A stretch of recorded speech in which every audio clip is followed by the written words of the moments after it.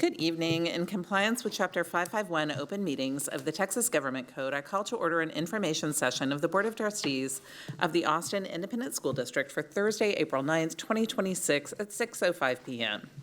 A quorum of the board is physically present at Austin ISD Central Office to conduct this meeting. This meeting is being broadcast on cable channel 22 through Spectrum and Sound Broadband and on channel 99 through AT&T UVerse. Closed captioning in English is available on these platforms for individuals who are deaf or hard of hearing. Welcome, and thank you for joining us. Up first is an opportunity for the public to share comments with the board. This time allows speakers to comment publicly on any topic of their choosing directly to the school board. We have time for up to 60 speakers. As a reminder, the district continues to provide time during regular voting meetings of the board to hear from the public about agenda items for consideration and vote. Members of the public wishing to participate in the public comment portion of our meeting called a dedicated Austin ISD phone line in advance of the meeting to sign up to speak in person or to audio record their remarks. This is an opportunity for the board to take part in listening to our community. While we wish we could respond to each topic raised, the Texas Open Meetings Act does not authorize a board to engage in deliberation or take action on comments or complaints from members of the public if the subject is not on the meeting agenda. For comments related to posted agenda items, we will engage in any deliberations or ask follow-up questions during the presentation of that item on the agenda. Tonight, we have 4 people who have signed up to speak in person and 56 who left a recorded message. We will begin with our in-person public comment to provide as many opportunities for input as possible within a limited time period. Each speaker will be allotted 1 minute. No substitutions or yielding of time to others is permitted. Callers who signed up to speak in person are invited to come to the microphone when your name is called. As you come to the microphone, please press the button to turn it on. You'll see a green light. When the buzzer sounds, please make your final thought in 1 sentence. Whether you come to give complaint or praise, please reference any staff member by position or abbreviated last name. And we ask that all audience members, whether speaking or not, please show respect for others at all times. Our in-person speakers tonight are Minda Anderson, Barbara Spears Corbett, Mary Margaret Mason, and Diane Zander. Thank you.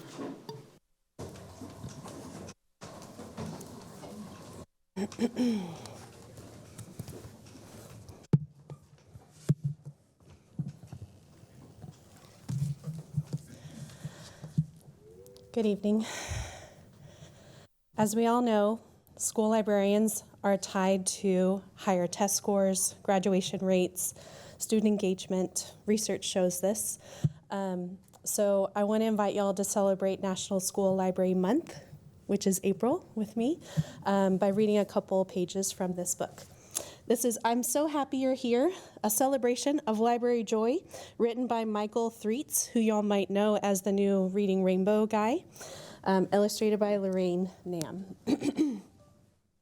Hi, friend. I'm so happy you're here at the library. I can't wait for you to see the amazing things that the library has to offer. It's your library, a place to embrace your imagination, find your community, learn something new, and, my favorite, always feel safe. The library is for you, a place where you'll always belong. You having your best day at the library, that's what I call library joy. I hope we can all have some library joy this month. Thank you.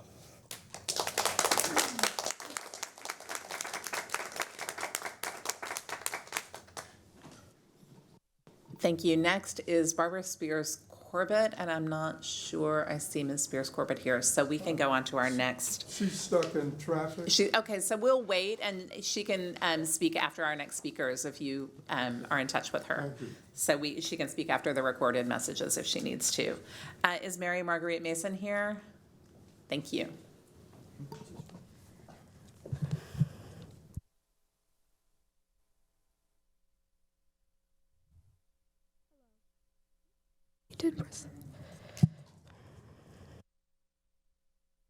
Hello, my name is Mary Margaret Mason, and I'm a 6th grader at Ann Richards. Before libraries are places to share knowledge, they are places for community and connection. When I was in 5th grade, I didn't have a lot of friends. I would spend almost every day in the library. The books became my friends, and when I came to Ann Richards for 6th grade, the library became a place to hang out with my friends, and most importantly, the librarians. Librarians are the heart of libraries. Without them, it is empty. Without them, there is nothing to say. It is like a blank book. I think that having librarians is one of the most important things in our society, because if not, who will spread the knowledge? Who will keep the fire lit? And I think that having librarians helps create a safe space, and it helps many people feel welcome. Thank you.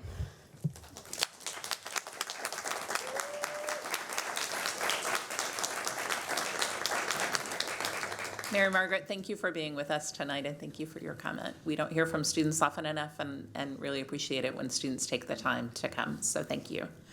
Next up is Diane Zander. We're glad you're here too.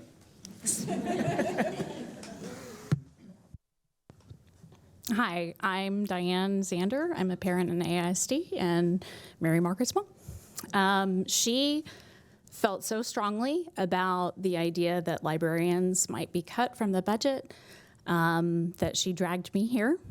And I think it's really important when children have the opportunity to speak about something that they feel strongly about. And I feel strongly about it too, because I have seen her connection with librarians over the course of her middle school and elementary school years. And it has been a special connection. It has been a human connection. And that is what librarians offer. They offer that human connection for a child to find their way to a book. And if you take away librarians, it's like you have churches without any guidance. You know, you don't have the ability to get that kid to the right place, the right word at the right time. Thank you.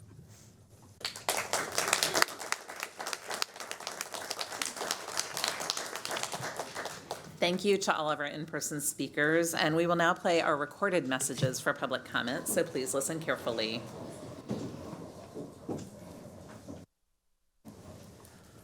Hello, my name is Jessica, and I have a student at Cunningham Elementary. I just got word that the board is considering cutting librarians for the 26-27 school year, and I am flabbergasted. I can't believe that we are having this conversation. As a Title I school, I feel having a full-time librarian is of utmost importance. Children from low-income homes statistically have limited access to books. This is where a librarian plays a crucial role in early literacy, which helps set our children up for academic success. Not only that, I have seen how our librarian has dedicated her career to making the library an inclusive and safe space for our kids. How can you put a price on something like that? You can't. Our librarians are a priceless commodity that we cannot afford to lose. Thank you. Hello, trustees. Thank you very much for your volunteer service. My name is Neil. I am a proud Blackshear parent and a UT Austin professor. Please zoom out just for a minute. Blackshear is the only school in AISD that is set to close without a trustee vote. It's also the only East Austin elementary school without a TAP that is set to close. And Blackshear is the only underprivileged school in East Austin that is not under state oversight. So its closure doesn't make any sense. I understand AISD has a huge deficit problem, but Blackshear doesn't need modernization capital. That's a myth. $5 million has already been spent to update the campus with essential security features. Trustees, my ask is small. I'm not asking you to keep Blackshear open. I'm simply asking you to consider Blackshear's fate within the larger consolidation discussions next year and have a vote. Thank you. My name is Rachel Bowden. I'm a Blackshear parent, and I'm speaking today on behalf of the Robertson Hill Neighborhood Association. Our community urges the board not to close Blackshear. It is a high-performing school that has tremendous historical value. Its closure was not recommended to or voted on by the board, and because it was not one of the 10 schools proposed for closure, the community was blindsided by the announcement. The cost to build Oak Springs was supposed to be $47 million, not $47 million and closing Blackshear. The future of Blackshear can and should be decided within the district-wide boundary and consolidation process. thank you for your important work and for your consideration of allowing our children to continue being a part of Blackshear's 135-year legacy. Hi, my name is Gabe Hernandez, and I am a parent of a student at Blackshear Elementary School. I'm calling with a really simple message, and that is to keep Blackshear open. I think the decision to move fast was done in order to keep construction costs down, and it was done at the expense of a lot of our students. The current Oak Springs plan doesn't fit the entire consolidated population. In the wake of all the new budget deficit news that came out, it seems like there's going to be a larger wave of boundary changes that need to be done, and my ask is to just reconsider the decisions from this first wave and consider them now in the context of the broader consolidation and boundary changes. East Austin is really getting hit hard with these changes, and it would be a shame to lose a historic site like Blackshear Elementary. Hi, this is Jacqueline, and I am a community member in Bolden Creek. And I'm calling because I think you guys don't understand that Becker Elementary is more than just an edifice that's publicly owned and paid for by our taxpayer money. It's actually central to the Bolden community. It's also more than surplus property for AISD to dispense with without restrictions or community input.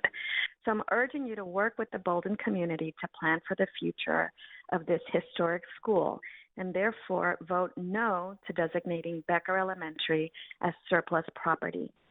Thank you so much. Hi, my name is Michelle G., and I'm a resident in the Bolden Creek neighborhood. I'm calling to urge the board to vote no in designating the Becker Elementary School as a surplus property.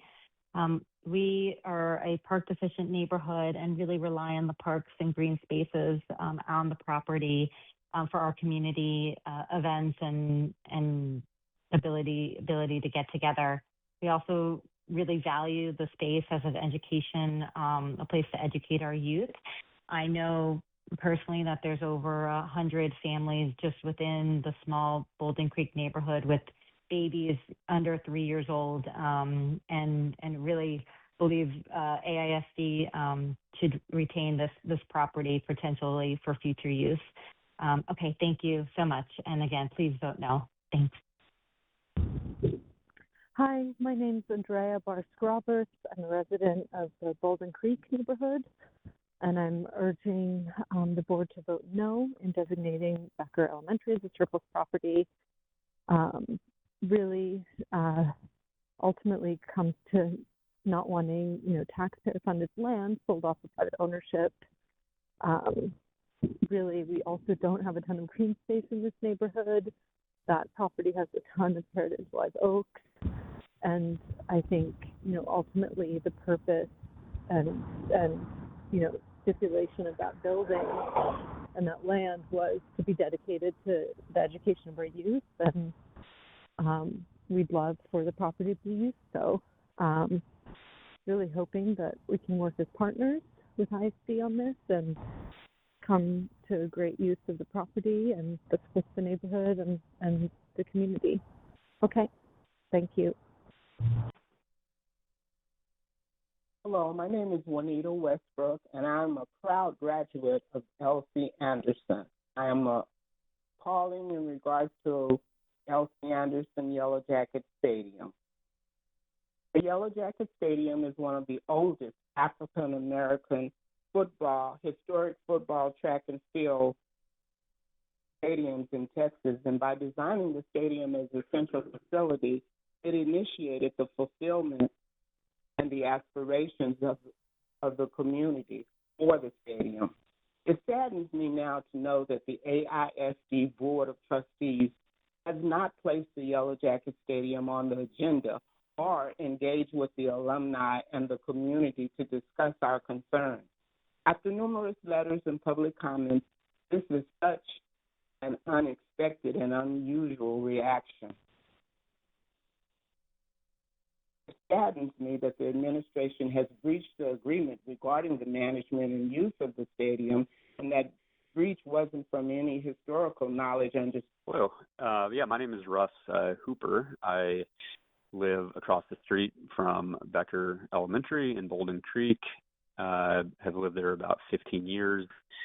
Yeah, the primary initial appeal of living near a dual language school, so of course, sad to see it go. I just wanted to take the time to urge the board to vote no in designating Becker as a surplus property. I do not feel that's the highest and best use of that property, especially considering the initial intent of the property with Becker's and its stipulation for it to be used as a school. And I'm in building and development. I think selling it off to the highest bidders never ends real well for putting a high density type of project within the middle of the neighborhood, especially with the large amounts of trees on that property. I think a park and a repurposed use would be best. And I have lots of examples. Again, I'm in building and development, especially repurposing infill types. Hi, my name is Patrick Davis. I'm a parent of kids at Keeling, Blackshear, and one more coming to Blackshear hopefully soon. Thank you to the trustees for their attention with regard to Blackshear. Based on the shady dealings and blatant lies of the superintendent, I strongly believe that he needs more oversight in this process, and I kindly ask you to consider the broader moving pieces of the entire process and believe that Blackshear should stay open. Thank you, and go Yellow Jackets. Hello, my name is Rashida Taylor. I'm a parent of AISD parent of two girls at Menchaca Elementary. I'm calling to ask that AISD keep funding for librarians next year and in future school years. I ask that AISD understands the importance of library curriculum, how it's important to language development, and how children learn to read and conduct research from library time with the librarians. Our students need to be competitive later in life when they leave ASID, and it is important that librarians and library time is kept in our schools. Thank you. Hi, my name is Kristen Davis, and my daughter is a fourth grader at Joslin Elementary. At the last board budget work session, it was suggested that converting librarian roles to support roles could save the district $2 million. I'm here to ask you to find that $2 million somewhere else in the budget. It's nearly impossible for me to imagine how the district can meet its lifelong learning and literacy goals without campus-level librarians, particularly at the elementary school level. Not only do librarians curate libraries that challenge and engage students, librarians also support campus communities in a myriad of other ways. For example, at Joslin, our amazing librarian is the GTTE teacher and serves as the human sexuality and reproduction teacher trainer. Our librarian is also trained in quick care so that she can fill in for the school nurse and serves as a substitute teacher and as a test administrator. Our librarian is also the fixed asset inventory keeper for our school and teaches internet safety to teachers and students. Librarians are central to the educational mission of AISD, and their positions should be protected and preserved. Hi, this is Meg Karevi, Blackshear parent. Because of budget issues, the decision on Blackshear's future should not be made right now. It should be part of phase 2 of consolidation and a well-thought-out budget plan, and it should be voted on by the board. This is not a decision that should be made unilaterally by the superintendent. That's undemocratic and unfair to East Austin. And so please do not bypass democratic accountability. The numbers aren't clear or transparent. At the last meeting, we were told there's not enough space at the new site for both schools and transfers. Now you're claiming there is enough space. You're also claiming Blackshear is too expensive to maintain, but you're going to keep the historic building open for AIC use. Budget-wise, it doesn't add up. Feels like district doublespeak. Your current plan sacrifices the Oak Springs potential future property revenue, while at the same time sacrificing the number of student seats for AISD. So please, please come up with a clear, well-thought-out plan and communicate openly and honestly with Blackshear parents and all parents and students and staff in AISD. Thank you. Hello, my name is Kathy Wilson. I am a parent to two AISD students and a resident in the Bolden Creek neighborhood. I am calling to urge the board to vote no in designating Becker Elementary as surplus property. We do not want our taxpayer-funded public land sold off for private ownership. We are a park-deficient neighborhood. We want to preserve our green spaces, our heritage live oak trees, and the land that was donated by Herman Becker's heirs with the stipulation it be used to educate youth. We, the Bolden Creek Community and Neighborhood Association, are here to work as partners with ISD. Please consider this. Thank you. Hi, my name is Rachel Kruger Davis, and I have kids at Keeling and Blackshear. As a native Austinite, I'm horrified at the treatment of our Blackshear community, and I ask that the board intervene on the closure process to save Blackshear. There is too much history here with this community, and we love this school so much. Additionally, the recent news about AISD budget woes make me really wonder if building a new school is what we need right now. Thank you for helping to save Blackshear, and thanks for your time. Hi, I'm a Ridgetop parent, and I'm calling to emphasize that for our students, the librarian is so much more than a staff member. It's the heart of our school's emotional safety. In the midst of our current school closure and transition, our kids are losing their sense of stability. The library has always been a safe place and a quiet refuge where every child feels welcome and supported. Our librarian is the anchor who knows the names and the interests and the needs of our students. We cannot expect our students to thrive in a new environment as they're transitioning to a new school and take away the person they rely on the most for comfort and consistency. Please keep our librarian for our children. They need this familiar face more than ever, and they provide so much more value than just being the librarian. They're the heartbeat, they're the soul of our school. Please reconsider. Librarians are critical. I'm Cedric Taylor, and I have 2 children at Menchaca Elementary, and I need to make sure that the librarians and the library curriculum stays within AISD. I would like for the librarians to stay on as full-time employees to be sure that kids have some type of direction, have people to speak to when they're in the library, and that the language development and the child learning information that's there helps with these children, helps with my kids with reading and exploring and finding out things and helping them with their imaginations. I know my kids love bringing books home from the library. I love that my kids love having someone explain to them how to use the library. So I don't want the librarians to go part-time or no librarians at all. I would like those librarians to stay full-time. I would like the library to have a curriculum that helps with these kids so they can continue to have a better. My name is Maggie Irish. I am a resident in the Bolden Creek neighborhood. I'm calling to urge the board to vote no in designating Becker Elementary as surplus property. I do not want my tax-paying funded public land sold off for private ownership. We are a park-deficient neighborhood. We want to preserve our beautiful green spaces, our heritage live oak trees that are abundant in the neighborhood, and the land that was donated. We, the Bolden Creek Community and Neighborhood Association, are here to work as partners with Austin ISD.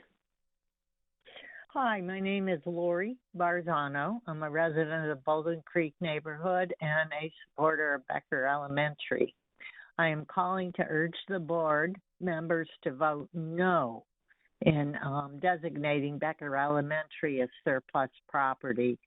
We don't want this property be sold, and we're working hard as a group to come up with plans for the use of the building.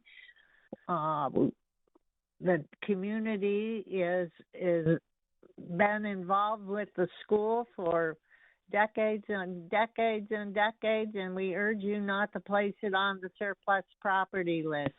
We, the Bolden Creek community and the Becker support group and the Neighborhood Association are here to try and work with AISD to come up with a solution that serves the purposes both of the school district and the community. Thank you. Again, please vote no to designate Becker Elementary as surplus property. Hi there, my name is Anna Wan, and I am a resident of Bolden Creek. I'm calling to urge the board to vote no in designating Becker Elementary as a surplus property. We are a neighborhood that is very family-centric, with a lot of young families, and we're all devastated to lose Becker Elementary in the first place. But we are also a neighborhood where Becker geographically is very much the center of the neighborhood. We don't want to lose this public land to be sold off for private ownership. We are park deficient. We have a lot of families who would make a lot of use of public land and for various public uses. And I have high faith that the neighborhood association and the community would be so glad to work with the Austin ISD to figure out a best use for the land that would better serve the community versus selling it off for private profit. Thank you so much for considering. Thanks. Bye. My name is Catherine Martinez. I'm a District 1 community member. District 1 has the highest number of schools within its boundary, and that is a structural inequity that stymies advocacy in communities that regularly experience disenfranchisement. We are failing students, and when we talk about preserving the full student experience, knowing that inequitable practices mean not all students have the same experience. The school district cannot legally consider how it staffs schools based on whether a community can pay for additional support staff, but there should be more transparency and an acknowledgement of the true cost to run a well-resourced school.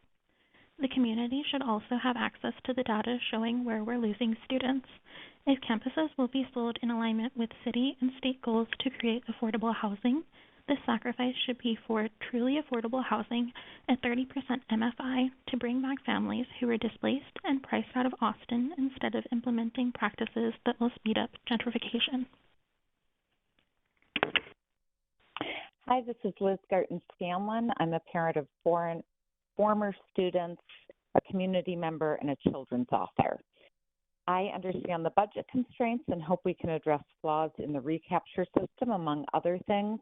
In the meantime, I'm calling to speak up for our school libraries and librarians. School librarians in Texas are professional educators who've taught in the classroom and also earned master's degrees in library and information science. They serve every single student in every single school, meeting them where they are, helping them find the books that they will love and that will lead to lifelong literacy. They teach lessons on everything from the difference between fiction and nonfiction to how to do deep research to what pitfalls to avoid in the age of AI. And they serve every teacher in every school, too, getting them the resources they need to support their classroom curriculums, lessons, and activities. Librarians are a lot of bang for their buck, and it would be a grave mistake to underestimate their skills, gifts, and influence on the overall cultural and academic strength of our schools. Hi, I'm calling in response to some of the proposals around cutting funds to reduce the deficit. I heard about cutting funds to librarians and into art and music programs. And I'm very much opposed to these. I am a prospective parent of AISD we're currently applying to pre-K4. We had such a wonderful experience touring schools, touring one school in particular, where we met the librarian, was so incredibly friendly, toured the library for my child, and my child just immediately lit up and got so excited about learning and reading. That librarian gave us books to take home with us, which was incredible. It's just already creating such a love for reading. And without that, it's really hard to imagine how are we going to raise future generations to love things like reading, art, music, these things that are so necessary to build critical thinkers in the future. My name is Justinia Gardner, and I'm a resident in the Bolden Creek neighborhood. I'm calling to urge the board to vote no in designating Becker Elementary as a surplus property. We do not want our taxpayer-funded public land sold off for private ownership. We are a park-deficient neighborhood with a community full of young families. We want to preserve our green spaces, preserve our heritage live oak trees. If anyone else were to build a home, their oak trees would be protected. We want to see that same protection for the trees and the playgrounds and the green spaces at the Becker School. Additionally, the land was donated by Herman Becker's heirs with the stipulation that it be used to educate youth, and we would like to see that continue. We, the Bolden Creek Community and Neighborhood Association, are here to work as partners with Austin AISD to come up with a solution. Please do not vote this as a surplus property. Thank you. My name is Jean Caraway. I'm the grandparents of 2 children at Manchaca Elementary, and I'm asking to keep full-time librarians in Austin school districts. Librarians and library curriculum is very important to our students for language development and children learning from stories and reading. We don't want our children to fall behind and want them to have those skills. As a former educator, I know how important these things are. Hi, this is Lelena Fisher. I am an AISD parent and also a children's author and illustrator. And I heard there was talk of cutting dedicated school librarians. I know that some other districts and other places have done this. I just wanted to emphasize what wonderful school librarians I've encountered and how important they have been to my child's education. They're essential educational staff at a time when children's reading scores are falling and they face distraction by screens in every part of their lives. School librarians are of more critical necessity than ever. Children and their classroom teachers need these knowledgeable, infinitely resourceful, nurturing guides more than ever to help connect and inspire them to love reading, to love learning, and to find the information they need to become productive, responsible members of society tomorrow. School librarians are more than an investment in the education and well-being of our kids. They're an investment in the future of Texas. Thank you. Hi, my name is Rachel Welsh, and I'm a resident in the Bolden Creek neighborhood. I'm calling to urge the board to vote no in designating Becker Elementary as a surplus property. We don't want our taxpayer-funded public land sold off for private ownership and prefer to preserve our green spaces, our heritage oak trees, and prefer to use this land as it was originally donated by Herman Becker's heirs with the stipulation to educate youth. We, the Bolden Creek community and the Neighborhood Association, are here to work and partner with Austin ISD. Thank you so much for listening and working with us on this important matter. With kids at Blackshear Elementary, and I'm calling to request that the board revisit all of the East Side Central schools as one more collective unit, especially given the budget deficit, and figuring out the best plan for all of East Side versus just doing this one-off plan. We would need something more systematic, that's a repeatable plan that makes sense in the bigger picture. Thank you. Hi, my name is Mina Loader, and I'm a parent of 2 children at Blackshear Elementary, and I'd like to discuss its closure in regards to the new budget deficits that have been announced. Keeping the school open instead of investing in the Oak Springs campus, which that school was voted for closure, would allow the budget to retain millions of dollars from that construction project. The campus as it is can house all of our students combined, and the campus is in good working condition. Improvements and modernizations could be made in the years to come, but closing a functioning, successful, high-achieving campus in favor of rebuilding a school that doesn't fit all of our students is not in the best interest of the district or in the new budget. Thank you. Hi, my name is Amy Lorenz. I'm a resident of the Bolden Creek neighborhood, and I'm calling to urge the board to vote no in designating Becker Elementary as a surplus property. We do not want our taxpayer-funded public land sold off for private ownership. We need more parks in our neighborhood and want to preserve our green spaces, our live oak trees, and the land that was donated by Herman Becker's heirs with the stipulation of it to be used to educate youth. We, the Bolden Creek community and the Neighborhood Association, are here to work as partners with Austin ISD. Hi, my name is Vicki DeBusk. My family has lived in Bolden Creek for 28 years.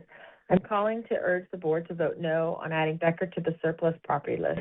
We are a park-deficient neighborhood as it stands and want to preserve our green space and heritage oak trees on the property. The land that Becker stands on was donated by the heirs of Herman Becker to be used to educate the youth of Austin, not sold off to developers. Let the Bolden Creek Community and Neighborhood Association work as partners with AISD to come up with the best solution. Let's work on enrollment, which is already down 3,000 since October of this school year. Thriving neighborhood schools like Becker will help rebuild enrollment numbers. Becker was at capacity before the district decided to close its doors. Selling Becker would mean no possibility of future enrollment at a centrally located school. This is a no-brainer. The city is working on density. New apartments are being built up and down Lamar, First Street, and Congress. The sale of centrally located schools does not keep schools where residents will be living. Think about the future. Where will all the children learn? This time, do the right thing.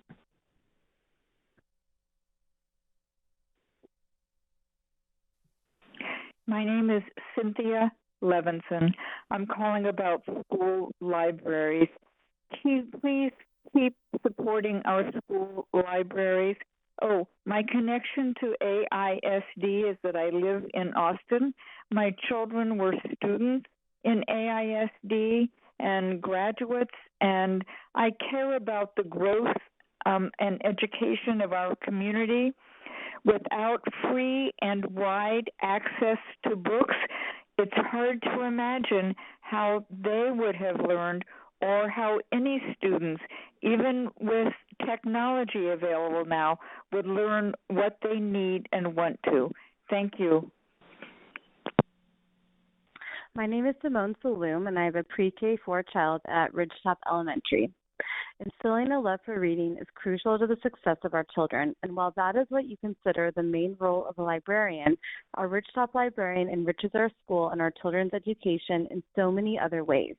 She mentors students and provides them with leadership opportunities as library aides. She manages the technology used by the school. She provides unique emotional support through reading dog pull-out sessions. She creates space for families by hosting library time outside of school hours. She carves out time for small breakout group testing to help students succeed, and she enriches their education through book clubs and hand-on STEM activities. If you care about keeping schools open and decreasing the flood of students out of AISD, you must not cut our librarians. Do not cut the people who make a daily impact on our children, and do not reduce their salaries. Consolidate schools, sell administrative buildings, reduce the central office staff, but do not cut the people who make a daily difference in our children's lives. Thank you. Hi, my name is Megan Brown. I'm a proud AISD graduate of K-12 schools, Hill Elementary, Keeling Middle School, and the Liberal Arts and Science Academy when it was at LBJ High School. I'm also the parent of two, about to be three AISD students in high school and middle school. And I am very concerned about the possibility of losing our school libraries. I beg our board members to, during this time of difficult budgets, reconsider their possible choice to remove libraries from schools. The libraries act as safe havens, places to do research, homework, and it's an imperative piece of the school community. So please keep our librarians and our libraries safe. Thank you very much. Hello, my name is Mimi McKay. I have lived in the Bolden Creek neighborhood for the past 35 years. I was trying to leave this message a bit ago, but I got cut off. So I'm going to try to be brief. The Becker Elementary School, which we live across the street from, is one of the most important assets of this very important community, a community that is very engaged and very committed to education and very committed to the environment. And the fact that Becker is being closed is an outrage, and the fact that the area that the school is located would not continue to be a public space, a green space for all to enjoy, boggles the mind. My husband and I have been very involved in the green classroom as well as the chickens that live near the school, and we are committed to making sure that these are assets for this community, the children and all of the people who live here. I would appreciate making sure that that is a commitment from every board member. If you have any questions, please let me know. Again, my name is Mimi McKay. I live in the Bolden Creek neighborhood. Hi, I am a parent of a fifth grader at Ridgetop Elementary. I have dedicated approximately 300 hours as a regular weekly volunteer in the Ridgetop Library over the past 5 years. I have firsthand knowledge of exactly how important librarians are and how a school library cannot possibly function without a librarian. The library is a busy hub of children and teachers coming and going all day, every single day, a hub of learning, a place for students to encounter books and learn to love reading. Students participate in special programs and lessons, and librarians support teachers in so many ways. The librarian updates the collection, removes old books and books that have been loved to death, keeps track of children's accounts and lost books, and I can tell you that this is a ton of work and does not magically happen on its own. Libraries do not run themselves.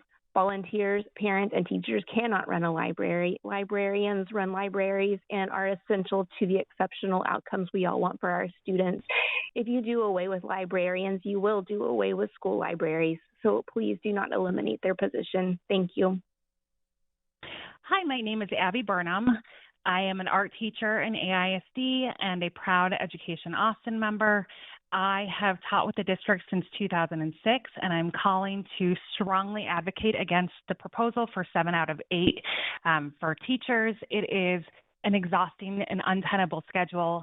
It is terrible on our mental health, and in a situation where we are already having, very large classes and things constantly added to our plate of work, it is impossible to think about teaching 7 classes out of 8, having a day where we do not have any sort of break.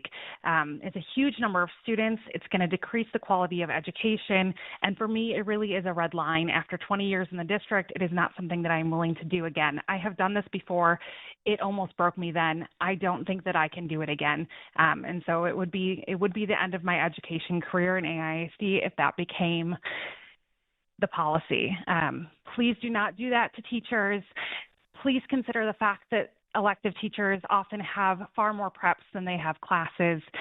Do not. This is Alex Beasley, and I am calling to appeal to the board about the kind of discussion about budget cuts for the next school year. I'm currently a parent of children at Ridgetop Elementary, and I am extremely concerned about all of the budget cuts that will be facing the district.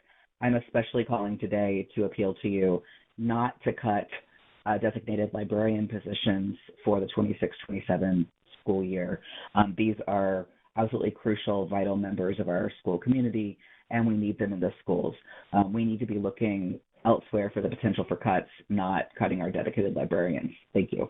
Hello, my name is Sherwin Patton. I am an East Austin resident and also a supporter of both Oak Springs and Blackshear communities, and I'm calling in favor of Oak Springs having the construction restarted, and I'm also in favor of having Blackshear repurposed for something that is centered around early quality education for young people. I believe that this is something that this community needs. We need a new state-of-the-art facility for the East Austin community. Oak Springs site is the perfect site for that, and we also have early quality education hubs within the community, and Blackshear would be a perfect place for that to happen. So I am in favor of the decision that has been made around restarting the construction at Oak Springs, and I am supporting as well repurposing Blackshear Elementary for something that is centered around continuing to improve the educational outcomes for children in East Austin. Thank you. Hi, my name is Rachel Hernandez, and I'm a parent of a student at Blackshear Elementary. I am calling with concerns regarding the proposed plan to close Blackshear in the middle of the 2027-2028 school year and move to the previous site of Oak Springs Elementary. Not only are we the only school on the east side now slated for closure that is not a part of a TAP, but we are also the only school slated for closure due to the decision of one individual as opposed to a school board vote. It is difficult to understand how we got here, as the board did vote to close Oak Springs and specifically voted against a restart for that particular location. On top of that, the school that has been designed will not fit our combined population or appropriately allow for continuation of our fine arts programming. I sincerely hope that you will hear our concerns and reconsider the currently proposed plan. Hi, I'm Melissa Hasdorf, proud teacher librarian at Woolridge Elementary. I urge the board to take librarians off the chopping block. Certified school librarians are essential academic partners trained through rigorous graduate programs to support teaching and learning across all content areas.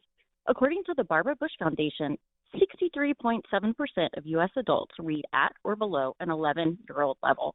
We all want informed citizens who are critical thinkers. Librarians make that possible by promoting literacy, teaching inquiry, and helping students evaluate information. For TAP campuses and schools with high economically disadvantaged populations, cutting librarians deepens inequity. These students need more support, not less. Research shows that schools with full-time certified librarians see significant gains in reading and math. Eliminating these roles is a direct disinvestment in student success and long-term achievement for Austin ISD. Thank you. Hi, good morning. My name is Andrea Fornes. I am an employee of Austin ISD, and I also am a parent of students that went through Austin ISD. I am urging you guys not to cut librarians. They are the heart of the school. They know the books. Teachers a lot of times don't have time to read novels or novel stories or anything like that, and they are the ones, they're boots on the ground with knowing like what books are out there, what themes are, what kids like. And we all know that you have to, in order to be a good reader, you have to read. Also, stipends. Like, bilingual teachers need their stipends. I don't know how we can go back to, like, taking the stipends away. Like, how can we make less money when a lot of us are living paycheck to paycheck already? Okay, thanks. Please find other cuts, paper, whatever. Okay, bye. My name is Katie McKay. I am a resident in the Bolden Creek Neighborhood Association and former parent sports specialist and teacher at Becker Elementary in 2008 to 2011. I am calling right now as a Bolden resident for almost 20 years, and I'm calling to urge the board to vote no in designating Becker Elementary as surplus property. We do not want our taxpayer-funded public land sold off for private ownership. We are a park-deficient neighborhood. We want to preserve our green spaces, our heritage live oak trees, and the land that was donated by Herman Becker's heirs with the stipulation to be used to educate youth. I'd also like to share that 60% of the United States land is privately owned, and here in Texas, 95.8% of land is privately owned. We owe it to our community, our residents of Texas, to hold on to public land. Thank you. My name is Angelica Ramirez. I am a parent and also a member of the PTA here at one of the schools at the school district. I would like to say that I value certified school librarians and their impact on our literacy. I do not support cutting librarians. Research shows that certified librarians are tied to higher graduation rates, test scores, and student engagement. And they are highly valuable for students that lack these advantages. There's most of all, I think libraries also provide a place for our children to learn more and get away from some things as well. I know I did personally, and I know that many students do today. So once again, I do not support cutting our librarians, and the students as a district as a whole need to have access to this. It provides equity to everybody as well. Thank you for your time. My name is Larissa Warren. I am the parent of a student enrolled in AISD Elementary School, and I am calling to express my extreme opposition to the proposal to cut librarians as a resolution to the issue of budget deficits within the district. This is ludicrous. For many of our students, we have a situation where parents are unable to take them even to the free public libraries. So for many of these students, the libraries and the librarians at the school libraries are their only access to libraries and librarians. And the librarians are so helpful in instilling a love for reading, instilling a love for literacy, a desire to connect to books, which obviously impacts their entire life. This is not the solution, and we need to be looking elsewhere. Thank you for your time. Good morning. My name is Christy Lee. I am a community member as well as an Austin ISD, a product of Austin ISD, and a current staff member of Austin ISD. I wanted to let you all know that I support the decision to repurpose Blackshear Elementary to an early childhood education center, as well as Oak Springs, and complete the construction at Oak Springs. I have a small child, and this will impact him as well as he grows older. And so that I am in support of those decisions. Thank you. Hello, my name is Sarah Dooley. I'm a parent at Highland Park Elementary. I'm calling to express my strong concern for the proposed elimination of dedicated school librarians for the next school year. School librarians are essential. They teach kids how to find and evaluate information, foster a love of reading, and support teachers across every subject. I'm asking the board to please reconsider the proposal and keep our school librarians in place. Thank you for passing along my comments. Please vote no to designating the 6 campuses as surplus. Board of Trustees, you are the guardrails to this administration's actions. Please do not be a rubber stamp for what solution the superintendent brings you. We know the situation is very real and scary regarding the budget, but a fee simple sale of our community assets is not the answer. Before you make any votes that give the administration sole discretion of what happens to our community assets, talk to the city, work with the neighborhoods, be a true transparent partner. Do not use another point system to justify these massive decisions. The loss of enrollment cannot be attributed to immigration alone. Ask for the current enrollment numbers. People are leaving because of the leadership and the closure and consolidation process. Families are voting with their feet because of the chaos and uncertainty. Stop deciding these major decisions with tunnel vision regarding money and operations. These are communities and not buildings. Shiny new buildings with perfect efficiencies in operation do not bring back enrollment. If you continue on this path, you will be. Hi, my name is Margaret Barrett, and I'm a parent at Highland Park Elementary. I'm calling to express my concerns about the proposed elimination of dedicated school librarians like Miss Snell at Highland Park for the 26-27 school year. Librarians are important. They're essential. They teach kids how to find and evaluate information, foster a love of reading, and support teachers across every subject. Cutting this role sends the wrong message about how much we value literacy and learning in our schools. I'm asking the board to please reconsider this proposal and keep our school librarians in place. Thank you so much. Hi, my name is Lisa Keel, and I'm a parent at Highland Park Elementary and AISD. I'm calling to express my strong concern about the proposed elimination of dedicated school librarians for the 2026-27 school year. School librarians are essential. They teach kids how to find and evaluate information, foster a love of reading, and support teachers across every subject. Cutting this role sends the wrong message about how we value literacy. I'm asking the board to please reconsider this proposal and keep our school librarians in place. Thank you for passing along my comments.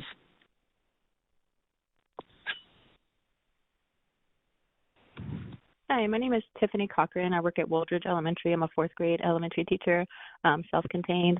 Calling about librarians being cut in the budget cuts potentially. Librarians are absolutely critical members of schools and a necessity for student learning and growth. As a 4th grade teacher, many students have come to me unable to read even close to grade level. The initiative in the classroom is just to prepare students for the STAR test, which takes focus away from reading for pleasure. Students have begun to despise reading for that reason. My students look forward to their library time, come to me teaching me things they've learned in that 45 minutes, and bring books to read to me. Schools, students, and teachers will not be the same without librarians. This is the last position that needs to be cut. Find money to take away from one of the many executive assistants at HQ and stop affecting the children, their families so heavily, and claiming you have no other choice. One librarian I really have found to be an amazing person is over here at Woldridge Elementary. Without her, the students would not be thriving the way that they do. Hi, my name is Amanda Venkatrao, and I'm a parent at Highland Park Elementary in Austin ISD. I'm calling to express my fervent opposal to the proposed elimination of dedicated school librarians. I just want to say I think they are absolutely essential, and their knowledge is unparalleled and cannot be replaced by any other admin. This includes for book fairs, which generate a lot of income. This includes for holding a neutral space for students that is unlike that they would receive or experience anywhere else in the school.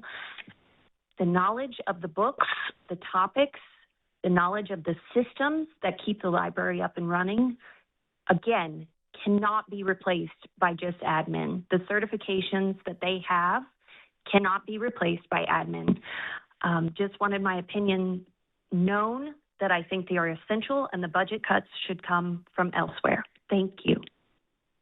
Hi, I'm calling to encourage AISD to reconsider the thought of cutting librarians from the school district. Their value is so great, almost can't be stated, because they do the work of so many different roles on campus under one salary. For example, at Ridgetop Elementary, Ms. is not only an academic advocate, helping students to succeed who need extra attention. She's a tech expert. She is an enrichment guide. She's an event coordinator with author visits and book fairs. She's a mentor who helps older kids in elementary school have leadership roles. She leads so many programs in one room that touch so many students, and that once that's lost, if that were lost, that is almost impossible to regain. It's very short-sighted. I understand there's huge budget concerns, but it's short-sighted to cut this extremely valuable resource of librarians in our schools. Thanks for your consideration. I'm a Becker parent and a Bolden resident, and I want to urge the board to vote no on Becker as a surplus property. As a parent, an Austinite, and a taxpayer, it really seems that under pressure, ISD has lost its mission and is turning into a real estate company instead of a school district. Becker is not surplus. It is not ideal for redevelopment despite what developers want. Becker is tucked in the middle of a quiet neighborhood. It doesn't face any commercial streets. It's only 3 acres. It's historic. It has tons of protected trees. This property has served a school for almost 100 years, and it is still best suited as a school. Instead of pursuing real estate profits that historically ended up costing us money, like the headquarters switch, AISD should focus on attracting families with unique elevated programming like what we had at Becker. Becker can still serve that purpose as a pre-K center, a talented and gifted center, a special education center. I sincerely hope that AISD can get its focus back on track. The track we're on is driving away not just families that can't afford to live in Austin, but ones that can, and that should scare us more than anything. Thank you. This is Anika, as a parent of 3 AISD students. I'm calling to request a reevaluation of how we fund our public schools. We cannot be relying on tax revenue, and we cannot be relying on cutting every year. We can't cut services. We're going to drive students further away from our public schools and into private schools. So I really think we need to focus on new sources of revenue, getting private funding, finding other ways, because this is not sustainable. We can't keep cutting. The service is critical to our students. Librarians, musics, and art teachers are the core of our schools. This is where our students learn how to be part of a community that's bigger than them, and the world is bigger than theirs. It is wrong to cut these services. We absolutely cannot cut librarians at our public schools, and we need to not do that, especially at the schools that our students are in. This is Lisa Gonzalez. I am a parent of a 7th grader at Small Middle School and a parent of a 2nd grader at Baldwin Elementary in AISD. I'm calling to oppose that librarians are cut from the budget. There are other areas, including the top in administration or principals, that can probably be cut in the assistant principal level prior to cutting librarians who help students that are at need, help students with learning disabilities, help students foster their interest in reading scores that are an all-time low for children. And the decision to cut librarians from schools will do significant harm to our children's education. The focus should be education in our schools. Please reconsider this. Thank you. Thank you. This concludes our recorded remarks, and we do have one in-person speaker who was able to get here. So at Ms. Spears-Corbett, we would love to hear your remarks now before we move on. Thank you.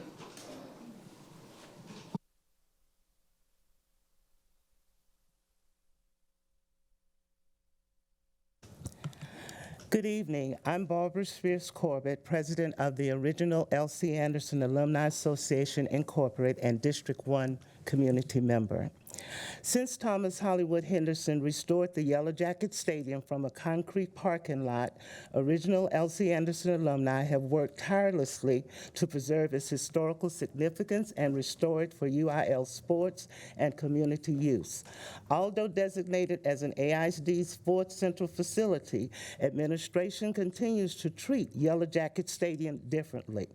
making decisions against policy. Despite repeated letters and public comments, we received no explanation. We find this to be such an unexpected and unusual reaction. And with everything that's before you, it is surprising that this has been allowed to escalate.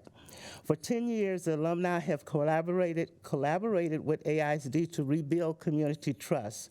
We're urging the board not to undermine or erase efforts we have done to date. Let's resolve this matter, and thank you for the opportunity to speak.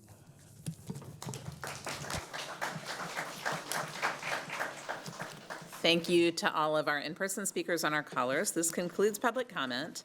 As a reminder, please feel free to share comments by email with the board at trustees@austinisd.org. Trustees, if there are any questions or comments regarding non-agenda topics raised in public comment, you're welcome to share them now, but please note that the district is limited to providing basic factual information in response to questions or needed for clarification, identifying existing AISD policies and resources for reference, or noting a topic for follow-up or inclusion on a future meeting agenda. Trustee Kaufman. Thank you. First, I noticed librarians in the audience holding books. I would just like to invite you to hold the books up so we can see them. Okay. Oh, thank you. Thanks for being here, and thank you for your service to our kids and what you do for us. And I won't comment any further than that, or that would constitute a discussion, but I just want to thank you. A couple questions real fast for the superintendent. Could you just clarify what the community engagement process was regarding closing Blackshear, just so that our callers and we will understand where the community engagement did take place with that? Sure. So it started when we went through the process and having conversations with the community, with different groups within the community regarding Oak Springs. There were kind of various ideas brought forward, and as part of our commitment to the board, to the community, we were going to look at those ideas and refine them. Throughout that process, we got feedback and input regarding perhaps exploring the idea of having Oak Springs, once relocated to Blackshear, going back to Oak Springs and having that campus finish completion and go through construction. There was a meeting at Oak Springs. Can't remember the exact date. There was also a meeting at Blackshear. I was there. I was the one who delivered the meeting. Also had a meeting here at central office with Blackshear PTA members, CAC members, to get additional input. And so those are the ones that I specifically attended, Trustee Kaufman. There were others that took place that were led by Stacia Pascal, who reports to Lakeisha Drinks, our chief of staff. I can get a list of all of those. I know there were a lot of meetings that occurred. Those are the ones that I personally attended and oversaw, but Stacia and others also participated in them. So I can give the board a list if they'd like. Okay, thank you. And then on the, I've asked this at previous meetings, but I'll just ask again. Could you clarify for everyone in what the board's role is in property sales and the declaring of property as surplus? Yeah, so there are two distinct processes. There is the process to identify a property as surplus, which allows the administration to explore different ideas. These ideas could include repurposing, it could include community partners, it could include anything up to monetization, which could be a lease or even a sale. We go through the process. We right now are currently having those community meetings. We actually just had one for the Becker community on the 30th of March. I've also had a meeting with representatives from the Bolden Creek community. So at the point, Trustee Kaufman, that there is actually a recommendation that requires a process to be started, an RFP or any process that may lead to an agreement, whether it's a lease or a transaction of some sorts. It comes before the board and is deemed excess. And that process of determining the property as excess is governed by board policy. So at no point would it go forward and be ultimately a solution that transacts prior to coming to the board. The surplus property gives the administration merely the ability to explore all ideas, all options, So those are the differences between excess and surplus. We are in the surplus process. At any point, if we move towards an excess process, that would go before the board and would take place before any next step takes place. And ultimately, the board is the only entity that can transact any property on ISD's behalf. Thank you. And then finally, I just want to request, not now, but at either written or in an upcoming one-on-one or in an upcoming meeting, just to update on the Yellow Jacket Stadium to clearly understand from your perspective what the issues are and what the plans are to resolve that issue. Thank you. Happy to do that, Trustee Kaufman. Thank you, Trustee Hunter. So same. The first is I wanted the superintendent, because I know that Kenneth and I have already had a conversation. We've already talked about the signage. I've gone out in the mornings. We've talked about next steps, and it's working. But I think it's important at this point, even though we've not completed all the things that we're doing, that we let people know where we are in the process. Like, signs are on their way. And we're looking at, who's going to do and all of the different things that we've been talking about when it comes to Yellow Jacket Stadium so that everybody is on the same page. So as soon as we can do that for a public, I would really appreciate that so that people know that, because the wheels, it's like that duck, right? You can't really see, but it is happening. So let's tell people what we're doing. And then thirdly, as far as David asked about the Blackshear, I want to be sure that we are proper in our terminology, what is happening, and want to make sure, because I'm not for discussion, just making sure it got clarity. Yep. The board voted to close Oak Springs. The superintendent combined Oak Springs, or the administration, or help me with that part, so that we get it. So board policy, the board votes to combine boundaries. Yes. Boundaries that are closed. Yes.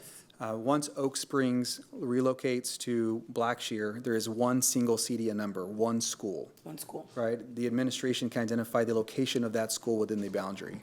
And so that is the kind of conversation and the process that we went through. So the new Oak Springs, or whatever it'll ultimately be called, once they're relocated. That's the piece I want to get to. Yeah, is that Oak Springs is closed. Correct. Oak Springs is not a school. The school will go back to the site of the original Oak Springs. That is correct. Okay, because there was some confusion on that piece. Yes, and I'm happy to work and see what needs to be released, provide additional clarity. But there is only one school, and it is a site, not an Oak Springs school. It is a site. It's truly going to be Blackshear. Currently, it's a school at Blackshear that combines both student populations, and in the future, it'll be determined based on feedback from the community, from the families, as to what the future, name, all those things will be.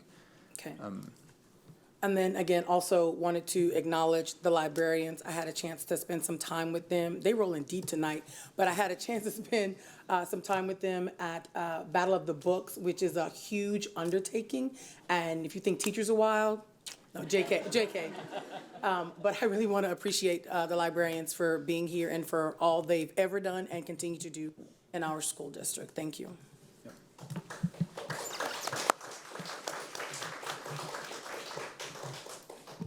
Thank you all. Any additional clarification comments? All right. Thank you all. Thank you all for being with us tonight. I know it was a rainy night and you've had a long day, and we appreciate everyone who came out and who's here with us.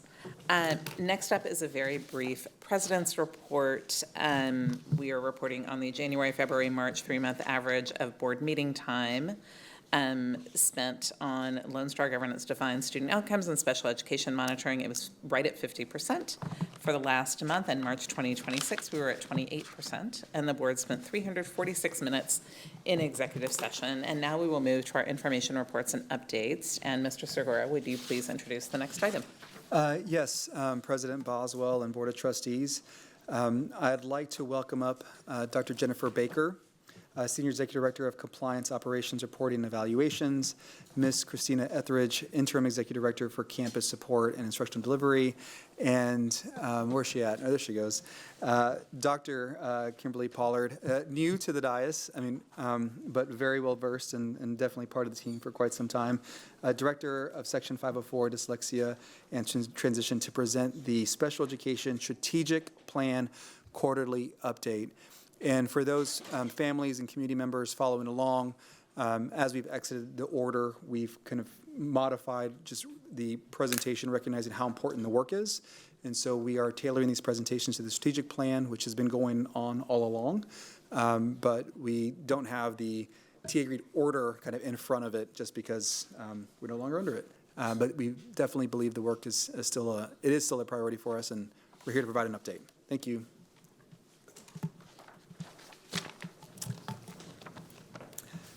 Yeah, and thank you. Before we jump in, I want to, just as I was saying, it's really important that we reinforce the importance of continuing to have the work around special education be a priority in Austin ISD. And though we've exited the order, sometimes folks will approach me and say, Matthias, like, what's the next thing that we're going to do? And I tell them, well, there's a lot that we're doing, but we need to continue to have special education be a priority. And so this graphic simply shares the district priorities. Doesn't mean that we're not doing many other things, but when we talk about those updates that require board, those updates we want to give to the board, those efforts that are incredibly important that we execute and deliver, and we want to make sure our community knows these are those. And so you'll see it here listed again as special education. So with that, I'll hand it over to Dr. Baker to take us through the start of the presentation. Great, thank you. Good evening, President Boswell, trustees, and Superintendent Segura, and members of the community. Thank you for the opportunity to share our last quarterly update for this school year on the strategic plan for special education.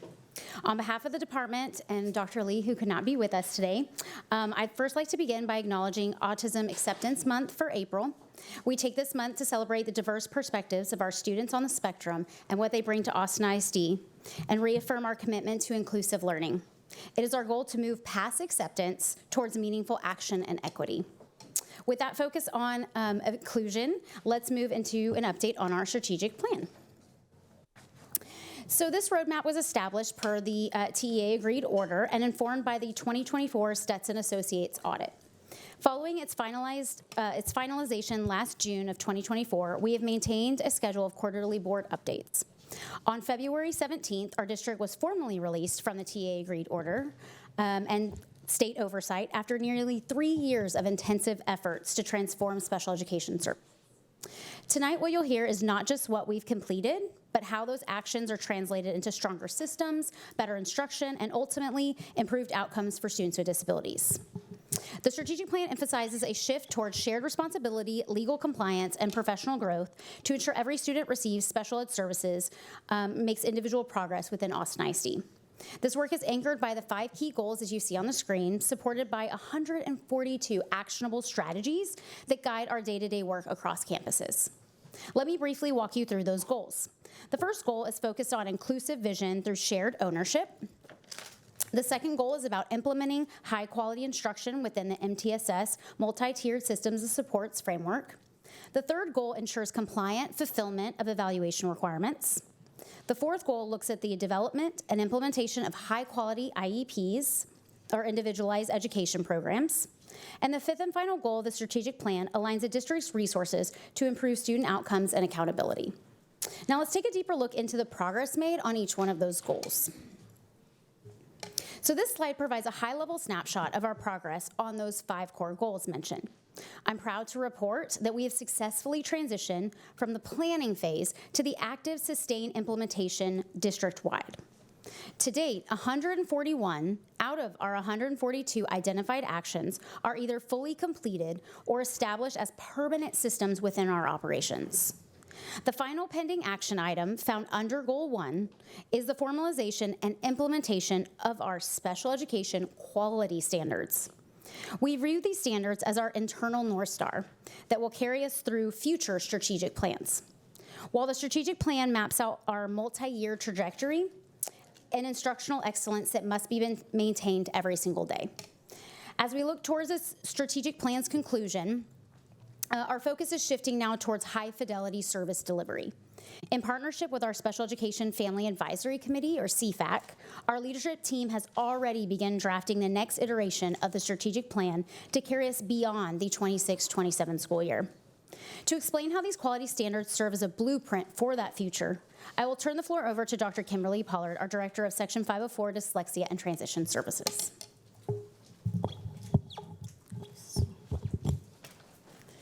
Good evening. Let me get it closer. Good evening, Board of Trustees and Superintendent Sierra. It's a pleasure to be here before you and provide an update to Goal 1, Inclusive Vision through Shared Ownership. Goal 1 is the foundation of our strategic plan. It centers on a clear vision that prioritizes the inclusion of students with disabilities with their general education peers. This is a shared responsibility across the staff, campus, and families.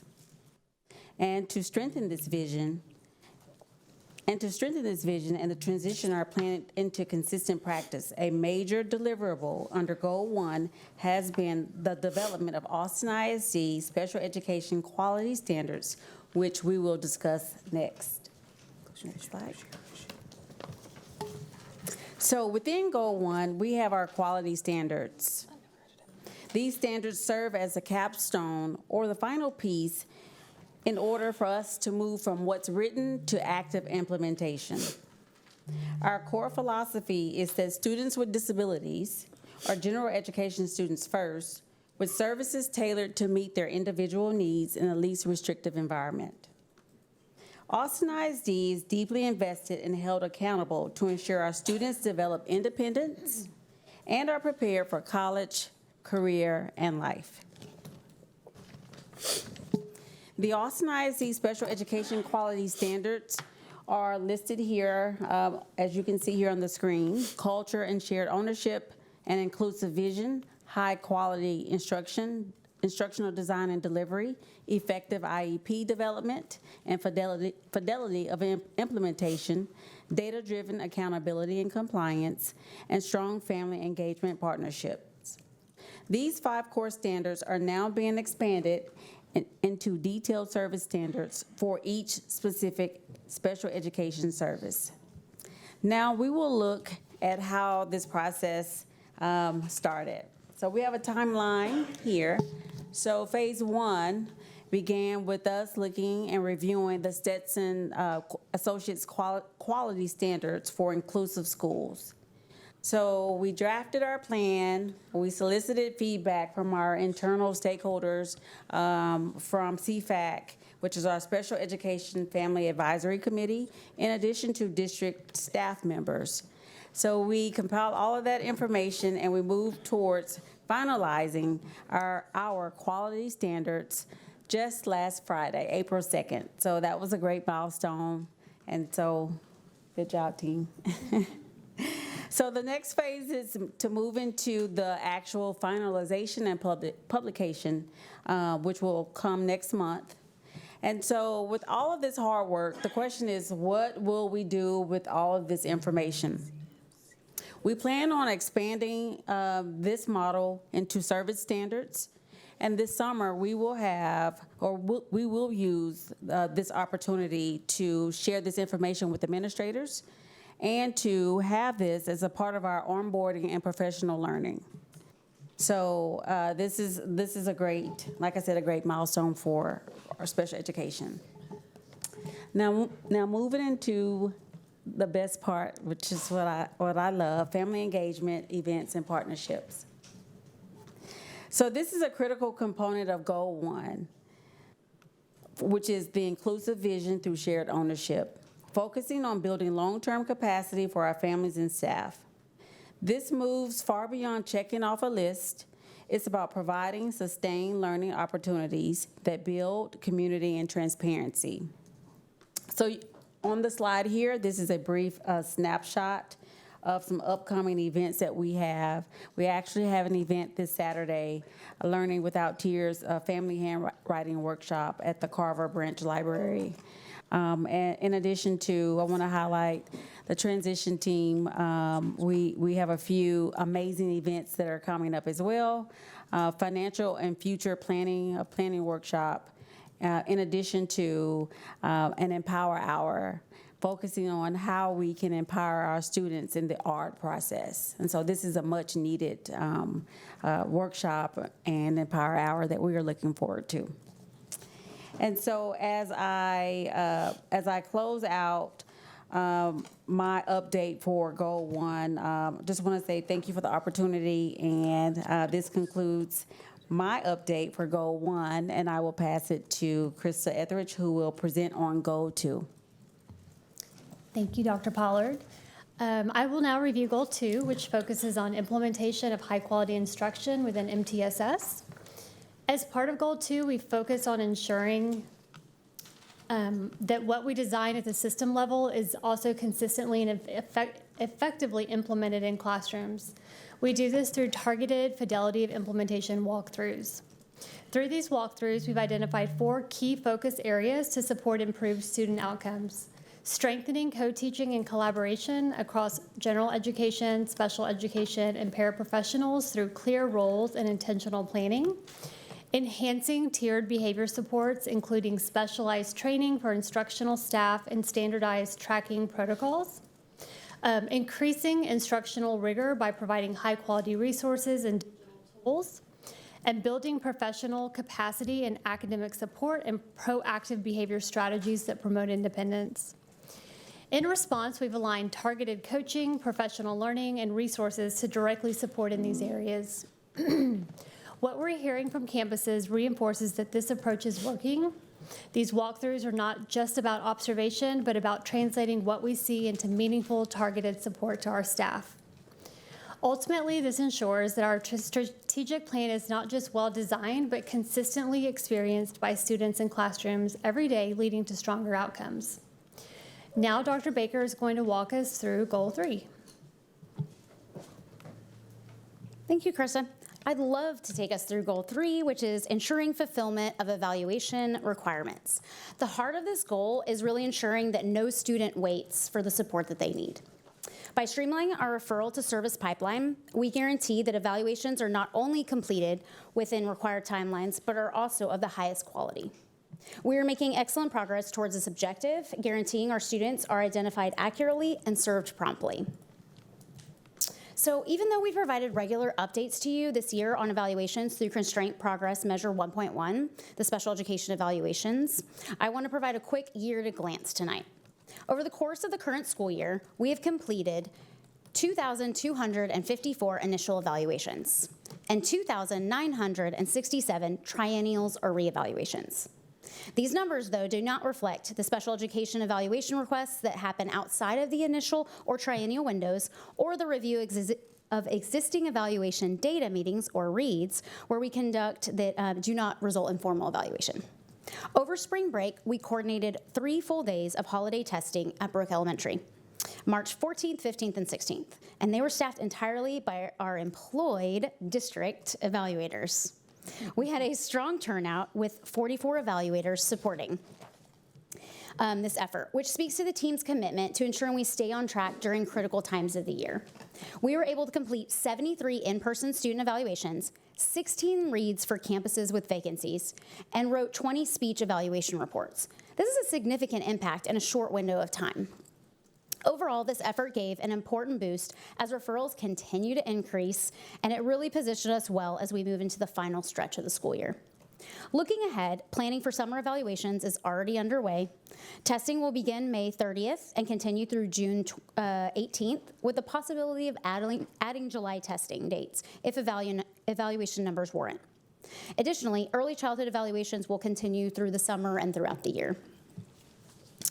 Now, I briefly want to highlight our work related to the Texas Education Freedom Accounts, or TIFA.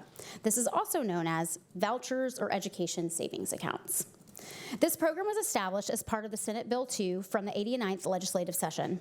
It is administered and managed exclusively through the Texas Comptroller's Office. The 26-27 application window began February 4th, 2026, and intentionally was set to close on March 17th. But then it was extended to March 31st. Through this program, parents who chose to enroll their children outside of public school system, including private school or homeschool, and are accepted to the program, can use TIFA funds to pay for approved education-related expenses. Following updated guidance from the TEA on January 29th, the Special Education Department assembled a team of 8 current staff members to support this new work stream. While February 4th to March 31st seems like a long runway, it is only 34 work or business days for the district to process.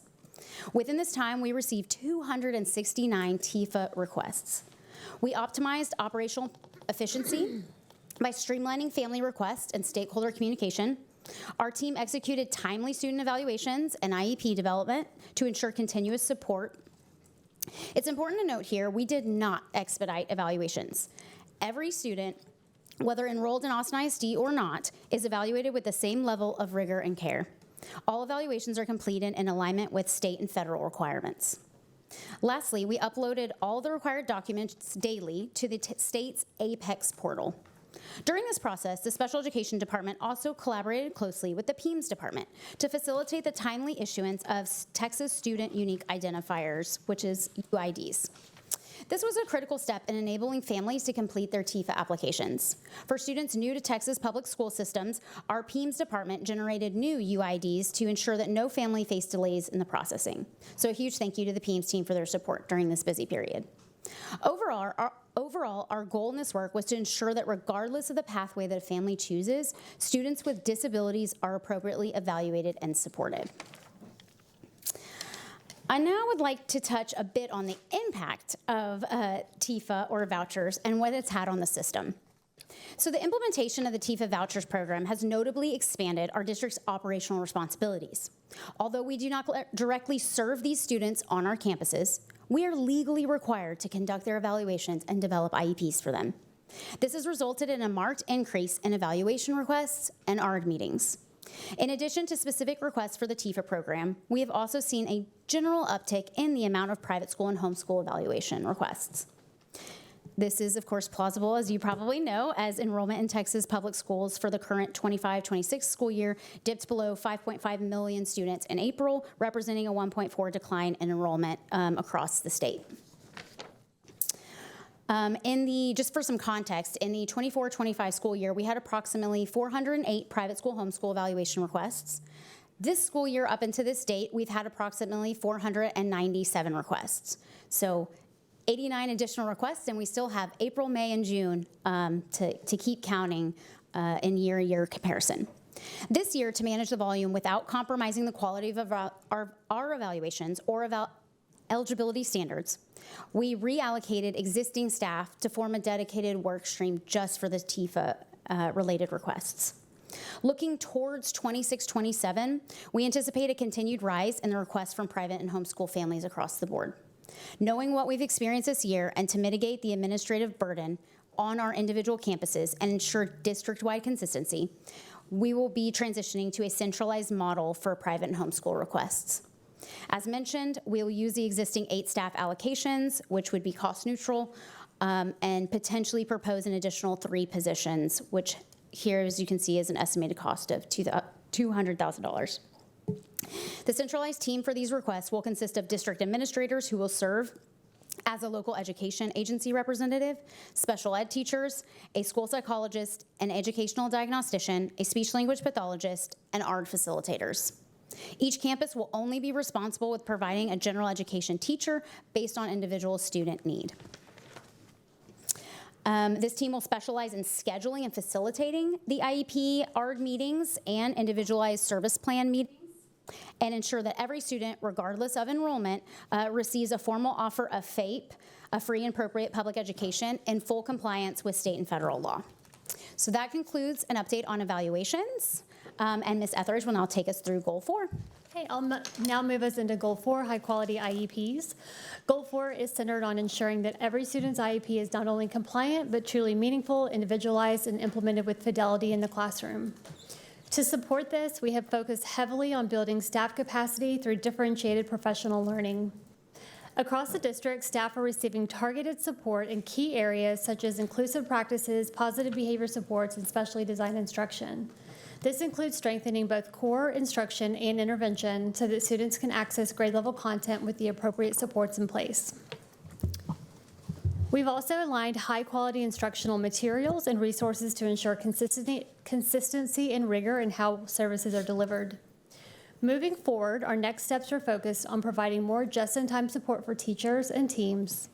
This includes curriculum office hours, mentoring for new teachers, and specialized monthly cohorts for programs like ECSE, Life Skills, and Transition. And we will also be adding a behavior cohort for the 26-27 school year. We're excited to share that we've just been awarded the 25-26 Empowering ECSE Educators to Improve Student Outcomes grant from TEA.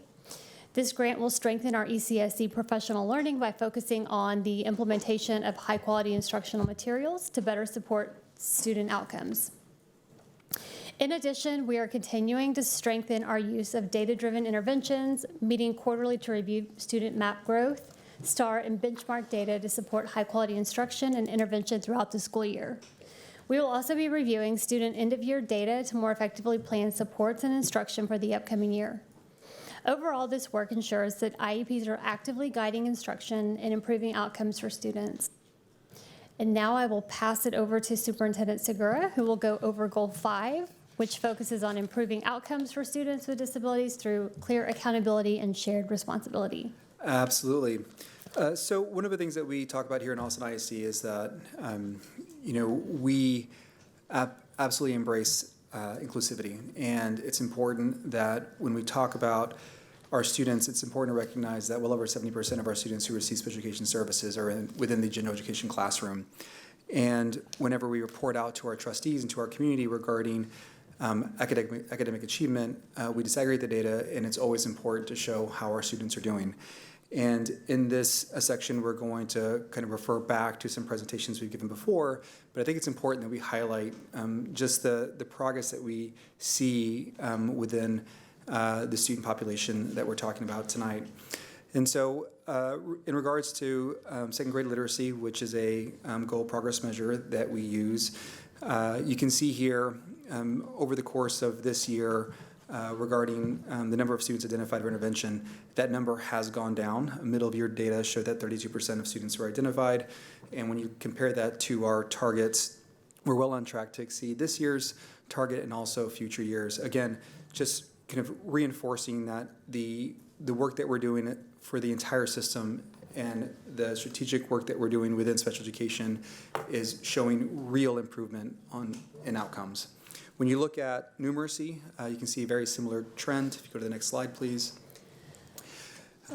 When we identify students for intervention, for special education, you can see beginning of year, we're at 50%, middle of year, 37%, and that puts us well on track to meet our target this year. Again, this is the result of having aligned systems, ensuring there are expectations and rigor for all of our students, and ensuring there's collaboration between all of our divisions, and we're seeing that result in positive outcomes for our students. When you look at the next slide, what you can see here is just a comparison year over year.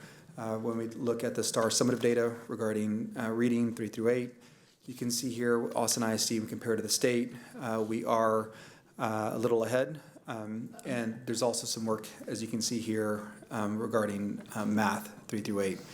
But they're also, I'm happy to show, moving in the right direction. And I think this mirrors also the work that you see within Austin ISD in regards to literacy and the work that you now see moving with numeracy. And on the last slide, before we close the presentation, I think it's always important to talk about what happens to our students once they exit. And that is something that as a system we have as a focus area. We certainly recognize that students who are able to exit should, and when we think through and can look at the data and we can understand what are our students' academic performance once they exit, you can see here that it is generally positive. There's work to do, but certainly in reading 3 through 8, we're ahead of the state of Texas. We are a little behind on math, but as a system, that is an area of focus as we presented on multiple times, and we do expect that to exceed the state here in the not too distant future. So as always, it's important to talk about all the work that we're doing, but it's always really important that we focus on the outcomes that that our students are seeing as a result of all this great work that's been done over the last many years. And so with that, I would love to have the team and I answer any questions that our trustees may have. Thank you all so much for all of this. Really appreciate there's a lot here. Who has questions? Where do we want to start? Trustee Hunter. Oh, thank you so much, Dr. Pollard and team. Didn't know, that's new. We used to teach together back in the day. I do have a question for the superintendent, actually. Thank you, and I really appreciate what you said about the work that you're doing, no matter the choice that parents are making, the path for their children, and I thank you for that, because that puts me betwixt and between, right? I'm glad we're doing it, but I also know that there's a dollar amount for everything. But Mr. Superintendent, the way I understand it is that so that people understand that we are required by law, if a written request comes in for a parent who wants to do homeschooling or private schooling, that we need to do that evaluation and set up that IEP. That's correct. And just to put a finer point on that, the location of where the student lives or where the school is resides are both factors.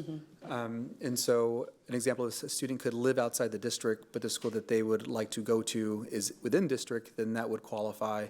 And the reverse can be true also. So yes, that's indeed correct. Okay, and is there a reimbursement or funding for that? And then what is the dollar amount for that reimbursement? Yeah, so there is a reimbursement tied to evaluations. I believe it's $1,000. It's $1,000 per initial evaluation. Per initial evaluation. That's correct. So if I just use the numbers that we have right now, let me do 4,000 for easy math, right? I mean, for easy math. There'll be $4,000 reimbursement. For our initial evaluations? Yes. No, 4 million. No, if we only had 4. What did we say? Oh, yeah. What did we say? It was $1,000 for one evaluation. For one evaluation, okay. Hard math, see? Stay in school, kids. Okay, but we are saying that we're gonna streamline this, and we have a team of 8, and to make sure that it runs smoothly so that the students who are actually in Austin ISD, we don't get behind we split the workflow, correct? Correct. This will take the administrative burden off the campuses who are currently doing and developing those IEPs for students who are being serviced through private schools. And then what ends up happening is we offer that FAPE saying, hey, we really want you to come to Austin ISD. This is what the services we can provide you. And they can turn that down and essentially go back to private school. And as a parent of a student with special education, I think it's so important for parents who maybe don't understand or haven't gotten to that point yet, that private schools do not have to follow an IEP. Correct. They do not. Idea, correct. Just so they know. But then that cost to be able to split that stream and streamline it is $200,000? Correct. $200,000 to accommodate what we're having to do now versus what we had to do years prior. Yeah. Because this is not a new directive. It is just an increase. An increase. And that pressure has made it to where, there are risks that we want to kind of mitigate when it comes to supporting the entire school district, Austin ISD students. And so one of the things that, I've had a conversation with different evaluators and LSSPs and diagnosticians, and what I didn't realize, and Dr. Baker can certainly speak to this better than I can, is that our evaluators are actually going to the private schools. They're doing the observations at the private schools and then going back to our schools. So there's actually a lot of movement in between. And so we believe that if we can centralize it and have a team that just does this, then we can kind of ensure that those students who are within Austin ISD don't have a disruption in getting what they need, whether it's evaluations or the proper support. So it's just a way for us to acknowledge the increase and also ensure that we still do what we need to be doing. Okay. And it's twofold also, if I might add, about the IEP process. So that's a heavy burden on the campuses that are in area of the private schools. So there are a select number of campuses that are very heavy with private schools right next to it. So they have a lot of ARD meetings, a lot of IEP meetings that now we're going to take off of them. So that means that those special ed teachers on those campuses can actually, plan better for their students that they serve on their campus. So it would really help the administrators and the teachers at those campuses. Okay, and because this is increased and this number is gonna be a new number, like in the budget, I really need to know like where that's gonna fall. And like, I feel like it's just like 200,000 is not conservative, right? I feel like or maybe it is and I don't want you to be, like I feel like there's extra costs, like there's gonna be some more than this. Is this just salaries? What is this? Well, so to be clear, the $1,000 I received doesn't cover the total cost. I mean, it doesn't, that doesn't. That's the point I'm trying to make. That does not cover the total cost, and it is initial. And Dr. Baker can certainly speak to this. If there's a reval, if there is more that's required, that is not kind of reimbursed. It's really just per student.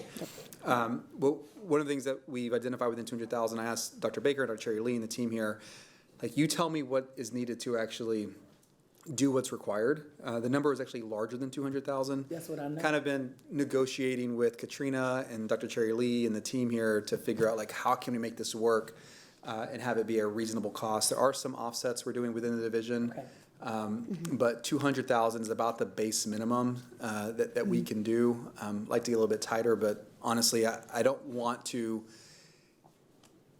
do something that ultimately impacts, every other school within Austin ISD. And Dr. Baker's point, I think, is one that really needs to be reinforced. We know where the private schools are, and the larger ones do put immense pressure on the kind of not adjacent, but the nearby elementary school, middle school, and high schools.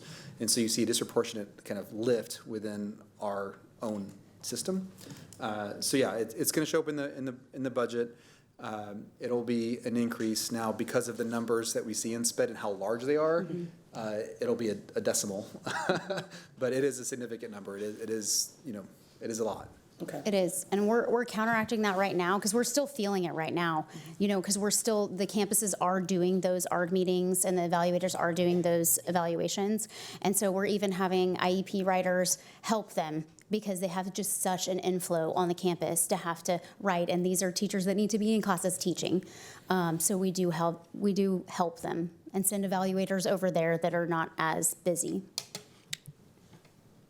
So. Well, I have a secondary concern about like right now it's STAR, right? And so how are the campuses being able to adjust? Are they just like, hey, if there's a student that's taking STAR or STAR Alt or whatever, aren't they supposed to be receiving support? Like we're not having any problems with that during STAR. Fulfilling ARD meetings during STAR? Yeah, well, there's always ARD meetings, but I'm saying the personnel that need to be in those meetings should also be probably somewhere else at the same Absolutely. time. I was just referencing that they should be providing students with services rather than being bogged down with paperwork to develop the IEP and then have the ARD meeting. And so if they have more of an influx of ARD meetings than another campus, we give them more help and support because it shows it. The data shows that. Yeah. Thank you so much. I appreciate it. That's all.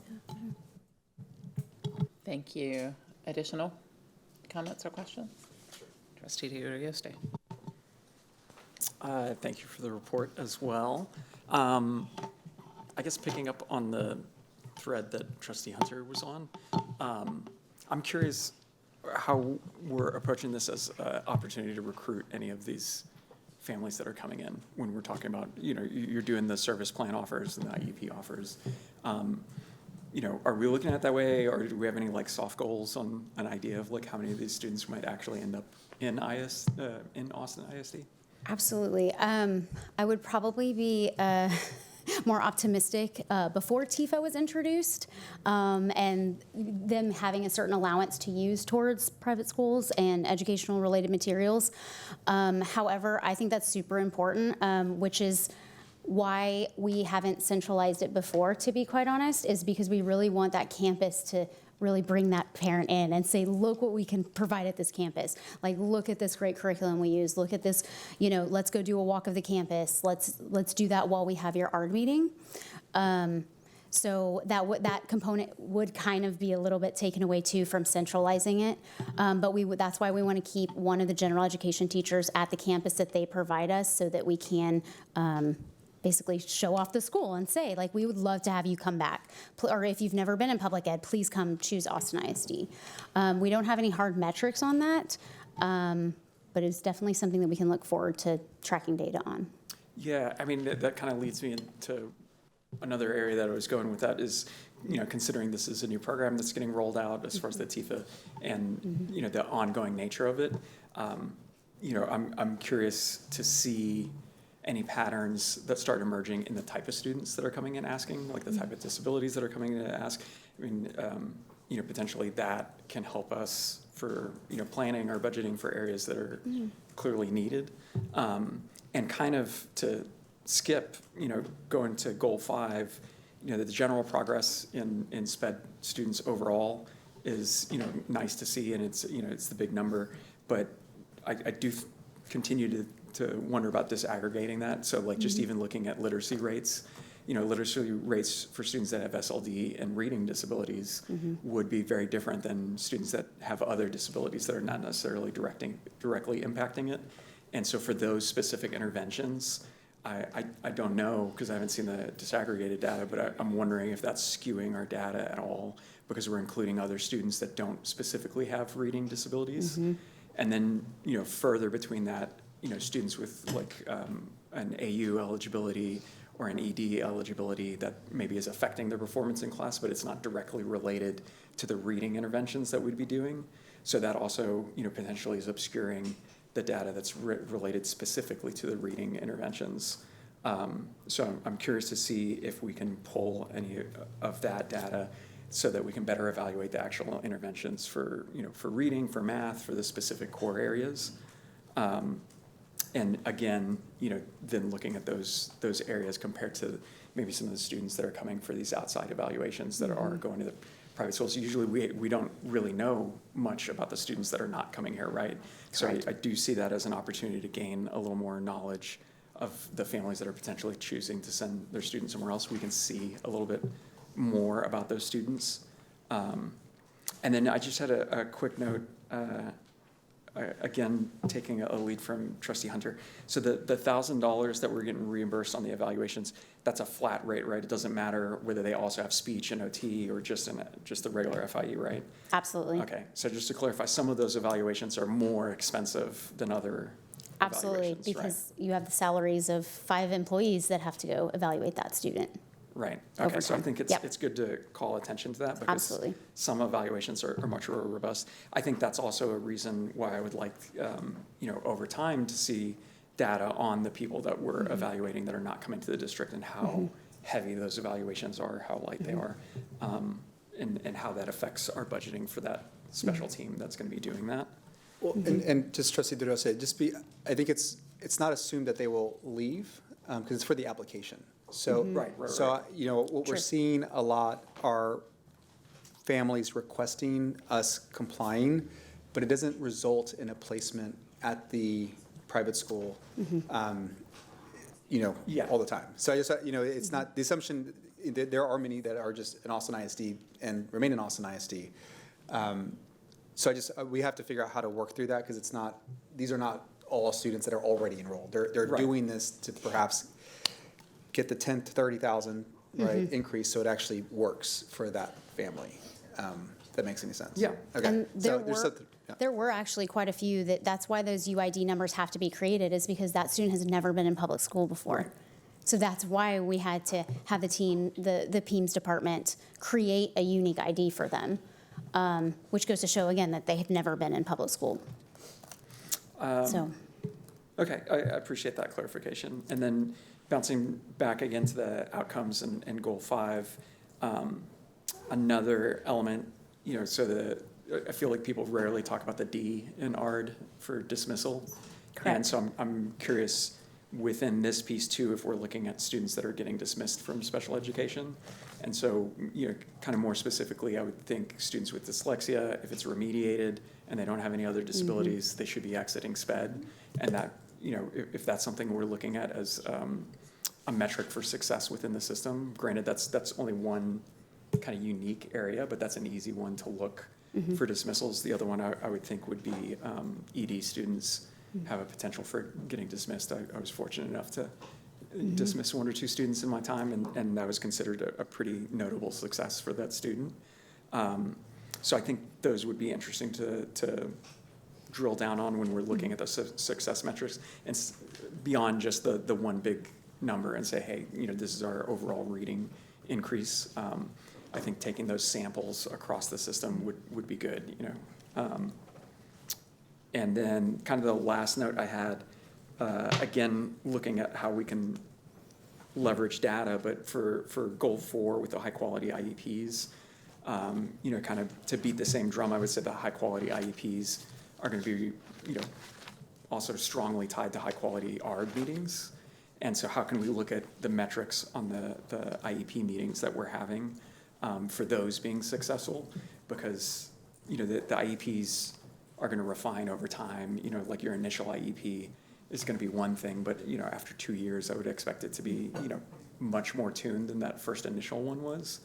So I'm just looking at how that can be accompanying data that we could look at for the success of, how interventions are improving, if that makes sense. If there's differences in students' progress the first year or two in SPED versus their 3rd or 4th year in SPED, are we seeing increasing outcomes as they progress through the system?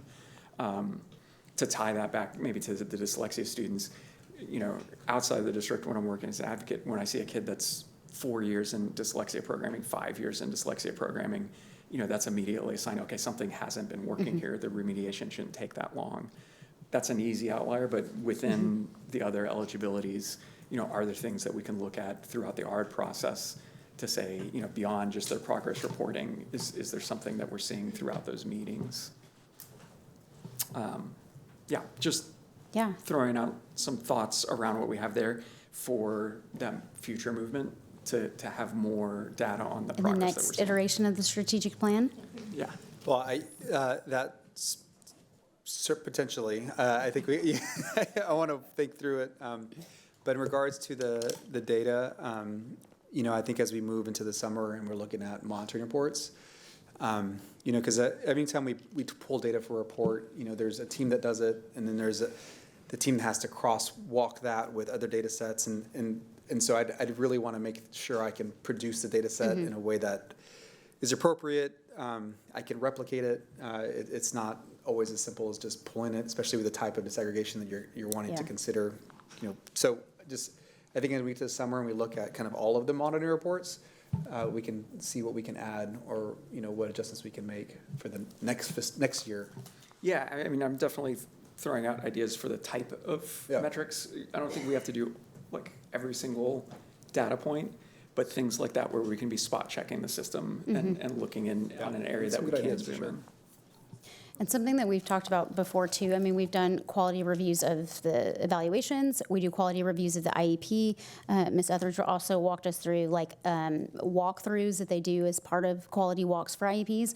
Something we're looking towards doing next year too is really looking at the quality of those progress reports. Like you mentioned, are progress reports being discussed at every annual ARD meeting? Are we seeing that there is progress? If there's not, are you going back to ARD to review it, to change something because something's not working? So that is definitely something that we look forward to doing next year. Thank you. Thanks. Thank you. Any additional questions? Trustee Kaufman. So thank you for being here. And as we talk about Goal 5, improve student outcomes and accountability, I would just really like moving forward to have a better understanding of what our goals and expectations are for students who are identified in special education. I would appreciate, as has been brought up already, disaggregation around different categories of students to better understand how we're doing on for students with different disabilities. I would like to have a better understanding of what kind of our expectations are for that. I was a little surprised to see the slide with the year after, with the data from the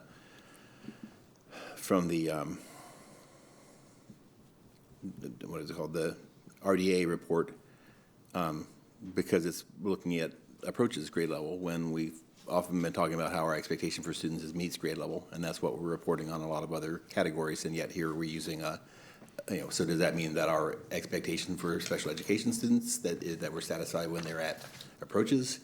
I'm curious about I was curious to see the slide 22 because we don't really talk much about year after exit performance, and so I wanted to understand better how many students exit, and the numbers on that for the RDA were 352 students in math and 373 in reading language arts. So this is a measure looking at like far fewer than 10% of the students who are in special education already in 3rd through 8th grade. And it's looking at students who've already met some type of criteria that's had them exit, right? So we're saying, oh, look, the kids who already passed STAR are passing STAR at 90%, is how I read that. So I guess my question to you tonight, that's just general things I would like to understand better, what our expectations are and how are we setting and holding high expectations for what our students can achieve and then measuring them in a way that's reportable so we can, that goes beyond STAR, because we know that STAR is not the right measure for every student. But not ignoring STAR, because we also know that we have high expectations for kids being able to read and do math. My question for tonight, though, is just really on the year after exit performance. What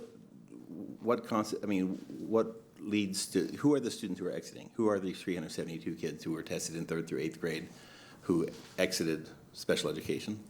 What disabilities were they facing? How did they meet that exit criteria?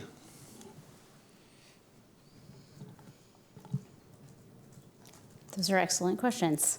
So the way that the state reads it, and to go back to your question about approaches, that's how the state requires it. So you are right that we do not do approaches. We look at reading more rigorous, meets grade level, or above standard. So that's why it's written there too, is because that's what the state reported. So we wanted to give you what's in that report.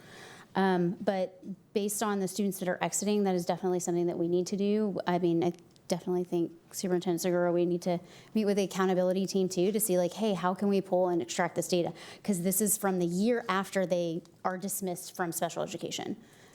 So like you said, when are they dismissed? What disabilities are being dismissed? So forth. I mean, our current rate in special education right now is 21.5%. So I would imagine we would have more dismissals coming in the future. Yeah, I think Trustee Kaufman, the granularity you're looking for, we're not going to be able to provide until we get back with the team. If you're looking for literally the different disabilities and the exit criteria, I mean, it's going to change. So I just want to make sure I guess because this slide is in the presentation, I wanted to have a better understanding of the context of this data, right? So, because I don't recall us talking about the performance of students who've been who've been dismissed from special education. So I just wanted to know if there's a better understanding of that and would encourage more background on that if we see a slide like this again. I think it's important, just Trustee Kaufman, because we don't talk about exit, and we need to talk about it more. Yes, so we introduced it for that reason. Certainly appreciate the feedback, and we can make adjustments as we present moving forward. Right. So I do appreciate that. I do think, and I appreciate I echoed my partner's comment around discussing the dismissal aspect of ARDS. And so I do appreciate having this, but I think the context, right, of knowing the number of students, understanding and going back again to expectations for dismissal. I appreciate the comments around that you might have an expectation for dismissal of students who have dyslexia, or in some cases, but there are other,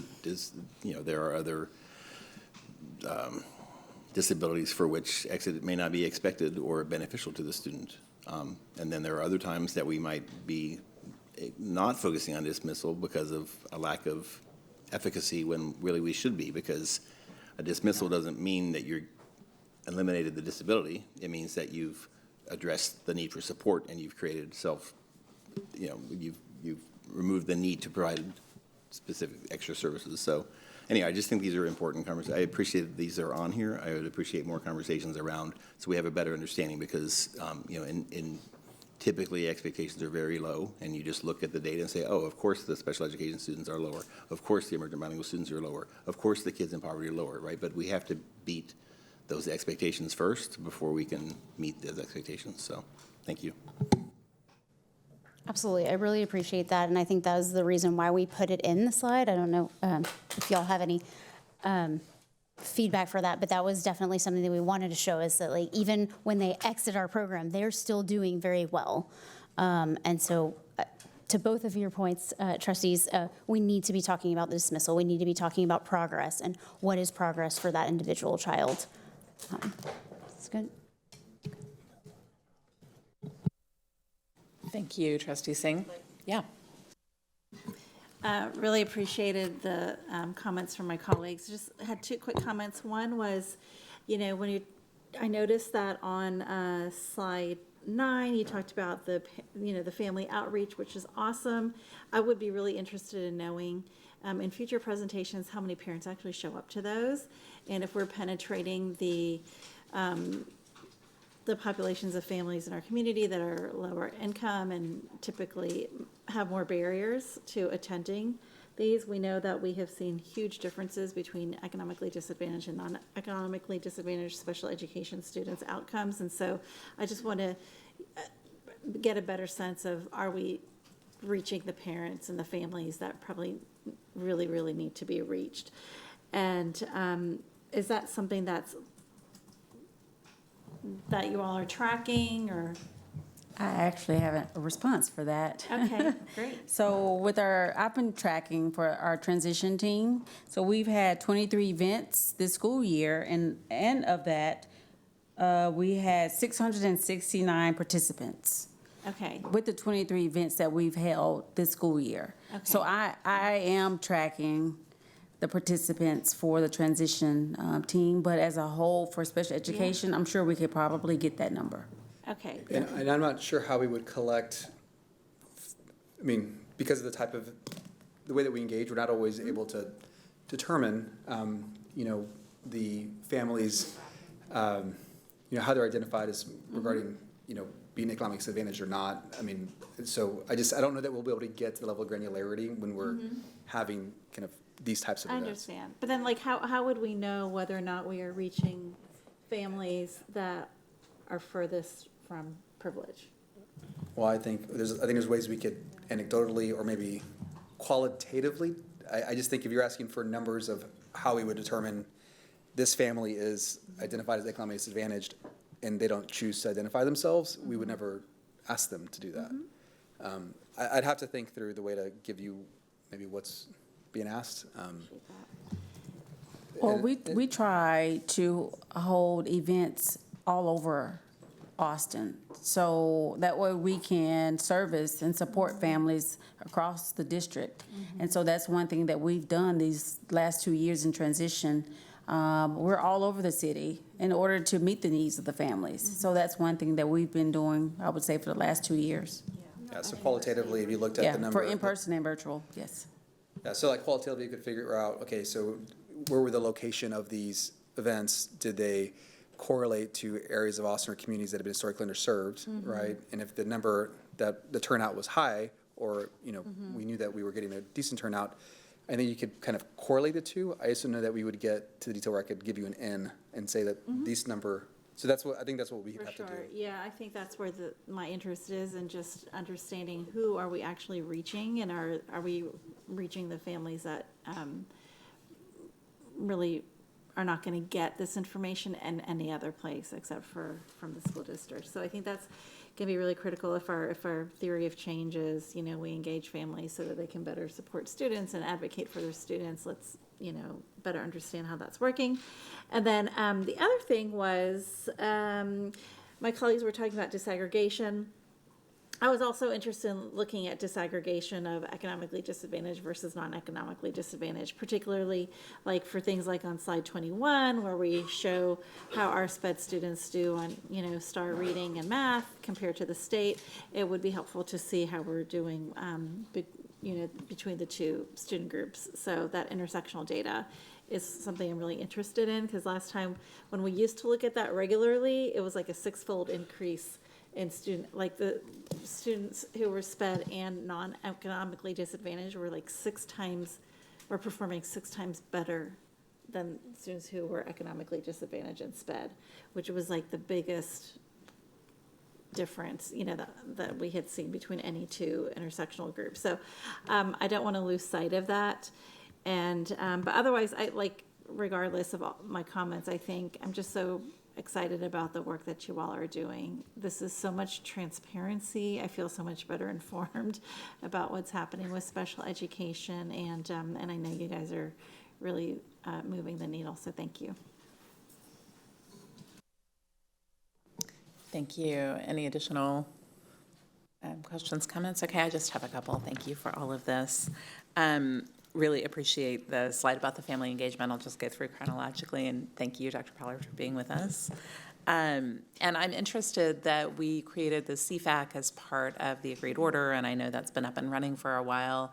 Is that part of shaping? I mean, it's such an interesting list of topics. It's you know, really, they seem like obviously a lot of thought's gone into them. And so is the CFAC working with the staff to identify topics that families are looking for? How are you coming up with the subject matter? A few things. I think it is driven by CFAC, but a part of that is we've created subcommittees.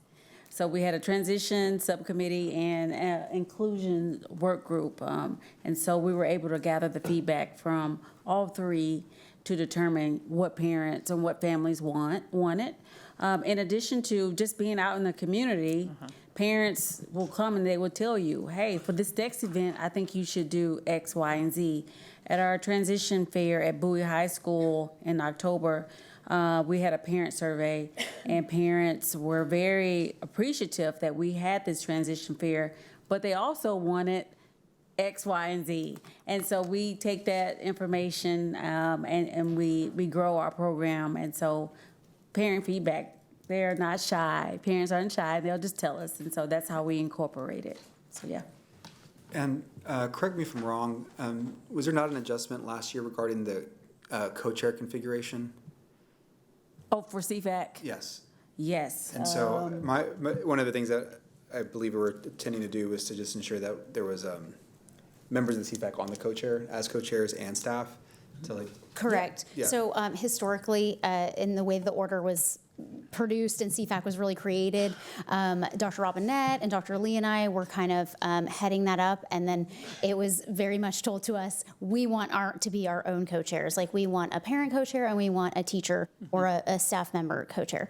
So that was very important to them. So they self-elected two of the members that were currently in that team, and so they both run the CFAC. It runs smoothly, and so Dr. Lee and I will pop in every now and then, but we don't have to. We're definitely there if they need us, but they feel very empowered because it is their voice. They craft the agendas together. They lead and facilitate the meetings, and so it really is a teacher and parent-led group. Yeah, and that was the point, Dr. Baker, I wanted to kind of reinforce, is that the ideas that get to the agenda are not driven necessarily by staff. By staff, yeah. I appreciate that, and I know that's our norm as a district to have our parent chair, a family chair, and a staff chair on our advisory bodies, so including our CACs. So yeah, that's great. I see that reflected in the work, and it's exciting to see, so thank you. Really interesting topics. So, okay, I have, just want to speak a little bit about the outcome slides. Thank you for sharing that. And I know you're not the team kind of digging into how we're understanding the data, but I know when we're looking at the third grade literacy, the third grade numeracy, that MAP growth has changed. But just a quick question. I know we've talked when we've done those monitoring reports about the confidence, even though the 2020 standard and the 2025 standard are different, we're really confident in the data we're seeing. That our students receiving special education services are growing at really impressive rates, even though we're not looking at numbers that are quite exactly comparable, right? We feel really solid that they're making that real progress and reducing the percentage of students who qualify for intervention who need. Oh, yeah. I mean, absolutely. I mean, without a doubt. I mean, Dr. Maxwell's given, I think, multiple presentations where we talk about just certainly, you know, this regarding the number of students. I mean, the percentile, 30% or below, or 40% below, whether it's numeracy or literacy or Spanish or English. I think it's important to look at kind of longitudinally, like kind of just the reduction and the downward trend that we're seeing, not only year over year, but also from beginning of year to middle of year. And so it's not inconsistent with what we're seeing across the system. We also have looked at our data versus other school districts. It's norm reference. So we do see our students, I think, growing academically on par with the state. But I think more importantly, when you identify the student populations that have historically been underserved, they're growing at a faster rate, which is really, I think, exciting to see. And I think that's specifically what you're seeing here with the students who receive special education services. It's very exciting to see. Thank you. And I know the data was a little wonky and a lot of work had been done. I see you back there, Dr. Maxwell. Thank you to make sure we really are seeing what we're seeing, and just wanted to be sure with this subpopulation that we believe the same things. So thank you for that. And I would love to go to that slide that compares us to the state growth, because I think that's always a valuable metric. Yes, to the growth, and then also to the STAR performance, and really appreciate you talking about how we compare to the state. I think that's really important, and also appreciate Dr. Kaufman's comment that it's great to talk about, kind of that approaches passing STAR, but also great to talk about the meets, which is what we kind of use, what we've chosen to use. So thank you for that, and really also want to give you credit when you look at the taper for 2024-25. Our students receiving special education services, if you look at all grades, all subjects on the STAR, outperform the state by 2 points. And that is a reflection, I know, of all that you've done, and just really want to name that, give credit to that. Obviously we want our students, an even larger percentage of our students, to be performing at those levels, but anytime we can look at a subgroup and see that we're doing better for our students than we are statewide, I think that's a real point that something is going well. So thank you that the work is really paying off. So I appreciate that. And then just want to call out, I just have thank you to my colleagues who've asked about the vouchers, the Texas Education Freedom Accounts, the TIFA. And I would love to understand, clearly many of these evaluations cost more than $1,000. Clearly not every district is carrying the same load proportionately to their budget of doing these, because not everyone has as many private schools accepting vouchers within their boundaries as we do. And for every evaluation that costs more than we're reimbursed for, we fall a little farther behind. And I heard you talk about campus staff and staff that work in the PEIMS department and our evaluators and people taking time instead of being on one campus with students, driving to different places for observations, and that's time that they can't be with our students.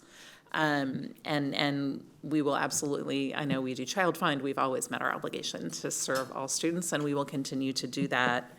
But I would really, and I appreciate thoughtful work to not only serve every student who comes to our doors, that's what we're here for, but also to be thoughtful about how we can reduce the burden on our staff so our staff can be with the students who are enrolled and meet their needs as well.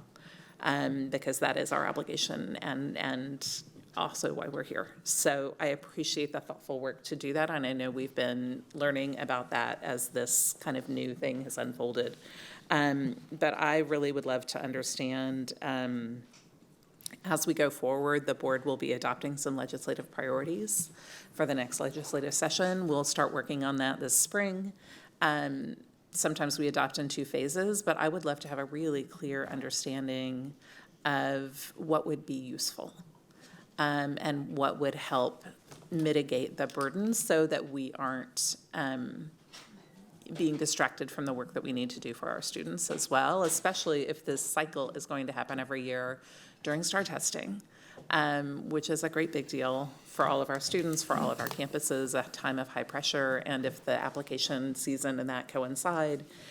So any financial impacts, I know you'll be analyzing, any impact on our staff. We know our staff, anyone who's watching the board meeting instead of doing something else, our staff have expertise in our central office staff, but also our campus staff, to understand what we might propose to help mitigate that so that our students aren't, losing out, or our staff aren't spreading themselves, too thin to get all the work done, or so we're not taking budget hits. We just, heard a lot of callers tonight talk about reducing, the possibility of reducing librarians is one of the things that's back on the table, and it's one of many really hard things. So making sure that we're understanding that. And I do just have some student outcomes questions just briefly about that, which is how do you feel this is impacting the services our students are getting?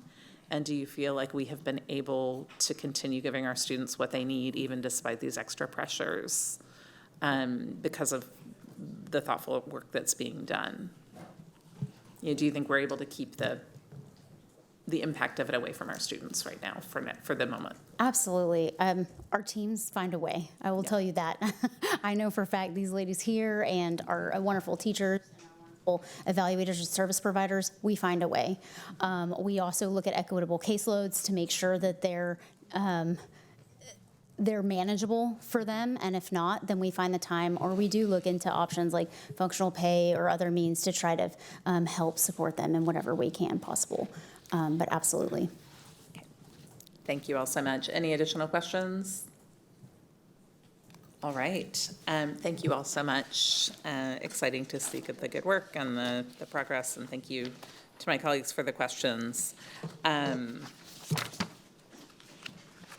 Okay, this ends our section on the information reports from the administration. At this time, we will move into the preview of the agenda items that will be considered for a vote at our next regular board meeting on April 23rd, and staff is available to answer any questions for tonight's preview. We'll start with item 6, which is the agenda preview for upcoming academics and curricular items. And trustees, are there any questions on these items?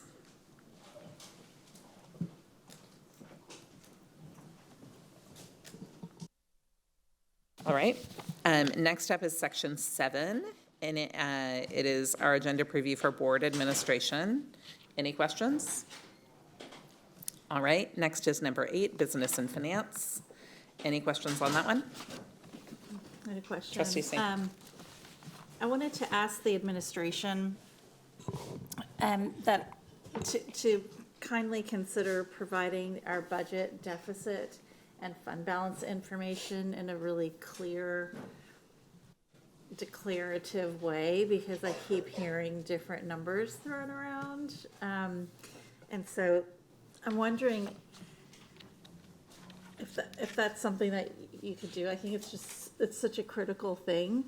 But, I sometimes hear 49 million is our deficit, sometimes 16 million. I thought it was a different number from both of those, but both of those numbers have been reported out recently. And so I think it's just super clear that we have a consistent way of reporting our deficit and our fund balance in our current fiscal year, and how that compares to the budget that we approved in June of 2025.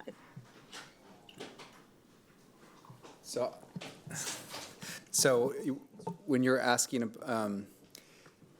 so you're talking about 25-26 fiscal year, just so that we're clear, because you talked about 49 versus 16. So one of the things that I want to be really clear about is we're going to be consistent, and I think this is something that's an improvement for the administration. Month over month, as we move through the fiscal year, different things change, and what we're going to do moving forward is kind of hold the beginning of year and then just make nets off that as things change, because things do change. So as we shared in our last presentation, the current 25-26 fiscal year deficit that is 49 million. And one of the things that I think we sometimes do as we talk to trustees, or we talk with community, or we talk, as a team, is trying to figure out how to project savings for the remainder of the fiscal year. And in some cases, Katrina and I and Adriana and others will begin to kind of understand and incorporate that. But I think to make it extremely clear, just go with 49 million. And then as we close out the year, just like we have last year, you'll continue to see us show, okay, well, it's going to be this, now it's going to be this, now it's going to be this. And then as months close, we'll be able to just net that out and show you what the difference is. As far as percent of the fund balance, I can't give you that top of my head without going. I know the trustees are very particular about 0.5 of a percentage point. So I don't want to misspeak and say 0.3 when it could. So let me go ahead and, but yeah. That's cool. And then I wanted to, so I appreciate that. So yes, I think it's very, I appreciate that because I think that's going to help a lot. And then there's one more thing. I actually sent you an email about this. But so the three things are the approved budget from June 2025, including whatever the deficit was that we approved and the fund balance. So we know, okay, this is what we approved.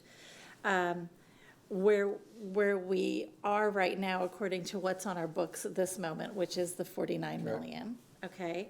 But then I know that you have also shared with us a plan, or basically a plan to shrink that 49 million to get it closer to the 19 million, and I think that's where that 16 That's where you start getting closer back to 19. So I think that's the third one that is important, because people are going to, like as trustees, we want to know that, okay, that's a huge difference between the budget we approved and what the books show right now. But just knowing that, okay, we're probably going to be able to shrink this significantly is very helpful. And so I think just having those three statements, what we approved, what is, and what is likely is very helpful. The likely part, I think, is where Ms. Katrina Montgomery and I always kind of debate, right? Because as a CFO, she should be conservative. I am conservative as well. But we also know just kind of where we are and kind of the trends that you see year over year at the end of the fiscal year as AISD begins to pick up kind of budget based on revenues being less than projected budget month over month. And that's why last year, at one point it was 110, then it was 98, then it was 93, and then it just continues to go down. And then at the end of the year, instead of ending up at 15% fund balance, it was 18 point something percent, right? So what makes this difficult is we're trying to project out, but it's hard to do so without it's hard to do. Oh, yeah, it's hard to do, and then because what will happen is I immediately get asked, well, you said it was going to be this, but it's actually this, and that's because we're forecasting. So that's where actuals versus forecast kind of blend into the current fiscal year. But yeah, I think what I'll do is work with Katrina and Adriana to kind of create a statement, whether it's kind of forecasted or expected, something that communicates that we expect to pick up. There's a caveat to it, things could change. That's fine, of course. That's what makes that part hard. I think so. I think it's hard, but I think as long as you qualify it and just say, like, this is what we expect because of this, this, and this. Yeah. But I just want to be clear that people could, like I just heard today on the news that the deficit for this school year was $16 million. And I'm like, I know that's not true. So right now it is 49 million. Yes. And based on previous presentations you've given the board, it sounds like most likely it's going to be much less than that. I'm not going to give a number. And 49 is at the end of February financial closing. Yeah. So that's in arrears now by, I think, 6 weeks. Okay. Because we close financials, it takes us several weeks to close it, and then typically we'll go to the board with an update, and that's based on, us going through the closure process. Yeah, And so for it's just, sure. there's always No, that's fine. lags. Okay, but take a look at my email. Okay. Thank you. When did you send the email? Just now. Okay, I just make sure I didn't miss it. Okay, thank you. Thank you. Trustee Quintana, and then we'll come this way. I just had a question about the contract for district-wide taco delivery and pickup services. What is that? Yeah, so as a district, whenever your expenses get above a certain threshold, you have to go through a procurement process. It's Government Code 2269. And so as you are certainly aware, and I think our trustees are aware, all of our schools independently buy things using activity funds or using AISD funds. It could be, perhaps it's food for students, it can be food for teachers, it can be a variety of things. So earlier this year, to be in compliance, because the total amount, right, if every school is buying something, that amount breaks that threshold. It can be $70,000 for, burgers or pizza. There's end of school parties. There's just a lot that builds up, and for procurement purposes, we have to go through a process. So the finance division, to ensure compliance, we had to go through and find a partner, and it's called America to Go. And now our principals and staff are asked to use this service in order to procure food for their schools, right? So this is not lunch food. This is after-school activities. It's lunch activities. I mean, there's lots of things happening in our schools, and there's food being bought all the time. And so the challenge that we've had is that not all vendors want to use that service. So there are principals in schools that have expressed to me and to Katrina, our CFO, that, hey, we would like to have the ability to buy tacos or pizza. You may recall last month you all actually approved a contract to buy pizza. So it's the exact same thing, it's just for tacos. And unfortunately, we have to go through this process to allow our principals and staff to actually buy tacos. So it's not us buying tacos for students, it is for principals and staff to be able to have the ability to buy tacos for their staff or students for a celebration using activity funds or, anything like that. So that's what that is. It sounds, I know. It's truth. It's reality. So is there an extra, like, if I'm buying tacos from, 1 in a million, is there an extra cost on top of the vendor, the delivery and serve it and drop off and pick up? In almost every case, yes, there is a fee associated with managing, quote unquote, all of the vendors. So, like America to Go, again, they're not this contract. That's a whole other contract y'all approved last year. They are coordinating. Like if you want some type of food, there may be 20 types of vendors that are the same. And so yes, there is a fee on top of it. And so that's how it works. And there's no other way to be in compliance with procurement law unless we go through this process, because the sum of what Blazer spends on tacos and what Ain spends on tacos and any other school adds up to over $50,000 across the district over the course of the year, and that's why we have to be compliant. But there is a fee. Okay. Thank you. Okay. Anything else on this section? All right, going to section 9, facilities. All right, section 10, talent strategy. Section 11, policy. I've been talking all night. No, please. I think all three of us. You go. We intend? So, yeah, so on policy, I would like to Or on take time. policy. And Thank you. is that where we're at? Yes, I think I we had would- nothing on talent strategy, so yes, we're on Yeah. policy, section 11. Okay. And so on section 11, on public comments, 11.3, I'm a little concerned that we only have like 3 or 4 minutes budgeted for this, because part of the discussion at the policy committee was an interest in bringing this to the full committee for discussion, because it has such an impact in the way the board does response to community concerns and complaints. And so I would like to allow us some time as a board to discuss the changes that have been proposed. I think this is important, and I appreciate the policy committee's work on it and bringing it to the full board. I know you don't do that without really good reason. Yes, so does someone want to share kind of what the questions that you'd like input on are from people who aren't on that committee? Yeah, but I'd more like to hear the voices of the people who are not on the committee, since we've already talked about it in the committee. I'd rather hear if there are other questions and concerns first, and then I can bring up what I have. Can you state who's on the committee, Trustee Kaufman, for everybody? At this meeting, it was Trustee Hunter, who is the chair, and Trustee Whitley Chu, and me, who were present for that discussion.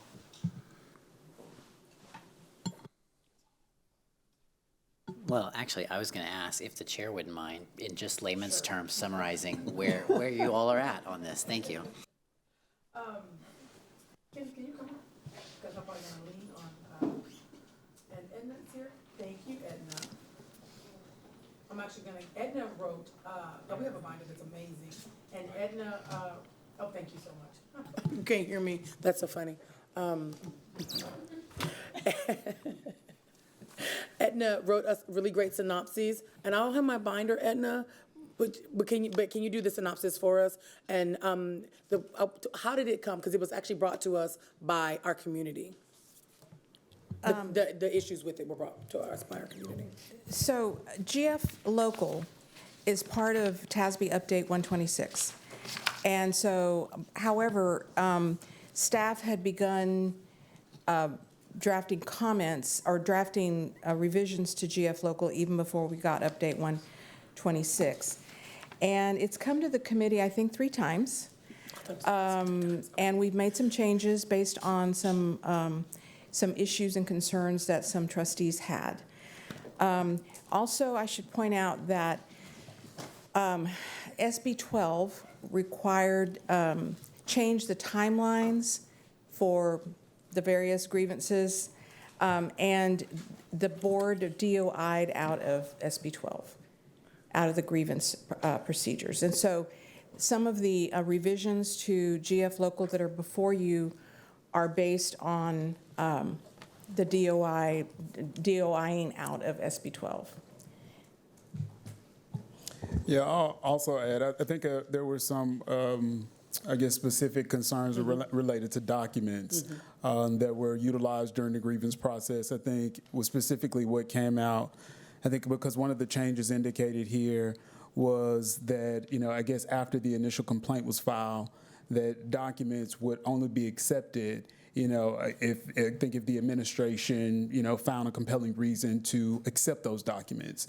Well, I think it was raised by maybe a member of the community, or I think with the committee, that, if the district is in possession of the documents and I haven't yet received them yet, then I'm at a disadvantage during the grievance process.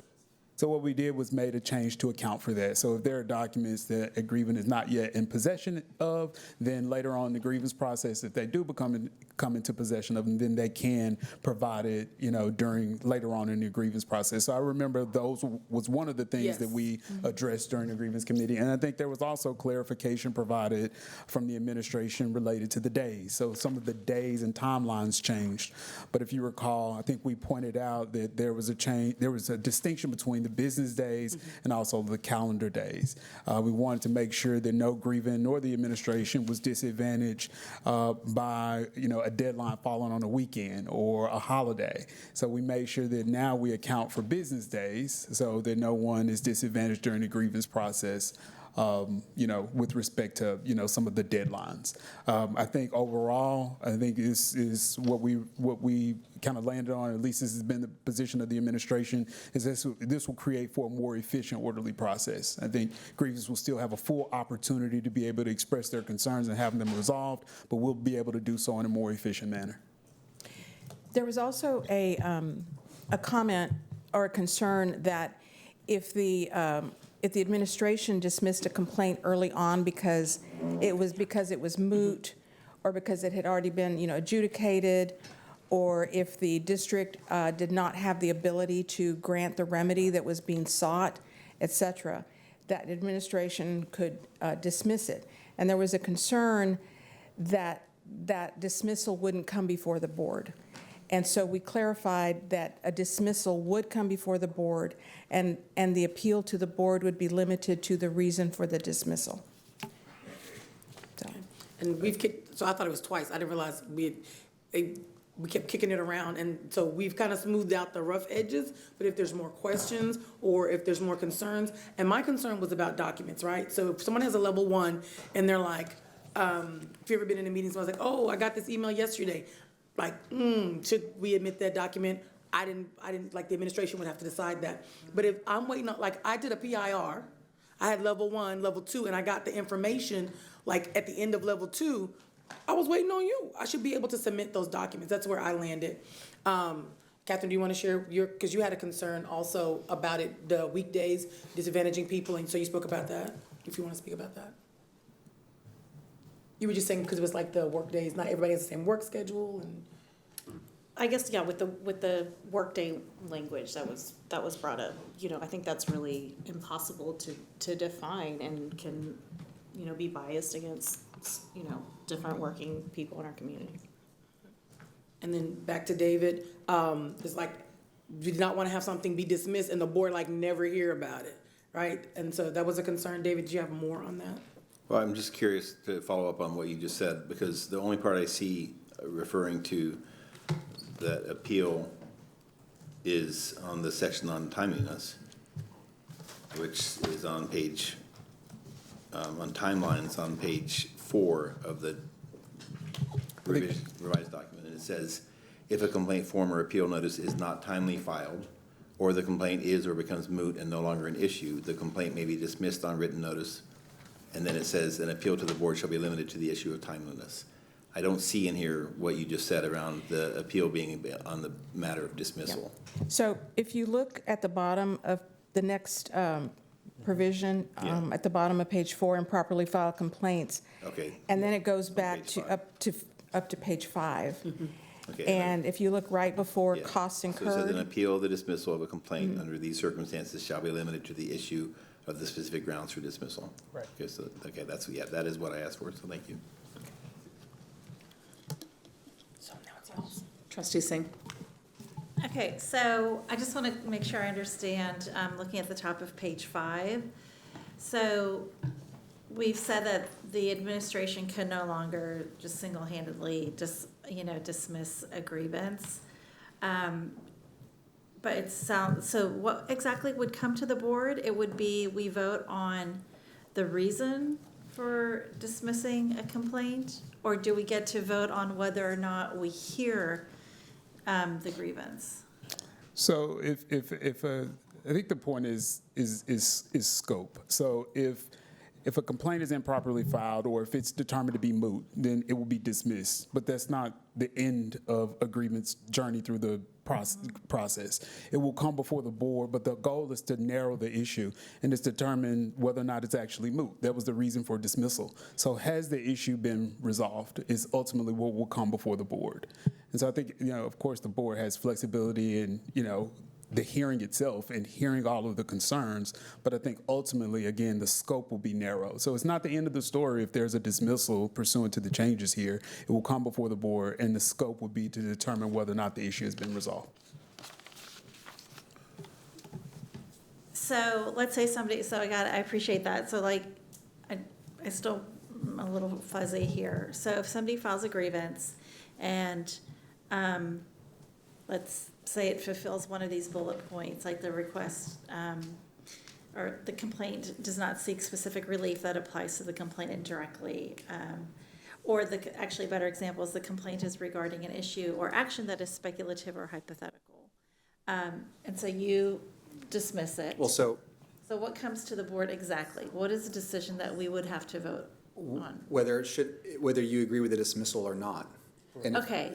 So the way that I envision it, I wouldn't use me, I would use the process. So let's say it's a level 1 or level 2, and at that point, it's deemed not moot. We've been using the word moot, right? So we would notify the board that it's been dismissed. The board would read and say, do you agree with the dismissal or not? And if you don't agree with the dismissal, then the way I view this is it would go back into the process and continue on. And then So the grievance would then come to the board? Maybe not. If it go back into the process, say it's a Okay, level but 2, into the then you go process. back to level 2, then level 3, and then on. It doesn't necessarily mean that it has to come to the board. It just means that it goes back into the process because the board has said, no, we want to go ahead and have the process consider it, though it was determined not to be dismissed. Okay. It wouldn't bypass the process. It would just go back into the process. Okay, so what would allow it to get, let's say, it goes back into the process and it comes back to the administration and again, you dismiss it. Well, they would appeal. I'm not going to dismiss it for the same reason back to back, right? If at level 1 or level 2, it was determined to be dismissed because of one of these things, and the board said, no, don't dismiss it, then it goes back into the process. And I would allow it to continue on, like timeliness would be a really good example. All right, so let's say that there's a timeliness issue and it's weeks and weeks later. And we're like, you look at it and say, okay, it needs to be dismissed. You all look at it and say, no, we disagree, you should go through the process. Then we would not dismiss it due to timeliness, we would go through the process. And if it is remedied, then it's remedied at level 3 or level 2. If it's not, then it appeals and goes up to the board. That, you know, does that make sense? Like, it just goes back into the process. And before, we didn't have any of this, before, like, any time a grievance got to a certain level, it would just come to the board, right? Like, you weren't able to dismiss grievances. Like, the administration wasn't able to dismiss a grievance, correct? I mean, not dismiss it, but I mean, I think regardless of the administration's decision, it's still going to go the same path. So, I mean, I guess historically, it's relief has been requested, it's either granted or denied. Yeah. But still, a grievant has an opportunity to get before the board, and it's no different here. Again, I think the goal here is just to better define scope of the decision that comes before the board. And, you know, I think I've, you know, attended a few grievance hearings. You know, I know it's often this question of like, what is the grievance seeking, right? Like, what is the relief? And trying to narrow down exactly what the board is hearing. So that's what this is an effort to do, is to narrow that scope. And so you know when it comes before you, what was the issue that the administration took up, and what is the board deciding? And so I think, you know, there's several examples here, right? Like, so mootness, I know that's what we've been talking about. And then also, you know. If I may? Sure. There are times where we have come here and it's like 6 o'clock at night and the people come and they say, you got you got what you wanted, you got the things, and like, why are we here? Because it's the next level. And we had asked them, it was a while, a couple times we had asked them, like, why didn't you just do that? Why didn't you fix it? I mean, you gave them what they needed. Like, well, but the next process is it's to the board. So they come to the board, but they already got what they needed. But it's supposed to come to, so now we can avoid that piece, right? So it doesn't cut out anybody, but if it's moot, like, you got your remedy, you got what you asked for, why would you come to the board? That was one piece of it, right? So would we get the entire, so like, and I'm sorry to spend time talking about this, but I know. Okay, because like sometimes people want the board to hear it because they want the board to hear it, you know, even if the remedy has already kind of happened or something. And I think that like, so I guess what I'm wondering is, so if let's say that something does come before us where we do vote on the scope of the dismissal, you know, do we have to read like the whole grievance packet to determine that? Because like that takes several hours to get through, you know. So I'm just wondering, like, that actually could take trustees more time. Well, like, you'd that's read it not anyway saving if it us went any. all- No, because when we do, we only need three trustees, right, to show up now for grievances. Now you got 9 people having to read the whole binder. Why? Why would you have to have 9 people? Because if something comes to us as Would be a board, It would be a level 3 appeal at the board, and the 3 people could hear it. There can also be a committee of the board. Yes. so if something does come to the board. Oh my God. Okay, I'm just gonna call you, Kenneth, because I'm still not sure what's happening. I'm a little confused. I just want to do a hypothetical for that. So let's say that someone says, my relief requested is A, right? And then the superintendent or designee, who is the one who makes the decision, the superintendent or designee says that cannot legally be granted by the district. And the person says, are you crazy? Of course that can be legally granted by the district. They would then appeal that and say, we don't agree that A cannot be legally provided by the district. That would come to us. A committee would review that and listen to the complainant explain why what they're asking for is not that it can be legally, and then we say, you're right, we agree, and then it would go back down. It would have to be heard at whatever level it had been dismissed at. Okay. And they would say, are we going to provide A, yes or no? And then if they say, no, we're not going to provide A, then yeah, they could grieve again and say, we grieve the decision not to provide A. And then it would come back to us. So it could result in double duty on that count, but it would, I think, it leaves space for the board. My biggest concern on this whole thing is making sure that the complaint process provides the community, employees, and families with a direct path to speak to the board on issues of importance. I think that's what I'm Right? getting to. And that's why I don't want anything in here that's going to provide a, again, we have to set policy based on whoever's in that position, right? So if a bad person is in this position and intending to silence the community and keep things secret and quiet, we don't want them to be able to abuse this and just say, oh, wow, someone's grieving something and we're going to just say that we're going to dismiss it, right? We don't want to have that happen. So I just want the board to have the oversight responsibility it's supposed to, and the community to have the access to the board through this process. And that's why I think this is that particular piece, I think strikes a balance between not just having someone come and say, we want you to, right, and it's still an example, like to provide if they're asking us to do something like, I want you to fire this person. Well, that's not something that the board is going to grant, right? Yeah, for sure. And so I think that would be one where I might, expect the superintendent to find grounds to say, that is not an appropriate thing for the board to make a decision on. And then I'm going to deny that relief. And then, and that would take it back. And then they might revise it and say, and it gives them an opportunity to revise that and say, okay, you know what? I'm not looking for them to be fired.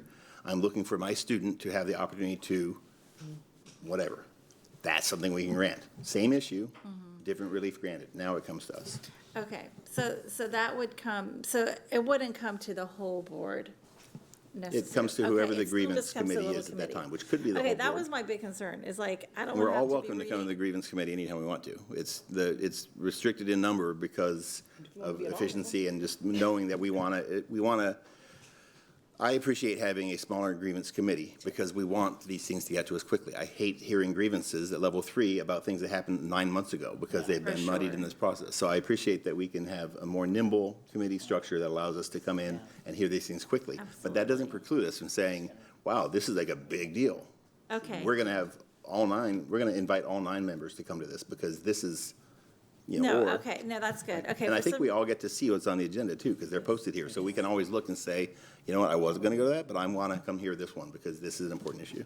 Okay, because I think when I read this, I was thinking, like, if the administration dismissed a grievance, then the whole board had to vote on whether or not we're going to hear it. And I was like, we can't do that. We don't have the bandwidth to do that. But if it is still that small, nimble committee, that's helpful. And then do you agree that the way it's written allows for the appeal to the process to Yes. be heard by the committee? Yes, and the example that you just used a while ago about, I want you to fire this person, and then they change their request and say, I want my child to have this, then that may be a new grievance, a new complaint filed. Because if the original complaint was, I want you to fire this person, and we don't have the ability to do that, and it's dismissed, and then they have another ask, they can always file a new grievance with the new ask. And in that situation, they could have it dismissed and say that was outside of the time, and then they could appeal that and say, that's not fair because I thought it was proceeding on this. It took you all 2 months to get to this level, and now that I have to go back and reframe it, it's now out of the timeline. Then they could appeal that to us, and we could say, no, we do think we need to hear this grievance because this is an important issue, and they properly reframed it around an issue that directly affects their child or their community or whatever. So I think, there are opportunities for this to create more, but I think in general it's intended to create less, and I think that part of it works well. Thank you. Additional questions or comments?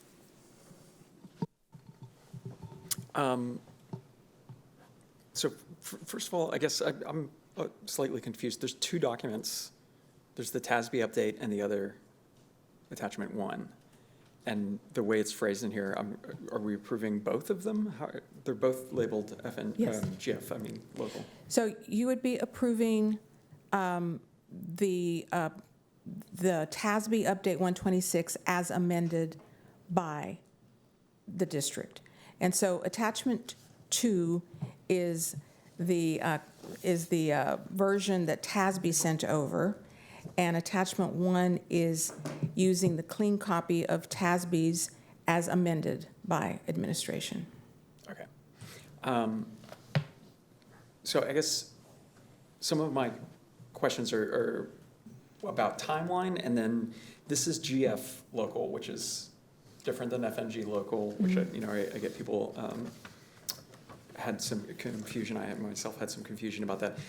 My first question is, why are we providing different timelines under GF than we are under FNG? Well, we haven't gotten to FNG yet. Okay. So we thought we would just tackle GF first and see, what the board, board approves, and then we'll go look at FNG and maybe DGBA as well. So part of my concern there is, echoing what callers have said, people from the community, the legislature was attempting to extend these timelines. This is shorter than what we have on the FNG. And so I'm concerned that we're going the opposite direction of where the legislature had pushed this. The other thing that I would bring up is particularly around GF. I appreciate that you're saying you're doing one before the other. I see 8 complaints filed under GF in the last year. That's less than 1 a month. So I don't see that this is ripe for efficiency overall. I guess to me that doesn't make sense. It's less than 1 a month. So one of the reasons I thought this was very important to bring to the whole board is because it is setting a precedent for changes to FNG and DGBA. So FNG being for families and students, and DGBA being for employees. So that's why I think getting this one right, then we'll set the stage for making changes to the others, rather than having all 3 brought to us at once, which I think would have been problematic. So I do think I think I would expect that they would come back to request changes modeled after this, so for the other 2. And what we decide tonight, I think, will have a ripple effect on all the complaints. Trustee Dedos, as for the timelines, I created for the policy committee a table showing the current policy, update 126, and then the changes made. And the timeline in GF of the 15 days is not changed from the current policy. FNG provides 30 days, and those 30 days would not be changed.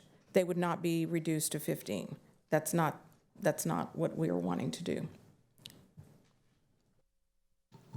Yeah, I think still the concern I have is this seems more restrictive than the old policy, and I don't see that we get so many GF complaints why we need to do it.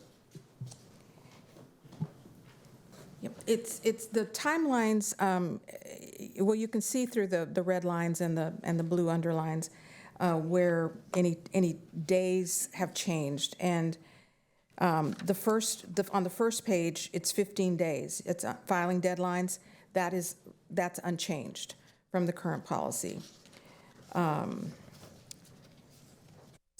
then we also, as Trustee Hunter pointed out, is that we've changed calendar days to business days, which provides more time. Yeah, I just, Trustee Didiosi, you said something about the number per year, and when we think about the grievance process as a whole, it's not any one particular, it's all of them, right? Because they all get to the board in one way or another, and we're wanting to make sure that as a whole, we're able to get to the board quickly, but also, each one of these levels, it may not come to the board, but we're certainly in the administration doing level 1, the backup, level 2. I mean, we are collectively, making sure that we do it the right way. And I think from an efficiency perspective, it's just all of it.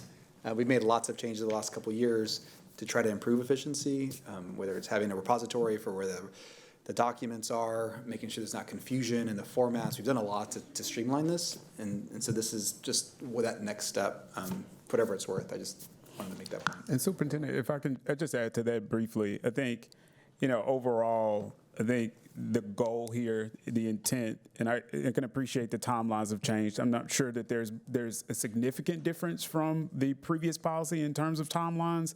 At some point, I think during the grievance committee, I kind of calculated the days. I don't recall there being that many less days, but again, the major switch was from calendar days to business days. But the overall goal here is to be able to solve problems faster, right? There are concerns that are presented to us. We have a process that's articulated in policy. We want to be able to move through that process as swiftly as possible and thoroughly as possible to be able to address the concern. So I think that's the efficiency that we were hoping to achieve here, not to disadvantage any grievance and not to, again, I can appreciate that there are only 8, but that's 8, 9, or however many that we could resolve faster, hopefully through the changes in this policy. Yeah, I guess, from my point of view, again, I do a lot of grievances in other districts with families. I want to highlight what we have in here that is another thing that's different than what I see in other districts. It says informal resolution shall be encouraged, but shall not extend any deadlines in this policy except by mutual written consent.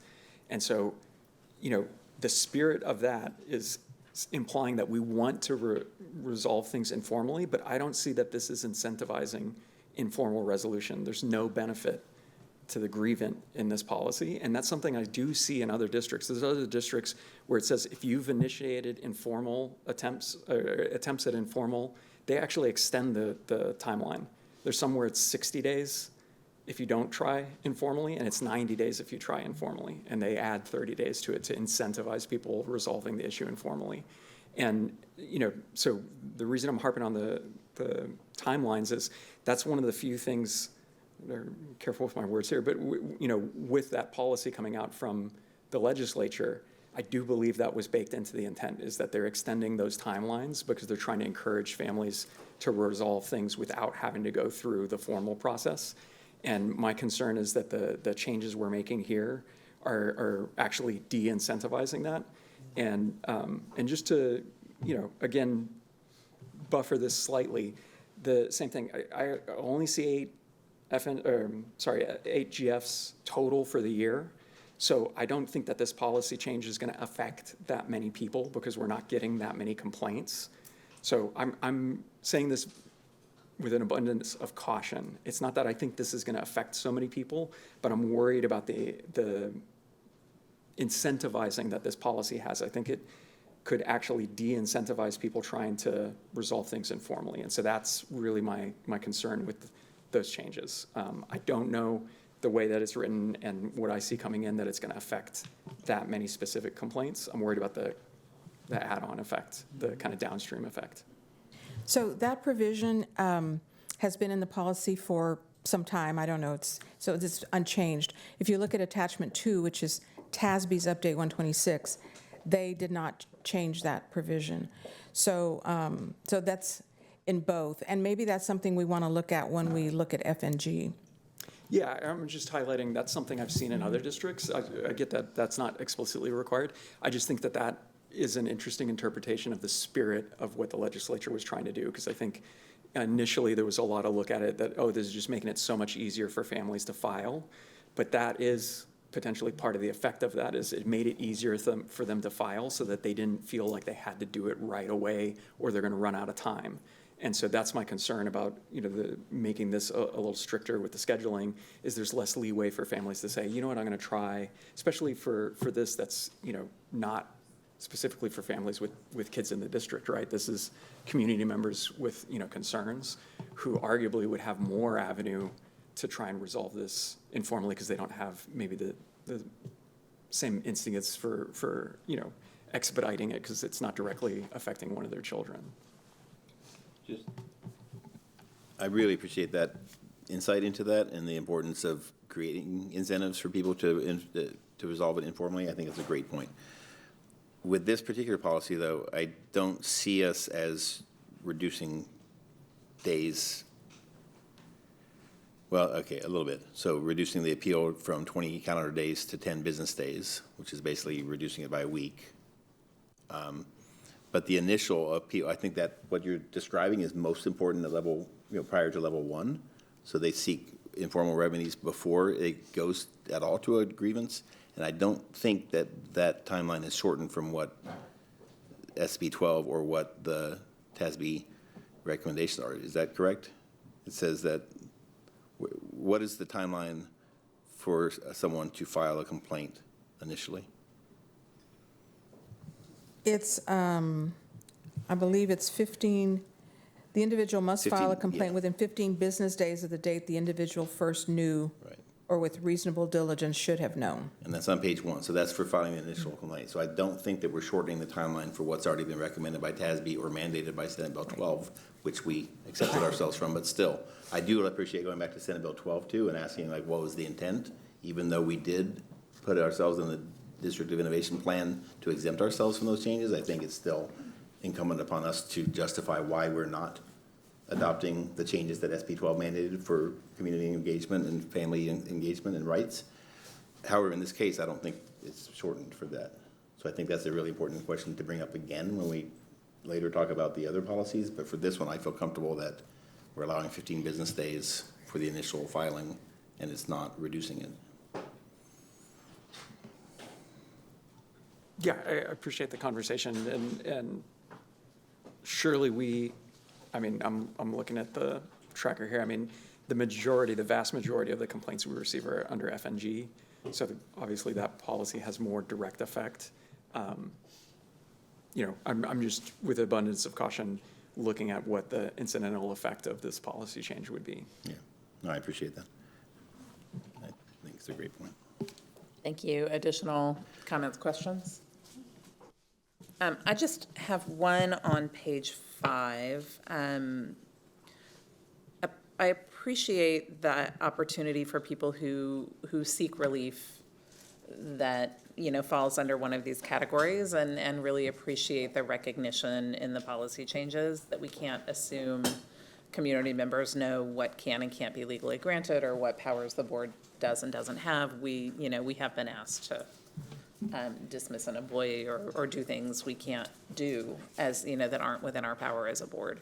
And, you know, I think I appreciate the grace and the reality of allowing, if it's dismissed, people can withdraw it and refile. The one thing I have, and it's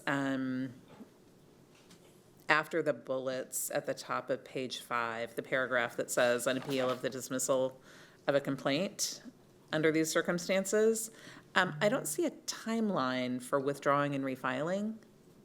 And I wonder if we want to add a timeline to be really clear right there, how much time people have. That seems like a place for maybe a timeline to let people know, so there's not a lack of clarity. What's the heading on the left of the section? The heading on the left, it's right above costs incurred.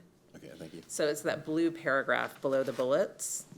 And it says, alternatively, the complaint may be withdrawn and refiled so long as the grounds for dismissal are curable and the refiling is within the designated time for filing. So does that mean within the designated time for filing, within the original filing period, even though this has already been, you know, if you get it filed on the last day for filing and then it's dismissed, do you not have time to come back and refile it? Like what? I think you're describing exactly what Trustee Kaufman said about 12 minutes ago, right? About you could extend it if some, that's not in the spirit of what we're trying to do. Yeah, like how are we addressing that? I think that's a great question. Because I do have the same concern. Because in this case, it does go back to the 15 days. So if you file it and then it's heard within the time, it's heard and responded to within that time frame, you're already going to be past the 15 days. Correct. And now they can't refile. And so I'd love some thought to just how to address that, so that that relief is meaningful, right? And otherwise, I think that I just want to thank the policy committee for being thoughtful about this, for not just accepting, that's why we have a policy committee, not just accepting what comes down, and being really thoughtful and bringing something that we know our community has a lot of interest in to all of us, and that's going to ripple through. So Trustee Kaufman. Yeah, and I appreciate that there were some thoughtful revisions made based on the policy committee feedback, but there are a couple of things I just want to bring to the full board again. On page 3 and 4, or several things, to be honest. At the very bottom of page 3, under complaint management, it says the board authorizes the superintendent or designee to take such actions as are reasonable and necessary to ensure the effective and efficient operation of the complaint process. I just want to ensure that there are controls and constraints within there as well, so it's not just the superintendent or designee making those decisions without the board. So whether later in that, and I think there's maybe a punctuation typo because there's a long sentence, but there's a comma that I think is supposed to be a period. because that very first sentence says, here's what the superintendent can do anything they want, such as, right, then there's a sentence, such actions may include, and then it lists a whole bunch of things, and then it says the superintendent or designee in consultation with the board's presiding officer. So I think that was the end of a sentence there saying, basically, as I read this, the superintendent can do whatever they want, and then it says, here are some examples of what they could do, but it's not limited to this, and then it provides some other things that the superintendent could do in consultation with the board's presiding officer. I would like that first set to be in consultation with the board presiding officer as well.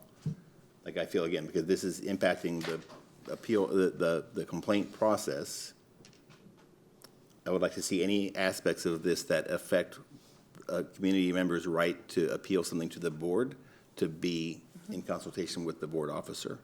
I appreciate that. Because this is board business. Hearing appeals at level 3 is board business, and I don't want a superintendent to be able to make decisions unilaterally that impact that. And I feel like that sentence grants too much power. Oh, yeah. I like that. And also Thank you puts for pointing that guardrails out. around whoever sits in that seat. Right. That's something I would like to see on that. On page 4, it says, somewhere on page 4, it says, shall be deemed inappropriate. I would like that to have an agent assigned to it.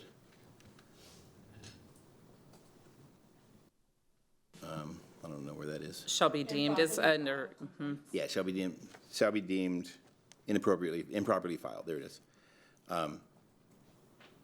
I would just like that to have an agent on it, whether it says superintendent or designee or whatever, just to be clear that who is doing the deeming. So it's not a passive voice, because I think that's just, people need to know this is who is deeming it. This is who is able to deem it. It's not the board. It's the superintendent who gets to deem that. That was also a concern of some community members, is like, get a letter, like, who is level 1? I met them, but maybe who was level 2 that did not? So to kind of understand when you get that letter back or that information, like, put your name on it. That's a request I'd like to be considered. Higher up on page 4, there's just a sentence here I don't like, the last sentence of that big paragraph at the top, where it says, it's meant to manage, flexibility to manage and administer the public complaint process in a reasonable and practical manner to address legitimate concerns. Love that, right? Not a big fan of without undue exhaustion of staff and wasted resources. That, to me, is just a combative statement to kind of suggest that we consider community complaints to be exhausting and wasteful. And I get that that is a possibility, but I don't want that to be like the framing of it for public, to see that and say, like, oh, they consider this to be. So I would love to have that language be considered either removed or replaced with something that is a little bit more inviting to say, efficiently maybe. Efficiently is a good word. and I think we have reasonable and practical, which are Those are good trending words. toward that. I mean, I think we could end it at concerns. Yeah, so I would just like to, that part sounds combative to me. Just want to make clear that that was not the intent. The intent, of course, is efficiency, as you indicated, but we're I happy to change the understand. language. I 100% understand it, and I just want to think about how it looks.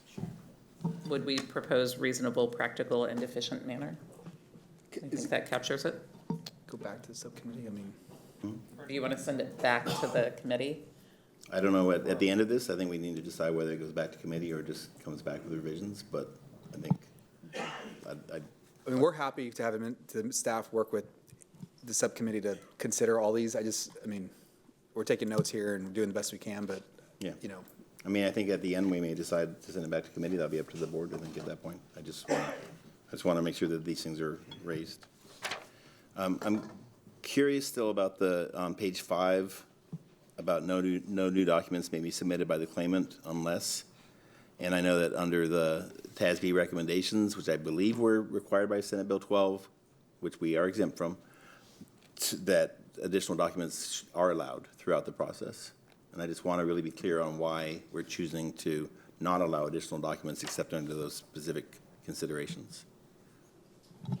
I think the goal, again, is to resolve issues and resolve concerns. I think, I've attended several grievance hearings where there are documents that are brought, and there's always questions of whether or not They're in the packet, they have the board reviewed them. So this is an effort to try to collect everything on the front end. It's just in stress to grievance to provide us with everything. And we attempted to appreciate that there are instances in which there may have not been documents available, when a grievant filed a complaint or a grievance. And so we tried to create these exceptions, but with the goal of ensuring that grievance provide everything on the front end so that we can consider everything that needs to be considered in order to address a concern. Okay, I'm curious of the board's thoughts on that. I have concerns around that, and the distinction between it's a distinction between kind of doing this alone or having like a lawyer help you with this, right? So I just want to use, I'm horrible at analogies because I'm going to try one, and that is like if I'm making a complaint to a store, like I'm going to they charged me wrong for this. I'm going to bring my receipt and say you charged me wrong for this, and I expect that they're going to be able to resolve that. But if they're like, hey, tough luck, you paid for it, all right, I can't give you your money back, then I'm going to say like, whoa, I need more information. I can't just take that receipt and appeal it to the manager. Now I feel like, shoot, if I'm going to talk to the manager, I'm going to need more information. I need a picture of the thing that I paid for. I need to have some kind of record of what we talked about. I need to have a record of how they dismissed my concern, and then I take that to the manager. And now the manager is like, no, sorry, there's nothing we can do about that. I'm going to appeal it to national headquarters or whatever, and now I'm going to need more documentation because now it's like, shoot, the receipt didn't take care of it. I assumed the receipt, but I'm not going to prepare a big packet for that first round, right? And again, I won't go into a lot of details, but I speak from experience of filing a small claims court against a local business, and I had to do that. I had to say, of course they're going to respond to me, and they didn't. So I got more information, and then I had to go and then submit it in mail, and they said no. So then I was like, shoot, I have to go to the actual court and present this. Now I had a packet, right? And I took a lot of time and effort. But it wouldn't have made sense to do it at the beginning. So I don't want to disqualify someone from being able to say, I'm new to this. I'm just trying to get things done right, and I didn't know I needed that. So now I know I'm going to need more information. So that's what I want to prevent. I guess one thing I would say, Trustee Kaufman, that's not the intent by any means. But also sometimes, and I've now been in lots of these, things get introduced and we're not even aware. Yeah. Right? At the moment, it's going in front of the board or going last Thursday, handing things to us on the dais. And so, but we don't get more time, even though it just gets introduced. And so I think that's, if we're going to really honor both parties, then I think we need to start from the same place. And if the milestone is each level of grievance, then certainly if there's supplemental information and we have time to work through it, then yes. But there are many times where things are just out there and thrown, and then some of them don't even apply. It's just other things, and we can't go through it quickly enough while we're in the moment, and that happens quite a bit. And so I just think as long as we can address for that, we're fine. And I think that's what we attempted to do with the first bullet, right? I mean, this is, again, as the superintendent indicated, this is not an I got you. I mean, the goal is to get all information, and I think it presumes good faith, right? I mean, the goal is to collect all information that is prudent. We want grievance to bring us absolutely everything that they believe is pertinent and relevant to their issue for us to resolve. And if they find or uncover things throughout the process that could be useful to the district, could be useful for resolving a concern, then yes, that's what we hope But 1 and 2 are both driven by the district. The district needs or the district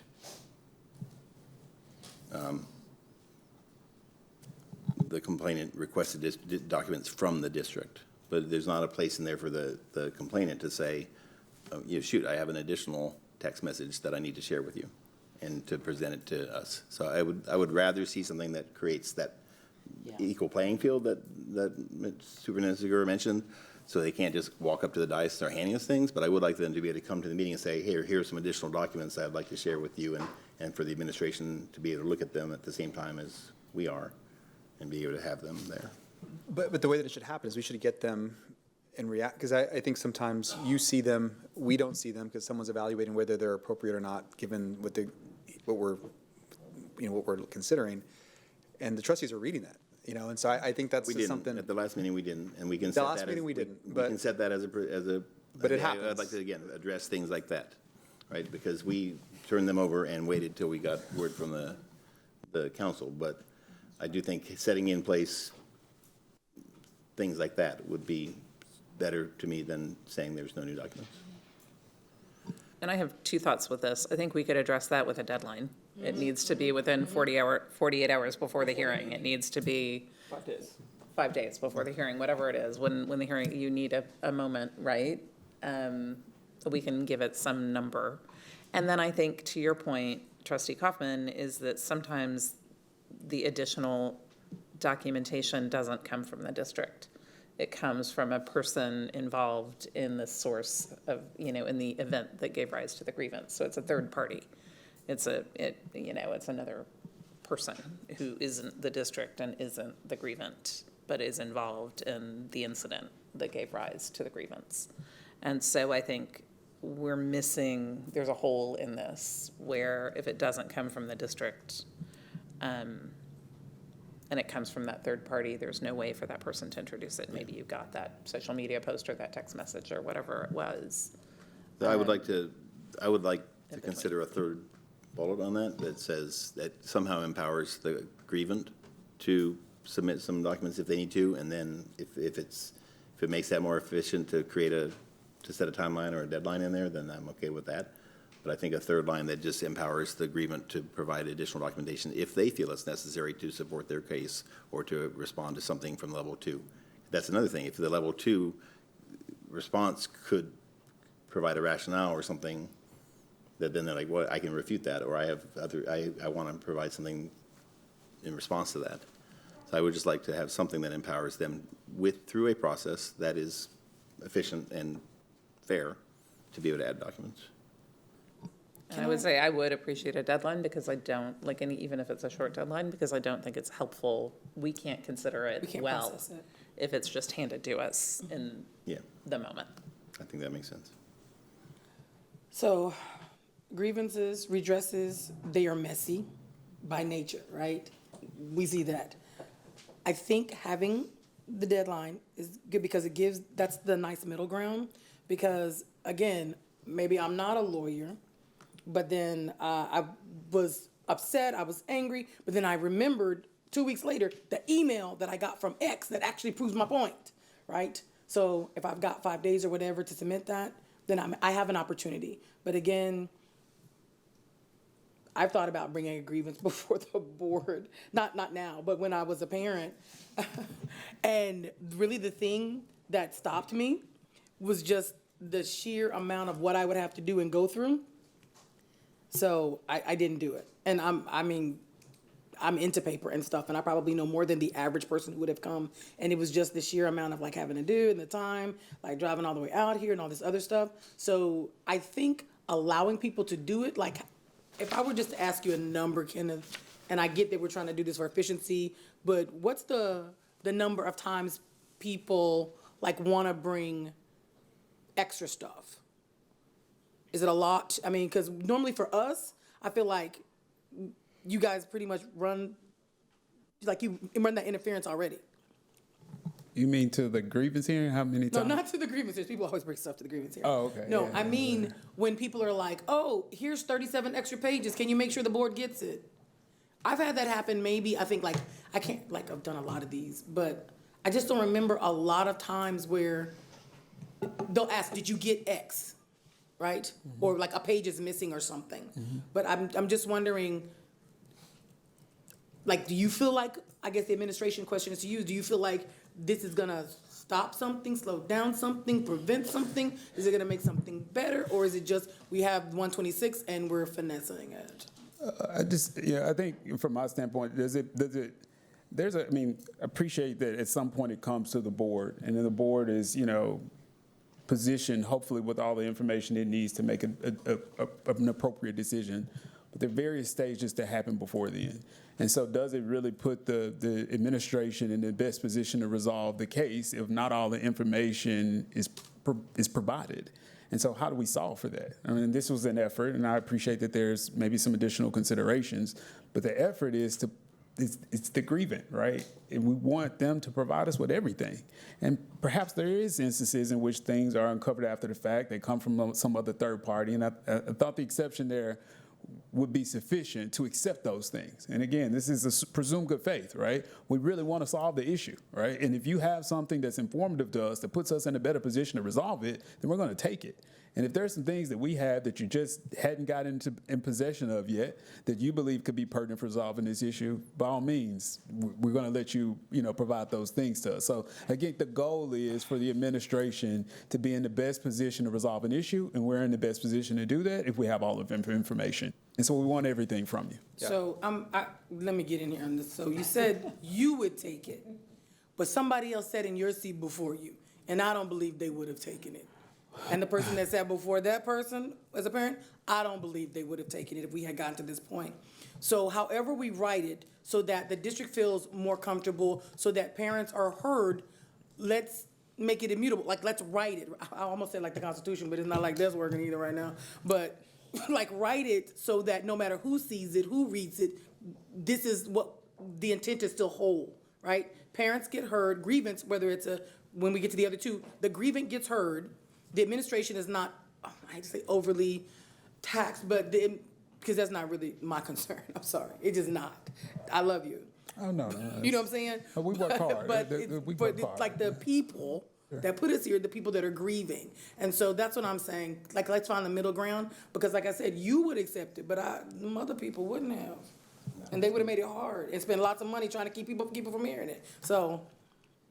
And I know we're going to move on, and then we need to move on. I just want to say for a second, we have strived to try to resolve these. In many cases, I've even called trustees like, hey, will you meet with me? And there are some times where we remedy, right? And we get the solution, and then we sometimes here, we still want to see the board. And I think if it's a grievance hearing and the process is a remedy and it's met, then if it's just to get to the board, then does it disincentivize the administration to actually work as hard as we do to resolve it? Because we are working hard. I mean, I go to great lengths to find creative solutions because I'm sometimes the only one who has authority to solve the problem.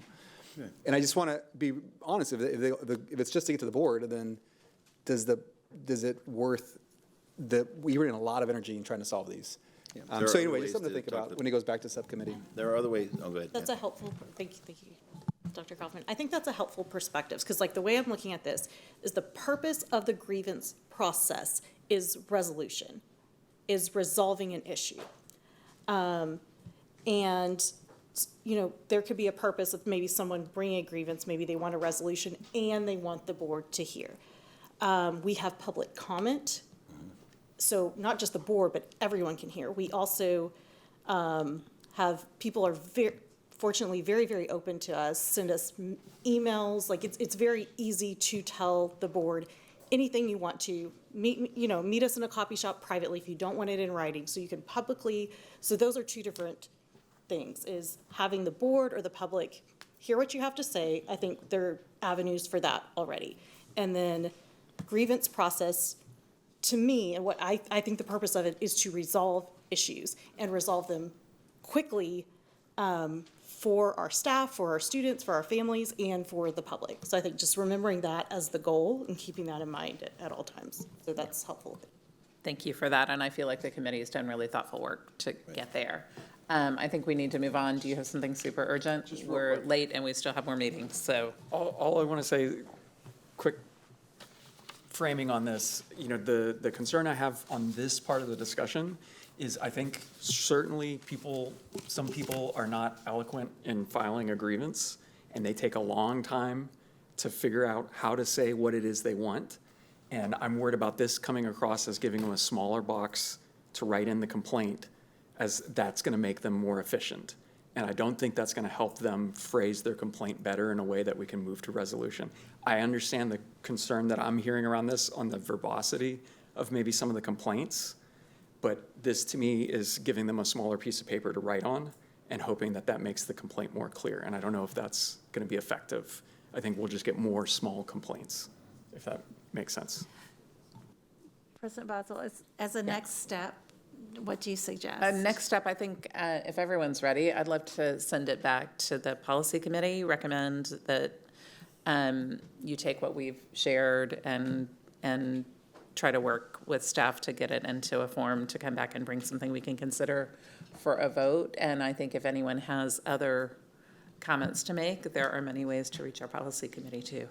And so would you like it for a vote at the next voting meeting with the suggestions here, and then it could be voted on or sent back to committee? I think there's a with voted on as it stands right now, or with Or say changes. with changes. I think the changes aren't quite there, then it could be sent, just for timeliness. So if it's good, we can vote on it.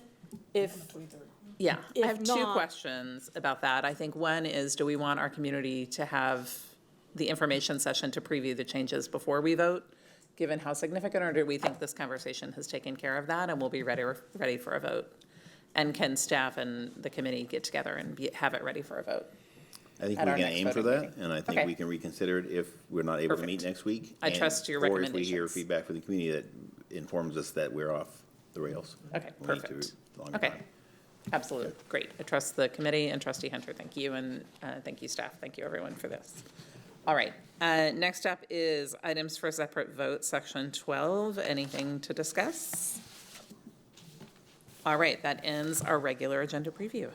Our next item is student achievements. We are going to talk about college, career, and military readiness, our scorecard goal 3, and we're talking about our goal progress measure 3.2, college credit, part of our commitment to discussing student achievement, and we have a presentation on it. And I know we have been through before confirming that our monitoring report is complete. We have, asked the same questions every time. I'm wondering if anyone, I don't think we need to go through them. It's late and we're ready to hear the data. So does anyone have evidence that the elements of an effective monitoring report are not present? All right, thank you all for being here with us tonight. And since everyone agrees the required elements are present, we will turn the floor to Superintendent Segura. All right, thank you, trustees. The team and I will be presenting on the monitoring report. I have joining me Dr. Mary Ann Maxwell, Assistant Superintendent of Academics, Tracy Rieger, Senior Executive Director of Academics, Ashley Binnicker, Executive Director of Secondary Outcomes, and Dr. Elizabeth Severance, Director of Advanced Academics. We are discussing goal progress measure 3.2. The goal 3 that it's tied to is CCMR, which states the percent of annual graduates who demonstrate CCMR by meeting TSI criteria in at least one of the following items: earning an associate's degree concurrent with graduation, enrolling in a post-secondary institution following graduation, earning an industry-based certification, or earning a level 1 or level 2 certificate will increase from 43.7% for the class of 2022 to 54.6% in the class of 2027. The goal progress measure that was identified by the board stated college credit, the percent of 11th and 12th grade students who are eligible for college credit, which means passing a dual credit on-ramps 3 through 5 on the AP exam or 4 to 7 on the IB exam will increase from 48.2% in June of 2024 to 53.8% by June of 2029. And so one of the things that we do as part of these reports is to give an evaluation of progress. As a superintendent, I do believe we are on track regarding goal progress measure 3.2. The 2024-25 end-of-year data demonstrates that all students surpassed the annual target with 50.6% earning eligibility for college credit, which exceeds the 49.3%. There's been a lot of work over the last couple of years to improve our systems, to ensure collaboration, create expectations, and also create opportunities for success. And so with that, I'll hand it over to the team to take us through the remainder of the report.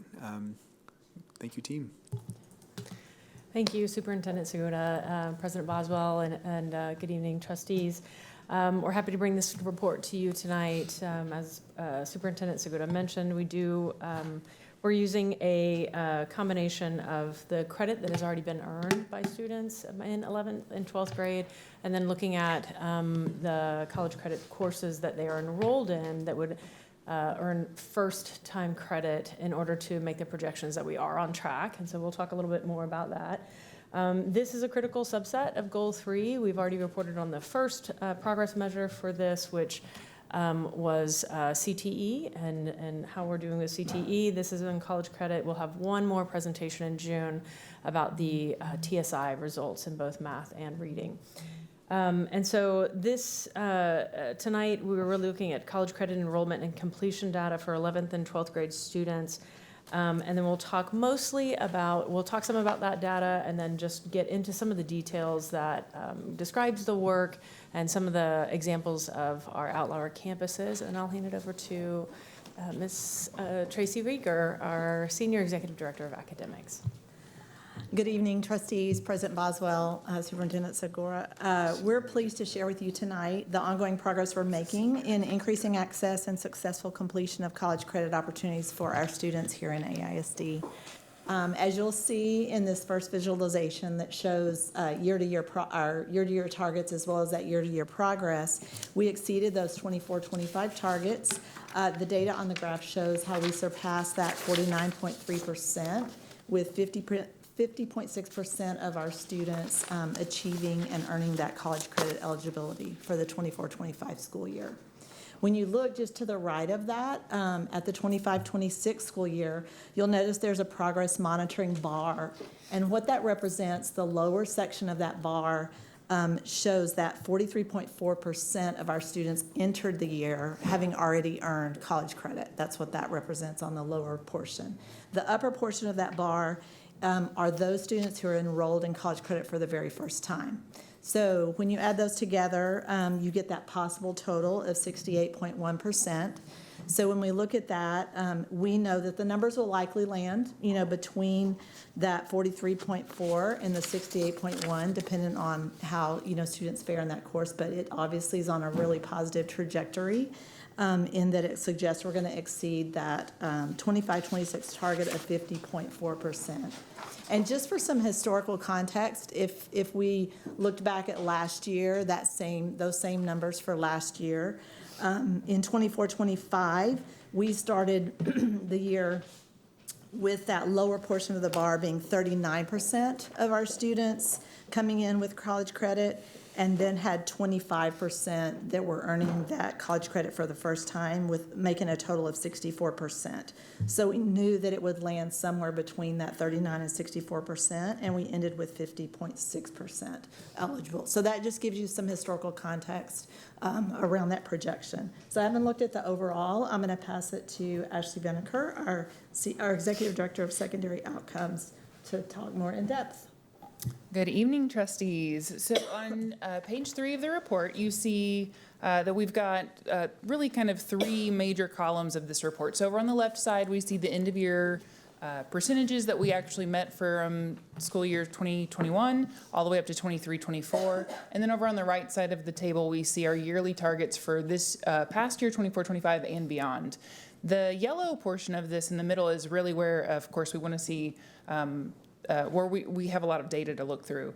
So that first column in the yellow is 24-25. That's really what this report is based on, everything that we achieved last year. So last year, we exceeded our 49.3 target by meeting 50.6, which is great news. But what I love even more is that our team and, of course, Dr. Brown has gone a step further to give us some progress monitoring data in a broken down form here. So that first column under progress monitoring is previous credit. So you can see for our current enrollees, we have 43.4, but it also breaks it down by student group below that. So, and of course, our 24.7 are in that first course where they could earn college credit with a possible total of 68.1%.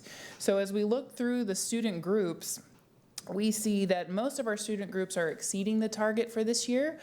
Specifically, our students who are Asian, of 2 or more races, or white are really performing well, especially against the all-student number.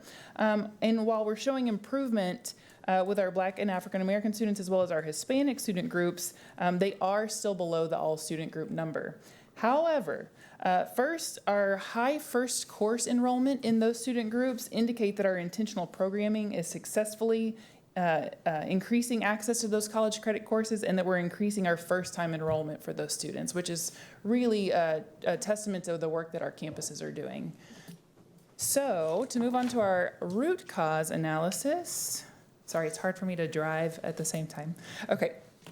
So looking at our root cause analysis for GPM 3.2, it really centers around two systemic pillars. The first of which is our primary focus in ensuring that our students are going to be successful in our college credit programming. The way we do that is our campus level strategy is that we're focused on TSI skills in the classroom so that they're learning that. We're being intentional with that, embedding it in those core classes such as Algebra 2 and English 3 to make sure that when they're taking the TSI or the SAT or ACT that they're doing that at an advantageous time to prepare them for those college courses. The second of which we've mentioned many times from this table, is that the universal course sheet has really set our students up with the options available to them in college course programming. And our ultimate goal is to ensure that our families and our students have all of the information. So we know that communication has been something that we always need to improve on. I think we can always improve communication, but we want to ensure that they have not only the options available to them, but they know the great things that can come from those options and the steps to get enrolled and be successful in those. And so Dr. Sev is going to take us through our campus outliers. Thank you, and good evening, thank you. So I get the fun job of describing some of the great things that our campuses are doing specifically. So this is summarizing from our board report, but there's also in the board docs, there is an appendix specifically outlining information about Navarro, Ann Richards School, as well as Crockett Early College High School, and also Eastside Early College High School. So I'm going to kind of summarize from those pieces. So one thing that we see across all of those campuses is really building a high-achieving college culture and programming. So for example, at Ann Richards, they really have a program by design where students specifically have a strong AP curriculum. So it is a clear expectation as part of the curriculum and programming on campus. As well as one of the other pieces is Eastside has also been growing those advanced courses. So just we wanted to emphasize that it's not just at one school. All schools are sort of trying to be more intentional about what courses they're offering. Part of this does stem from the universal choice sheet, but also just wanting to highlight Eastside building in and adding AP courses. And so really trying to add opportunity to those students. In addition to adding that opportunity, they're also really working on how they're providing access and support to students while they're in the course. So for example, at Navarro, they've worked really closely and have a lot of dual credit adjunct professors. So their high school teachers are the dual credit teacher. And so that partnership has really helped them be more successful in earning college credit on campus. As well as Crockett has Avid National Demo status, and so that focus on rigor and college readiness has really helped set them apart and making sure that when they have the choice to offer an advanced course or a college level course, they're going to choose to offer the college level course just to make sure students have that opportunity.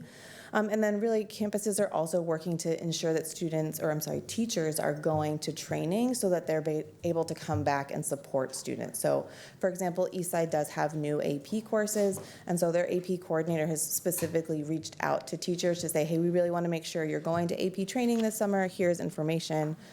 This is how you would sign up. And so really making sure that we are also supporting those new to AP teachers so that we're also supporting the teachers who are then able to support the students. And then also just the continuous improvement and expanding pathways. So we've talked about expanding the AP pathways. They've also been able to, Eastside has a ACC, bless you, dual credit career academy at Eastview that has also been able to increase their dual credit options. And then Navarro also has a dual credit technical CTE dual credit. And so again, as they're expanding these opportunities, you can also see their increases in the students that are earning college credit at those campuses. And then I will turn it back over to Dr. Maxwell for some of our next steps. Thank you. So next steps, and I think we're doing some more things, but as well next steps, and some of it has to do with these college and career advisory meetings that we're having on campuses and really having opportunities to sit down with the whole team and talk about what's happening, talking about their strategies and what's working, what's not working, and how our teams can support. So that's definitely part of it. We want to leverage that ACC crosswalk expansion to really make sure that students are aware and taking courses that are going to count for those credits. One of the things mentioned too, also at Eastside, I just want to call that out.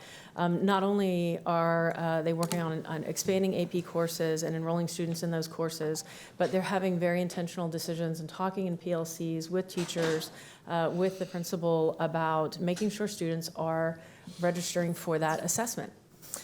So they actually have the opportunity to earn that credit through the assessment, and then supporting them in the classroom to be able to be successful on the assessment. Definitely want to continue to deepen our instructional quality through professional learning. I know Dr. Severance definitely mentioned this, but we want to make sure that we are being very aware and using training records and historical records to see which trainings teachers have had, and then reaching out specifically to those teachers to target like new teachers that are coming in, and also really to leverage the knowledge of teachers that have been teaching, say, AP courses, for example, for many years, to build resources, to come in and work with our teams and build resources and intentional things in the curriculum that really support the learning in the classroom. So it's one way we definitely want to leverage professional development and training. And then early course request review. So we're working on that this year. So we're starting initial early reviews. Of course, that is in partnership with us and with our counselors to see where students are and really guide them towards appropriate college credit pathways. Aligning those with our choice sheets, but making sure they really understand that and everyone is on the same page for that pathway for the student, so that this is an option for them to earn that status through college credit and to really be able to benefit from those courses. And that is the end of our presentation, and we would like to open it up for questions from the board. Excellent, thank you. Who has the first question?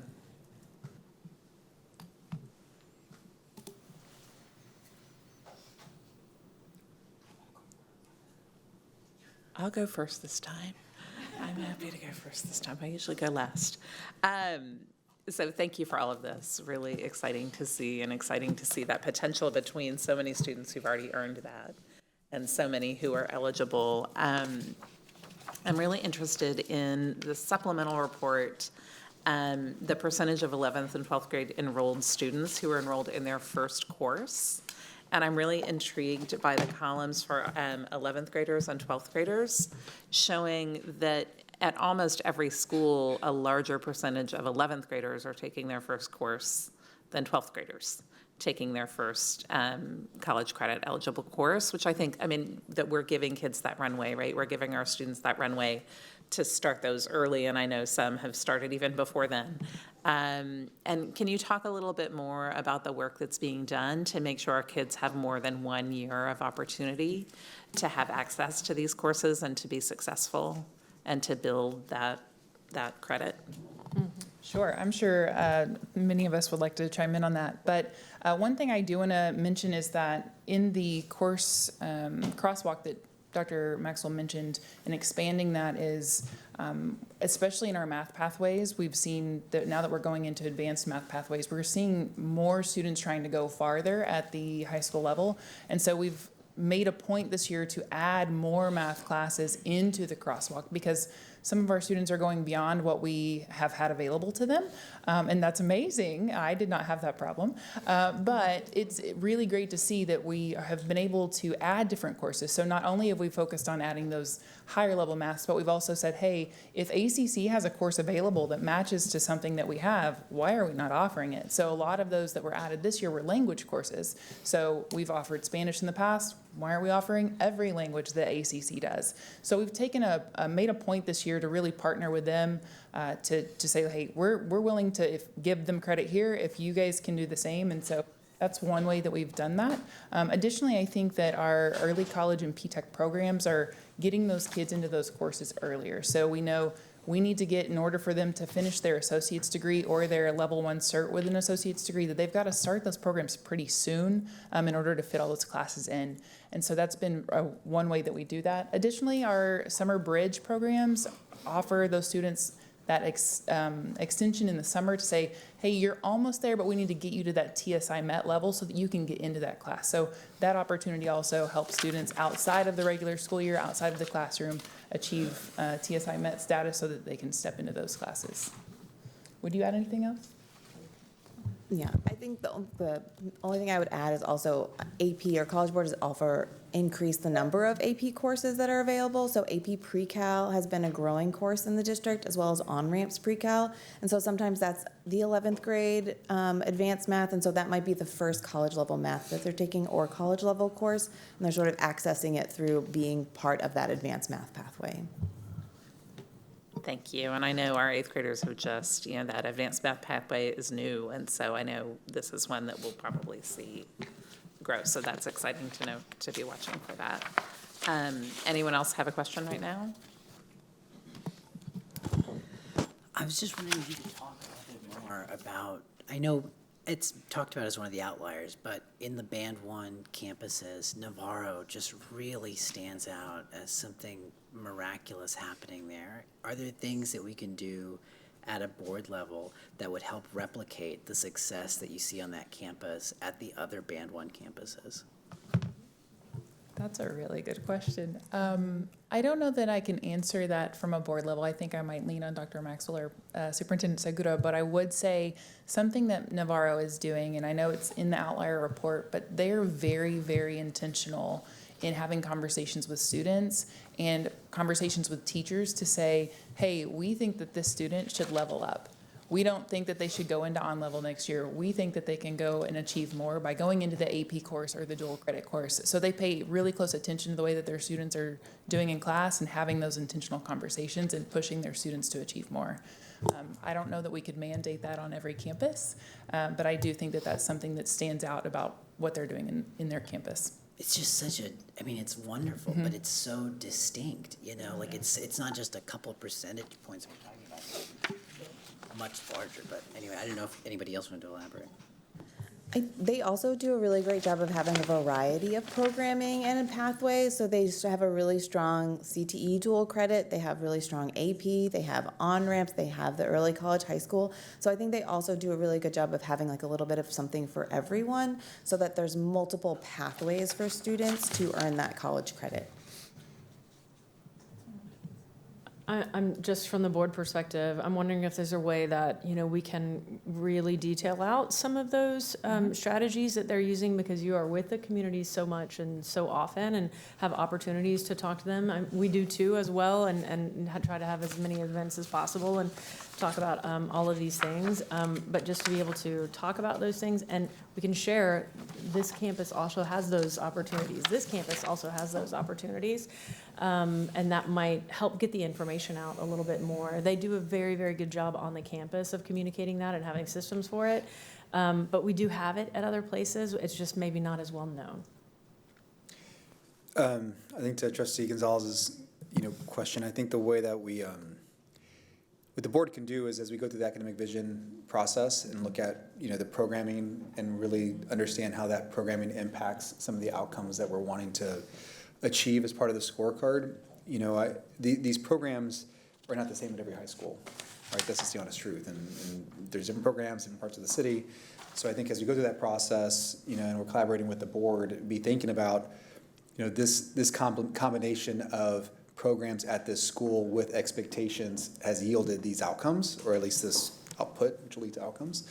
And what changes would you need to do elsewhere as we look at programming to get to that, to that type of result. And there's also an expense associated with it, right? And there's complexity around creating the pathways and how do the middle schools play into it. So there's just a lot that goes into it. But that is where I think the board can really kind of lean into that work, and that's coming around the corner. So If there's anything, what's coming to my mind is the joint subcommittee work.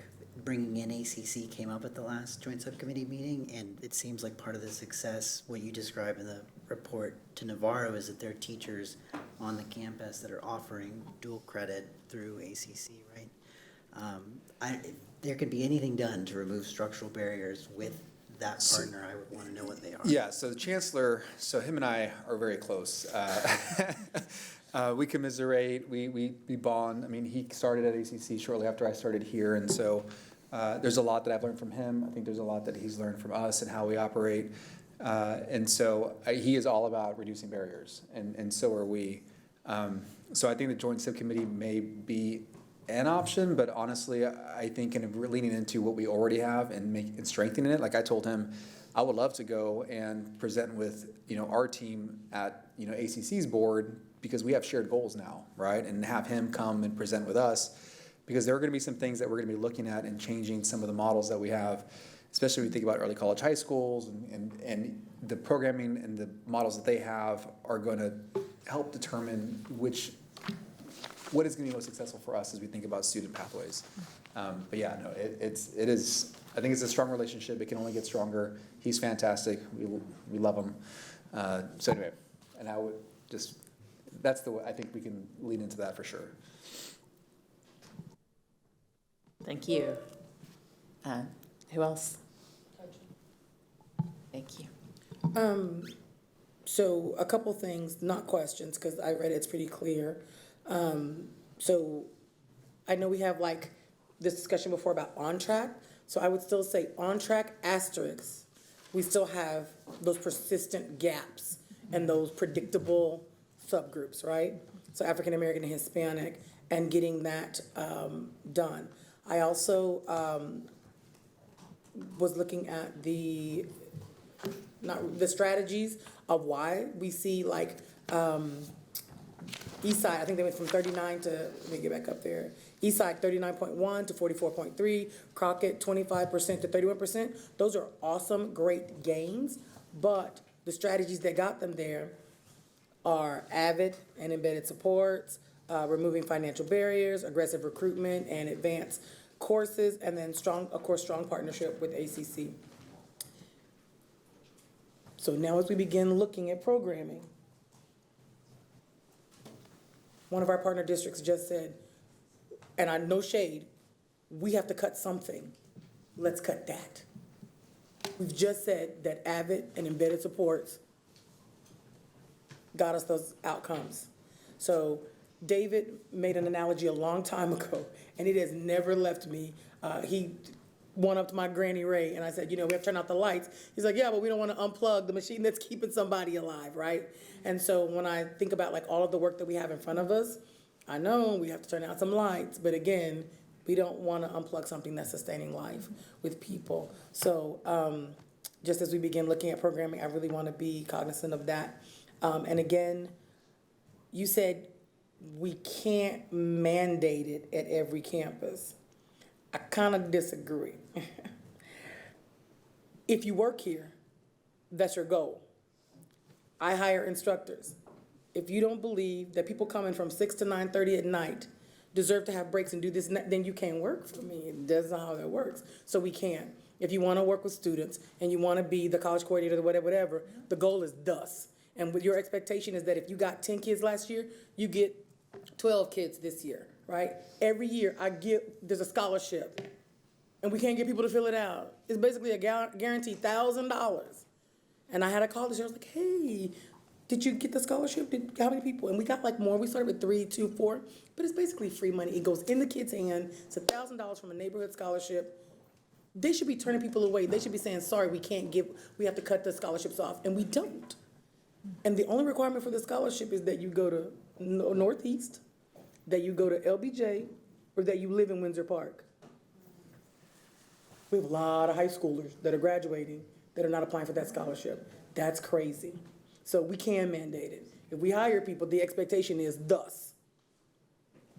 Yeah, I was actually going to say that. I was going to use expectation versus mandate, but yes, I agree with you. Well, that's part of our baseline academic program. I mean, as we do that's the whole point of the academic vision, is for us to determine what is required, what can any parent or guardian expect at any school in our district. Yes, and I think also to Trustee Hunter's point, if someone is not creating those expectations and we observe that, right, I think there needs to be recognition that needs to change, right? Like, that's not acceptable. And that is not a standard that AISD has always had.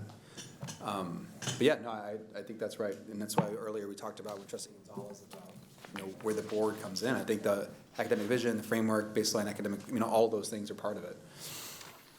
I think too, one of the great things, we have quarterly CCMR meetings on all the campuses, and one of the great takeaways of each of those is what's really working well on each campus, because we can take it into different meetings. So for example, some of our campuses may require this to get an off period, and not all campuses do, but when that campus hears that, they feel better about doing that.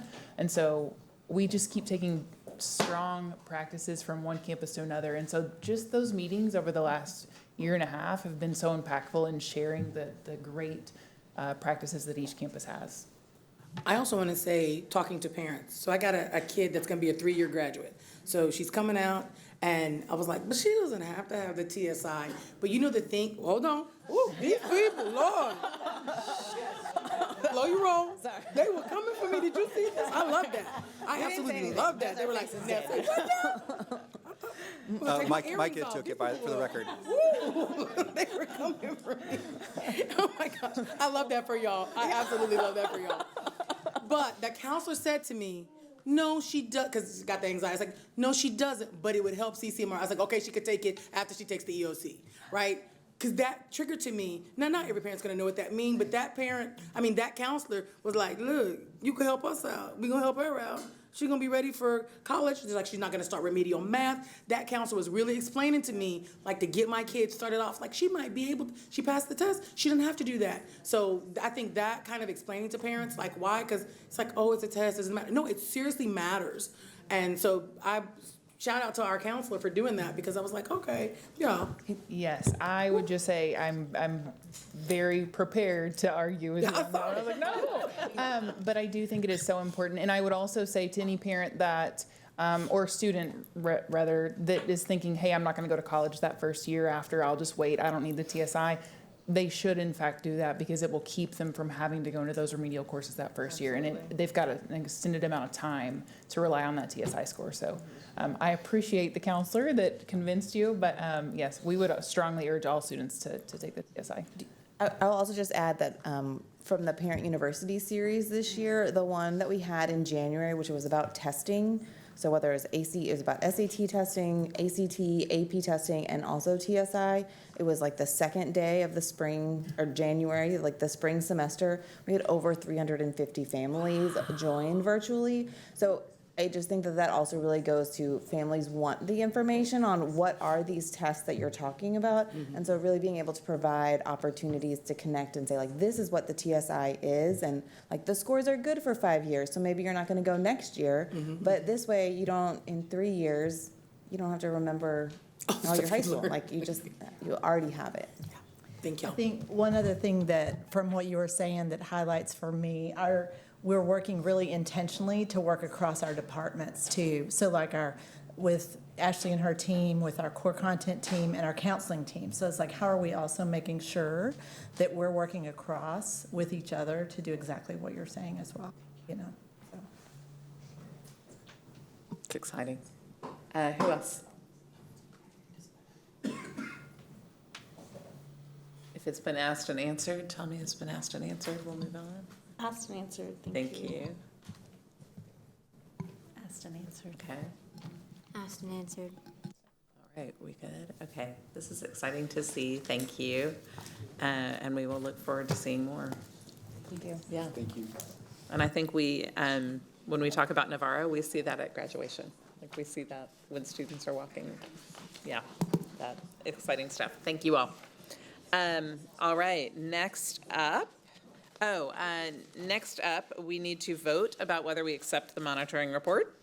As a point of clarity, we're voting to accept this report as a formal acknowledgement that we had a satisfactory conversation with the superintendent and have a deeper understanding about how the current reality for students lines up with our vision for them. Do I have a motion to accept the monitoring report? Yes, I move to accept the monitoring report. Thank you. Is there a second? Second. Thank you. Any discussion? All right, having a motion by Vice President Gonzalez, a second by Trustee Quintana to accept the monitoring report. All in favor, please raise your right hand. And the motion passes by all on the dais. Thank you. And now we are ready, and thank you all for being here. Next, we have a presentation about our scorecard constraint number 1. And our our constraint progress measure 1.2. This is about exclusionary discipline actions.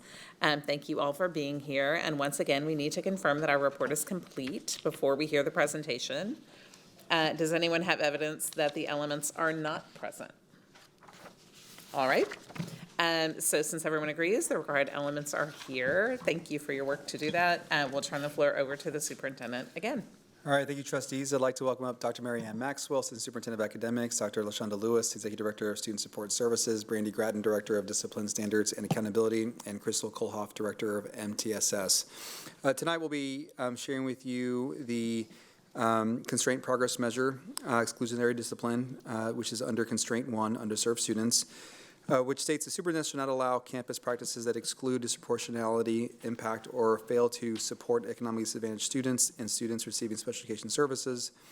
Constraint progress measure 1.2, the discretionary exclusionary discipline actions, which include ISS, OSS, or other removal, assigned to students identified as economically disadvantaged over total disciplinary actions will decrease from 79.2% in August 2024 to 67% in August 2029.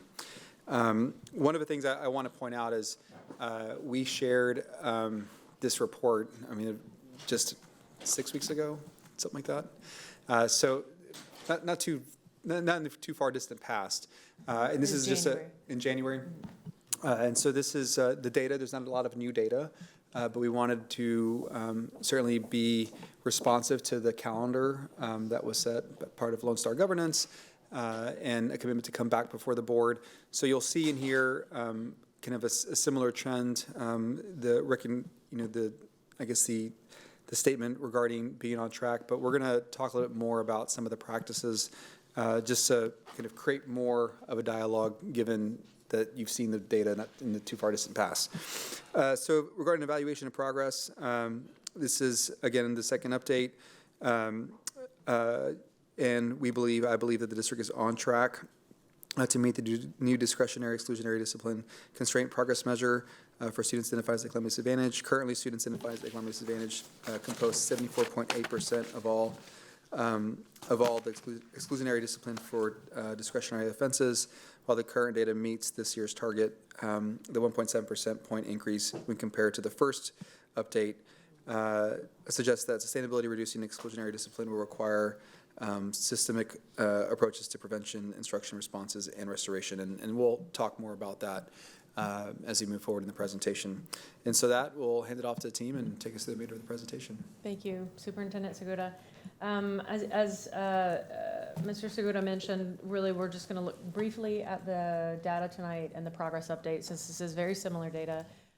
Very small change to it. It was a slight increase, but we're still under our target for this year, which is the goal, and want to continue to try to decrease that percentage. And so we're just going to spend most of our time talking tonight about the strategies and give some real examples of what that looks like, and also talk a little bit about not just the kind of processes that we have and the collaboration that we have as departments. And we're happy to welcome Crystal Kohlhoff with us for this presentation, who was not with us last time as the director of MTSS, because there is so much work that happens both proactively with what we do through the MTSS process, and proactively what we do with campuses, teachers, and administrators through the discipline office and through other offices. So we're happy to have her join our team tonight and talk about some of those specifics of what we're doing with teachers and what we're seeing happen in the classrooms,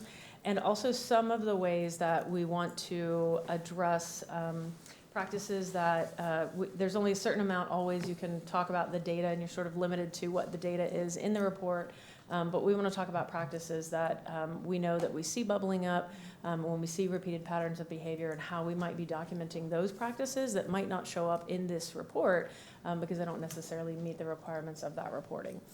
So we'll talk a little bit about all of those things tonight, and I'll hand it over to Dr. Lewis to kick us off with progress monitoring. All right, thank you so much, and good evening. I know it's been a long day, but I think we're almost there. So thank you, Dr. Maxwell. Good evening, trustees and Segura. So really, I'm here tonight to really just give you a kind of a high-level overview of some of the data that are Brandy and Crystal will be presenting tonight. As mentioned, we are on track to meet our goal for this school year. We are sitting at a 74.8% exclusionary discipline rate. When we go down into the data just a little bit more, we will see that we are also on track for some of our student groups as well to meet the goal for this school year. Looking towards some of the information that Dr. Maxwell was mentioning and how our students and how our campuses are working with our teams to really enhance the work and decrease the exclusionary data. We know that our campus administrators are working to keep our students in our classrooms, which is extremely important because that helps our students be engaged. That helps when we talk about our academic data that we just heard, that helps our students to enhance their academic skills. And they're doing this by looking at alternative ways to respond to the disciplinary actions that our students are having in their classes. Two of the schools that I want to highlight with this are Travis Early College High School and Dobie Middle School. And some of the things that they're doing are being explicit and intentional with not only teaching their expectations, but being sure that they're following back up with their students and their staff on what those expectations are. They're also being very intentional with connecting our students to trusted adults on the campus. And this definitely helps our students to foster a sense of belonging, that helps them feel more safe on their campus, and that also helps them to make better decisions because they have that person that they are connected to on the campus as well. We have implemented Character Strong across all of our campuses. This is not new to this school year, but what we have seen is that for our campuses where we have seen a reduction in discipline rates, we have seen a increase in the use of Character Strong. So 82% of our campuses where we have seen reduction in discipline rates, we have seen a strong implementation into Character Strong lessons, which definitely helps out our Tier 1 systems for our students, which then enhances, again, that trust and sense of belonging for our students on our campuses. So these are just a few areas that I wanted to highlight for you. And so at this time, I'm going to turn it over to Brandy, who's going to give us a deeper dive into some of the progress. And then Crystal's going to help us review our next steps. Thank you, doctors, and good evening, trustees, president, and superintendent. It's good to see you all this evening. So I'm going to start on page 2 of the report and just speak to that progress monitoring data, that line graph that we see. I just want to speak to something very quickly that could just help us contextualize the difference in those two bar graphs that we see there. And so first and foremost, our progress monitoring data depicts our discipline rate percentage for students identified as economically disadvantaged historically, so we can see all the way back to school year 2021, and then also our future targets. But it also includes those orange and yellow bar graphs comparing our first and second report. And granted, we were just here just a few weeks back, but as you can see in our most current report, our discipline rate for our economically disadvantaged student group increased 1.7 percentage points. It is absolutely critical for us to keep in mind that that particular timeline encompassed 2 significant breaks, Thanksgiving and winter break. Why is that important? Because many of us know and see that breaks from school often have increases in discipline offenses, but also discipline actions as well, because there's an interruption to school routines. There are pauses to those positive relationships that are built within the school campus, and just those increased stressors typically around those times for a lot of people, but especially for us as young folks, and for those that serve them. So during those times, they can play a particular role in discipline. So that 1.7 percentage increase, I wanted to give some time frame context regarding that. Now, let's move to page 3. Although I want to speak to this, especially because in our last session, in our last report, you all had some really strong questions that I want to make sure that we circle back to see, for you all to see how we've uplifted this in our report. Although the focus for Constraint Progress Measure 1.2 is economically disadvantaged, the annual targets, as you can see, also contain other student groups, and particularly our ethnic groups that are represented in our school district. Our targets represent steadily lowering discipline rates for all groups, but as you can see in those middle sections, we're talking about American Indian, Asian, Black, African American, so on and so forth. And you see those targets that we have certainly this school year, but all the way to 28-29 school year. For this report, based on board feedback, we included the enrollment percentages underneath in that data analysis, as you all can see. That was a question that you all mentioned and some strong statements that you made. So we included that in this report, and it's also additionally included in the appendix as well. But also, I wanted to make sure that we shared that although this progress monitoring report demonstrates that 1.7 percentage point increase, as I shared, we are demonstrating improvement in discipline rates when it comes to our economically disadvantaged student group when we compare it to historical years. So yes, we're on track. I want to underline that point. And then when we look at years past, we're also doing better than what we had before. Further, in this progress monitoring report, we see that some of our student groups, yes, are on target to meet the 25-26 target, while other student groups are not. Now, here's where I want to come back to that was brought up in our last meeting. We see that the CPM, it primarily focuses on the economically disadvantaged. Our discipline office recognizes the complexity of demonstrating this goal for all of our ethnic groups to reduce the discipline rates for all ethnic groups. That's complex to try to demonstrate that in this particular table, because the goal is to keep kids in class, right, and not let discipline get in the way. So that's what we're trying to demonstrate here. That is a complex goal for us to try to represent in this table. So please note that school years 26 and 27, all the way to 28, 29, we do recognize that those targets do not total 100%. We recognize that, and we recognize the complexity of trying to represent those goals inside of this table. But we also recognize that this CPM can be revisited during the summer scorecard revision to address that particular concern that did come up. Now, I want to take us to page 4. We really want to spend some time with the root causes that we're seeing and some compelling root causes that we're seeing. And this is where Crystal and I will come in together, because this is really where our work especially begins to intersect in terms of how we're supporting. So I want to speak to 2 of the root causes that are hurdles for us, not insurmountable by any stretch of the imagination, but hurdles for us as we continue working diligently and collaboratively to address. I'd like to bring your attention, trustees, to this data point. And first and foremost, in the root cause, we know that suspensions are common. And this whole CPM is about how can we reduce and do alternative methods other than suspension, whether that's in school or out of school suspension, because we want students in class every day, all the classes, even the ones that are tough, especially the ones that are tough. So that said, although suspensions are still common, there's something that I want us to see as well. I want us to see how our administrators are responding to those discretionary discipline referrals that are being written. And this, I will say this, these numbers that I'm about to share with you came as a result, again, of some of your strong questions around how are administrators responding to these discipline referrals, and what are some of the reasons why the discipline action rates are going down. You all asked that, and so we want to speak to that. So we had, in between the first day of school all the way to the middle of March, 11,625 discretionary discipline referrals that were written. That's a lot of that's a lot of referrals. That's a lot of processing referrals too. Of those 11,625, 11% resulted in a student being sent home. 14% resulted in a student being assigned in-school suspension. 32% resulted in device warnings as impacted by recent legislation that we're all very much aware of, especially around the personal communication devices. 43% resulted in other actions ranging from restorative practices, peer mediation, referrals to counselors, LMHPs, CIS, other mental health supports, conferences, and detentions. So overwhelmingly, we see administrators responding with supports and services where students are still on campus and having access to those supports and services. Because sometimes, right, it's easy, when we talk about exclusionary discipline, for all the referrals that are written, it's easy to think that every time a referral is written, the first thing that administrators may be thinking is, how do I send them home?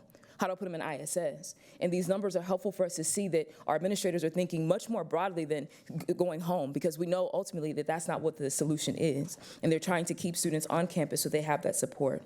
So here's what we learned when we took a look at these numbers in this way. And again, in response to the strong questions that you asked in our first report. First, although we will continue to work toward reducing suspensions, the overwhelming majority of the time, campus administrators are keeping kids on campus and close to their access for support. The second thing that we recognized was that pulling and archiving this type of data throughout the school year is a system that we need to put in place. as far as I can remember, this is the first time that we've tried to report on ways that these are the various ways that referrals are being responded to in a total, as opposed to only looking at the things that result in ISS or homeschool suspension or removal to the DAEP. So this is something that we're working to put inside of our system to pull and archive this type of data throughout the school year. This is especially important as we move forward, especially as this is our baseline year for this particular CPM.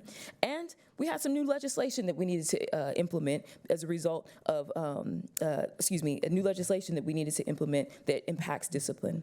At this time, I'll turn it over to Crystal to share a little bit more around the data that we're seeing.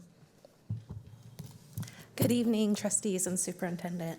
One thing I want to share right now is kind of our current practices, curriculum, and supports that we have provided to campuses. So for the 25-26 school year, this began our full implementation of our behavior curriculum through Character Strong. This includes comprehensive Tier 1, Tier 2, and Tier 3.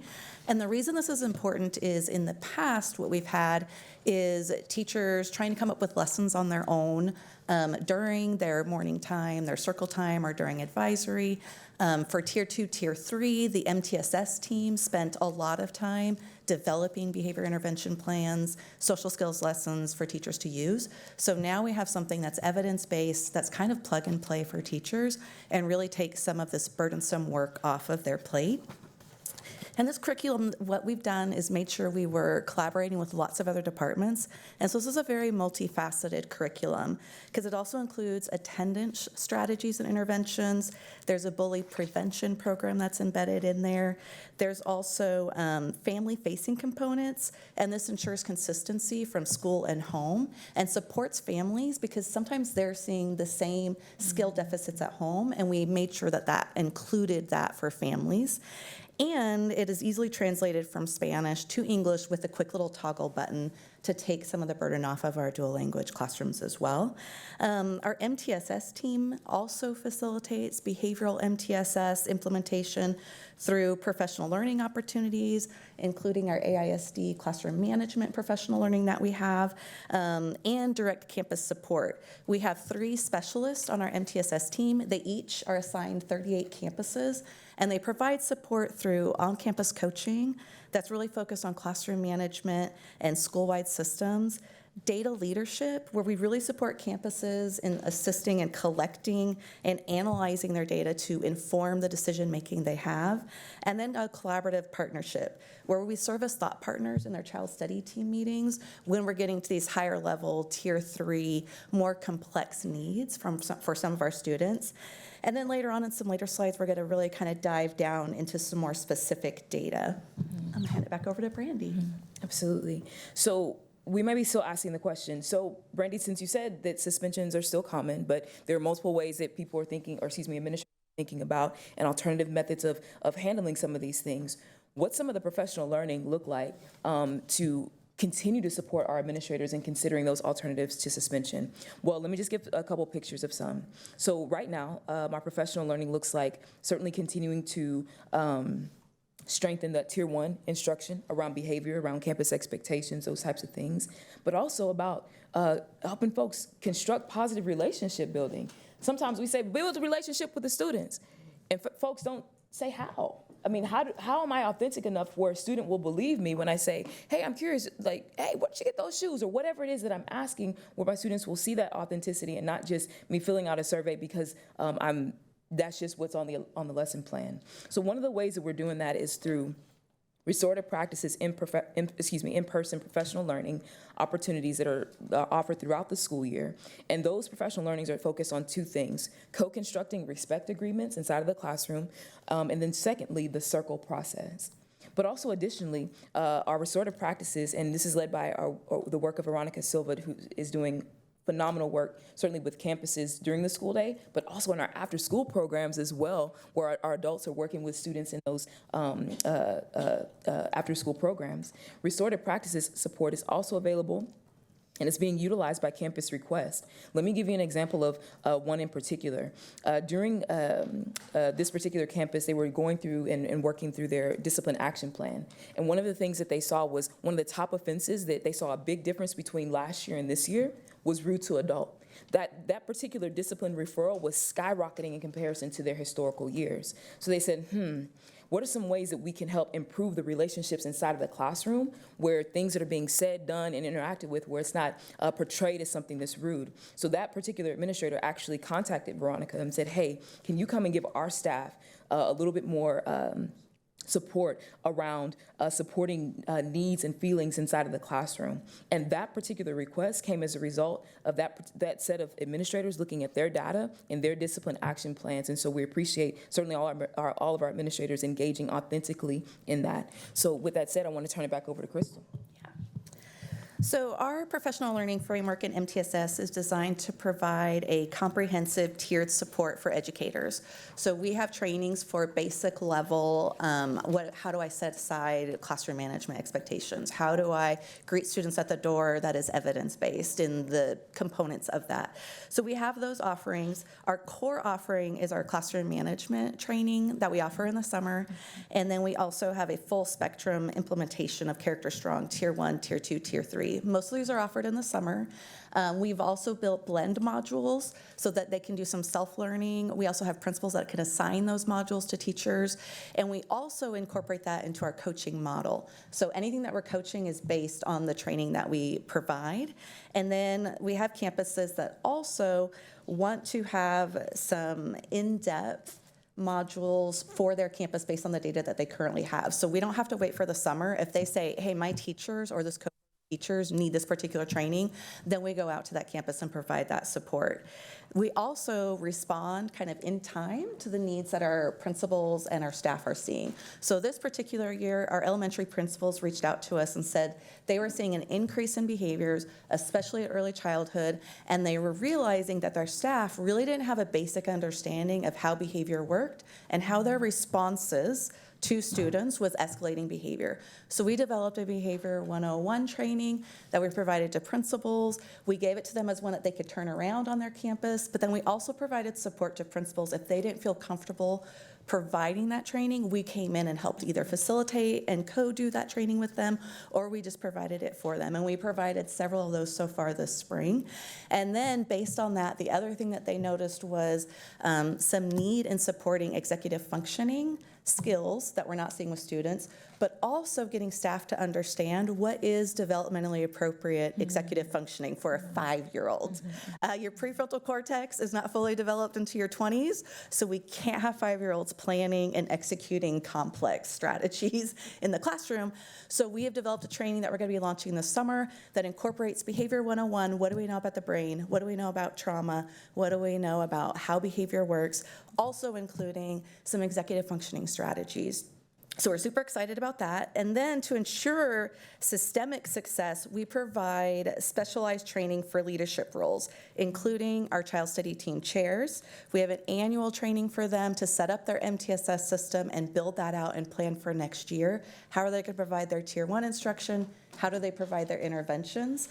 And then we also provide just-in-time learning sessions for our child study team chairs every month, and it's topics that they need in the moment or subjects that they really want support with based on feedback that they give us.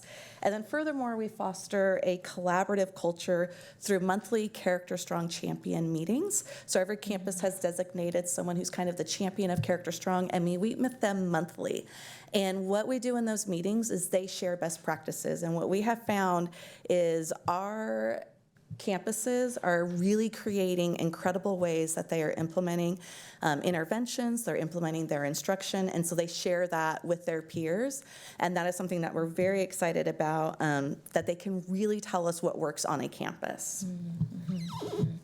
So I mentioned at the beginning that we were going to talk about 2 root causes. That was the first one. Second one that is a hurdle and a much shorter one is something that we're working toward is right now, we don't have an integrated reporting system that provides overall and offense level data and longitudinally for our administrators. So that's something that we're working toward. And the way that we're doing that as a discipline office is that certainly we collaborate with our campus administrators informally, and that's just through the day-to-day conversations, but also formally, we do annual middle of the year meetings, particularly with our secondary schools. And so we're able to gather what they want from their data that they'd like to see. Secondly, our office is also collaborating with data analytics and information systems to develop and refine our reporting systems. And we do that, the way that it looks is that we meet with those teams and we work together to design what we need those data reports to look like. And it's been informed by campus administrators. That said, I want to take us to our two compelling observations in our outliers on page 5, bottom of page 4, and goes into also page 5. And so, as we know that this is our first year for this particular constraint progress measure, and full implementation of Character Strong curriculum. And we wanted to begin the process of reviewing potential correlations between implementation of Character Strong, but also discipline action rates. And so that's what compelled us to take a look at how campuses are utilizing it, and then where they are when it came to discipline action rates for their economically disadvantaged student group. So in taking a look at this, we actually pulled some data for December and January, and we took a look at how those two things correlated.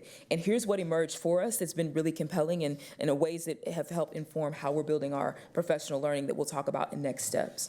So what we first saw is that campuses that increased discipline action rates for their student group identified as economically disadvantaged did an average of 193 sessions in Character Strong at 91 hours and 28 minutes. However, our campuses that either decreased their discipline action rates or stayed the same with their student group that's identified as economically disadvantaged did on average 220 sessions of Character Strong at 142 hours invested. And so that was really compelling for us to take a look at and to see some pretty distinct differences for our campuses that had different experiences with those discipline action rates. I'll turn it over to Kohoff to talk a little bit more about that. Yeah, so our Tier 1 curriculum framework is designed around efficiency but high levels of impact. So it's structured as a weekly 30-minute lesson that teachers teach in their classroom, and to ensure maximum efficacy of this is we recommend standardizing a campus-wide approach where every classroom teacher is implementing the lesson. So then the teacher understands what the lesson is, and then they can supplement that and make sure students are kind of engaging with that throughout the week. And to monitor the health of our rollout, we utilize a centralized database that looks at two components. The first one is lesson completion rate, and this is a quantitative kind of confirmation that the lesson was given. And then we have an engagement metric, which measures how long teachers are actually in the platform. So when our data was actually pulled for this report, if teachers had done a lesson a week, that would be 26 lessons, and then we can multiply that by about 30 minutes to know if they actually completed that lesson. So that's where we kind of got the math of where we should see kind of some moderate levels of implementation. And while these metrics provide kind of a preliminary estimate of implementation fidelity, the qualitative feedback that we receive in the field is even more compelling. We have a huge number of elementary campuses that have really strong implementation, and they are reporting to us in our monthly meetings high levels of student enthusiasm, especially for the storytelling and the music. They report that students are singing the songs on the playground. Parents are coming back to the school saying, what is this song that they're talking about with friendship? And so we're sending playlists home for families. There's also literature that are tied to the lessons, and it's really contributing to a more pleasant and cohesive school environment reported by both students and teachers. Then we have a correlation with classroom management. When we're analyzing the data at the teacher level, we're really seeing that administrators are identifying, they're seeing a significant correlation between consistent curriculum usage and enhanced classroom management. So educators who are engaging deeply with the curriculum are reporting lower frequencies of disruptions in the classroom. They're saying there's more effective interpersonal dynamics within the classroom amongst the adults and the students and also amongst the peers. And there's a higher overall satisfaction with the available resources. So the staff that are actually engaging with it are reporting back to us how much they enjoy the curriculum and how easy it is to implement. And several of our campuses are currently excelling at systematizing this across their campus, and they're putting it into their core school culture. And one of those, most notably, is I want to highlight Bowie High School. They have earned national recognition for the exemplary work that they're doing. The Character Strong team actually came last month to film a feature and podcast, and the production crew reached out to me and noted that the participation of students and the teacher facilitation were among the most engaging they've ever witnessed nationwide at a high school. And so we can look forward to sharing this segment with you when it becomes available with the broader community. But it's just one thing that we're seeing is what they're taking. And what Bowie did was they didn't start implementing till January of last year. They came in middle of the year, wanted to launch it because they heard good things from their feeder middle schools. So they launched mid-year, and then they went back and surveyed the students about how the students were doing with the lessons. And the lessons that they said they were receiving were great, but they actually wanted it outside of the classes that they saw their other peers regularly. They wanted it to be during an advisory time where they mixed with students that weren't following the same track of academic classes. And that gave them a broader group of students that they were interacting with. And the other thing that was great was when they were getting filmed at Bowie High School, we witnessed some students come out and they were like, oh, I heard you were getting filmed in the classroom, what was going on? And they were talking about the lessons outside of the classroom. And it was a group of seniors just talking about what they were talking about respect and what that meant, and they're taking it outside of the classroom on their own. And so we're super excited about that. And with our data regarding student outcomes, even though it is preliminary, the trend is overwhelmingly positive. We've observed that campuses seeing the most significant decreases in referral numbers share one of two common traits. One, high fidelity with consistent implementation of Tier 1 curriculum, or we're seeing campuses that have high fidelity of implementing their MTSS systems with interventions and that collaborative problem solving. So what that's showing us and what we're really excited about is if we could combine this proactive Tier 1 core instruction along with this robust MTSS, we really are going to be able to see some transformative shift in both school climate and student success. Absolutely. So as we close this part about the outliers that we're seeing, although we're still very early in reviewing the correlation between these two data points, we recognize, especially this baseline year, that we can continue building and refining our data reporting and review systems. So all this that's been said, what are our next steps? What we've seen, excuse me, I'm sorry, I got too far on my notes. Let me take a step back. Our campus outliers, so not quite at next steps, I got really excited. So for our campus outliers, and that should be, yes, we're right at the bottom of that page, fantastic. For our campus outliers that are demonstrating those lower discipline rates for their economically disadvantaged student group, when they're compared to campuses with similar enrollment profiles, there are a few things that are emerging, and these are coming from conversations with those particular campus leaders. And there are three things particularly. Number one, an emphasis on teaching and rehearsing Tier 1 campus-wide expectations, particularly at strategic points of the school year. Second, an emphasis on continued training, coaching, and support, particularly around, interestingly enough, and it doesn't come as a surprise, de-escalation and how staff communicate with students, especially in those disciplinary situations. And lastly, an emphasis on intentionally connecting students with trusted staff and campus partners. I'm going to quote one of our outlier campus leaders because I think she captured it best. She said, Brandy, the mission is connection. The most effective tool in any school isn't a program, it's not a policy, it's not a curriculum, it's a person. The number one predictor of whether a student becomes resilient is not socioeconomic status, it's not test scores, it's not even trauma history. The top factor is a charismatic, caring adult. Someone who steps into a student's life and makes a connection. Someone who listens, encourages, believes in them, shows up consistently, especially when that student is going through it. At our school, our homeroom meets daily for 30 minutes. All of our campus cultural and character programming is through strategic homeroom scheduling. A charismatic adult is that individual that exudes warmth, strength, and empathy. These are the teachers and the staff who see beyond the behavior. These are the coaches who call out potential. These are the counselors who offer a safe place to land. It's all about connection. Now, if that don't get you going and ready to keep doing this work, I don't know what will, but I think she said it best and she captured it. So now, what are our next steps? We're going to highlight a few. There are a number that are listed on the report. First, we're integrating in our campus discipline action plans structured opportunities for leadership teams to reflect on campus systems. And that looks like particularly identifying top behavior concerns and then what campus systems they plan to revisit or review to help improve that particular data point. And now I'll turn it over to Crystal to talk a little bit more about those our next steps related to Character Strong and continuing to improve that Tier 1 instruction. Yeah, so some of the work that we engage in is really cross-departmental. So we work with the discipline office and we meet regularly to look at that data, look at our campuses to see who's kind of like starting to inch up with their discipline. And we analyze it down to our students that have the most referrals, our teachers writing the most referrals, and also what those referrals are. And then that allows us to drive conversations with the campus. We also meet regularly with the special education department to look at patterns there. And if we're starting to see school-wide issues or classroom issues, or a Tier 1 issue, how can we come in and support?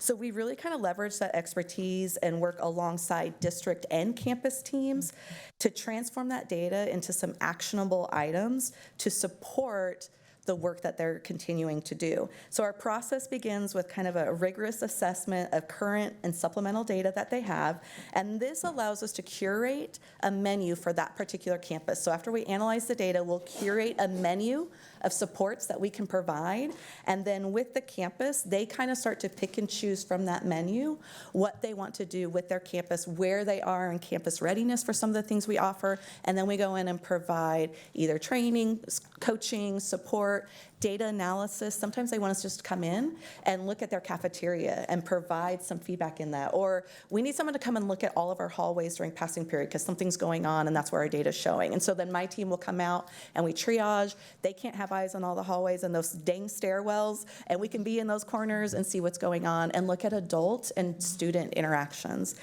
So that's one thing that we do. And then we really want to co-design that approach with campus stakeholders so that every solution is relevant to their community and is going to be effective for what they need based on the data.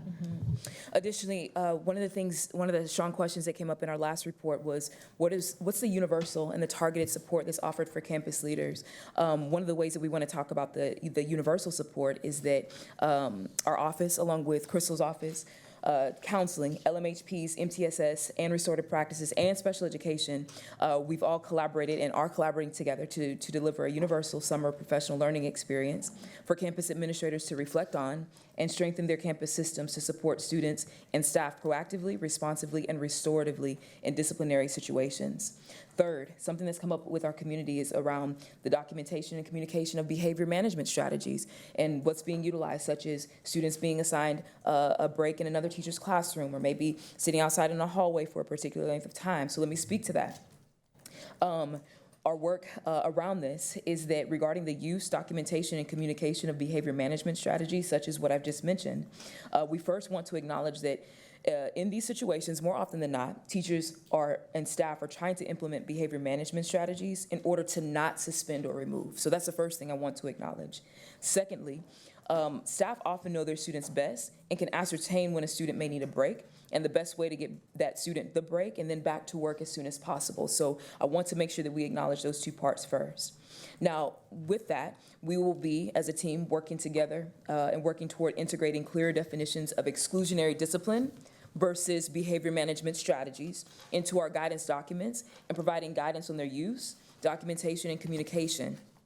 This work will begin this summer as we gather feedback from administrators and review some of our resources from Region 13, especially around a positive school culture, and from Character Strong curriculum as well. So now I'll turn it over to Crystal to talk a little bit more about those preliminary ideas regarding documentation and communication. Yeah, so when we're talking about in regards to, this is my strategy, is I'm going to give a student a break and they're going to sit in the neighbor's classroom or maybe they take a break in a hallway. What we're missing is some of that documentation piece. And so we also realize that we have a lot of new staff in the district. And so we're going to kind of reintroduce and remind staff of service tracking within ECST. That empowers campuses with a more robust documentation tool. This feature is specifically designed to capture non-intervention responses to student needs. So this is we can document temporary classroom breaks, and it allows us to monitor behavioral data before formal intervention is required. So when documentation reveals a consistent pattern, then this can serve as a data-driven trigger for us to bring the student to a child study team meeting to investigate further, why are we continually giving them classroom breaks? What is the need? What do we need to do to support a student? And then we also do have an intervention for a class break. It's called Class Pass. It's a Tier 2 intervention. However, for it to be an intervention, there are kind of some guardrails of duration, frequency, of how many times we can do a class break. And so we just want to make sure that they're responding to students, but then documenting in a way that's not burdensome to the teacher, but allows us to start tracking what's going on so we can address some of those needs that we have with our students. So the other piece that we're going to have is making sure that we provide Tier 1 instructional behavior training. And that's really going to be kind of giving that why of behavior. And hopefully that will start to train our teachers to understand the pros and cons of doing a class break or sending a teacher to a room next door. What is that actually doing towards behavior? And is that the most effective strategy we have in the moment? And try to give them something else in their toolkit so they're not relying on that one strategy that we tend to see. Mm-hmm. So lastly, as we conclude, what are some of the targeted support plans that we have either are doing and or planned?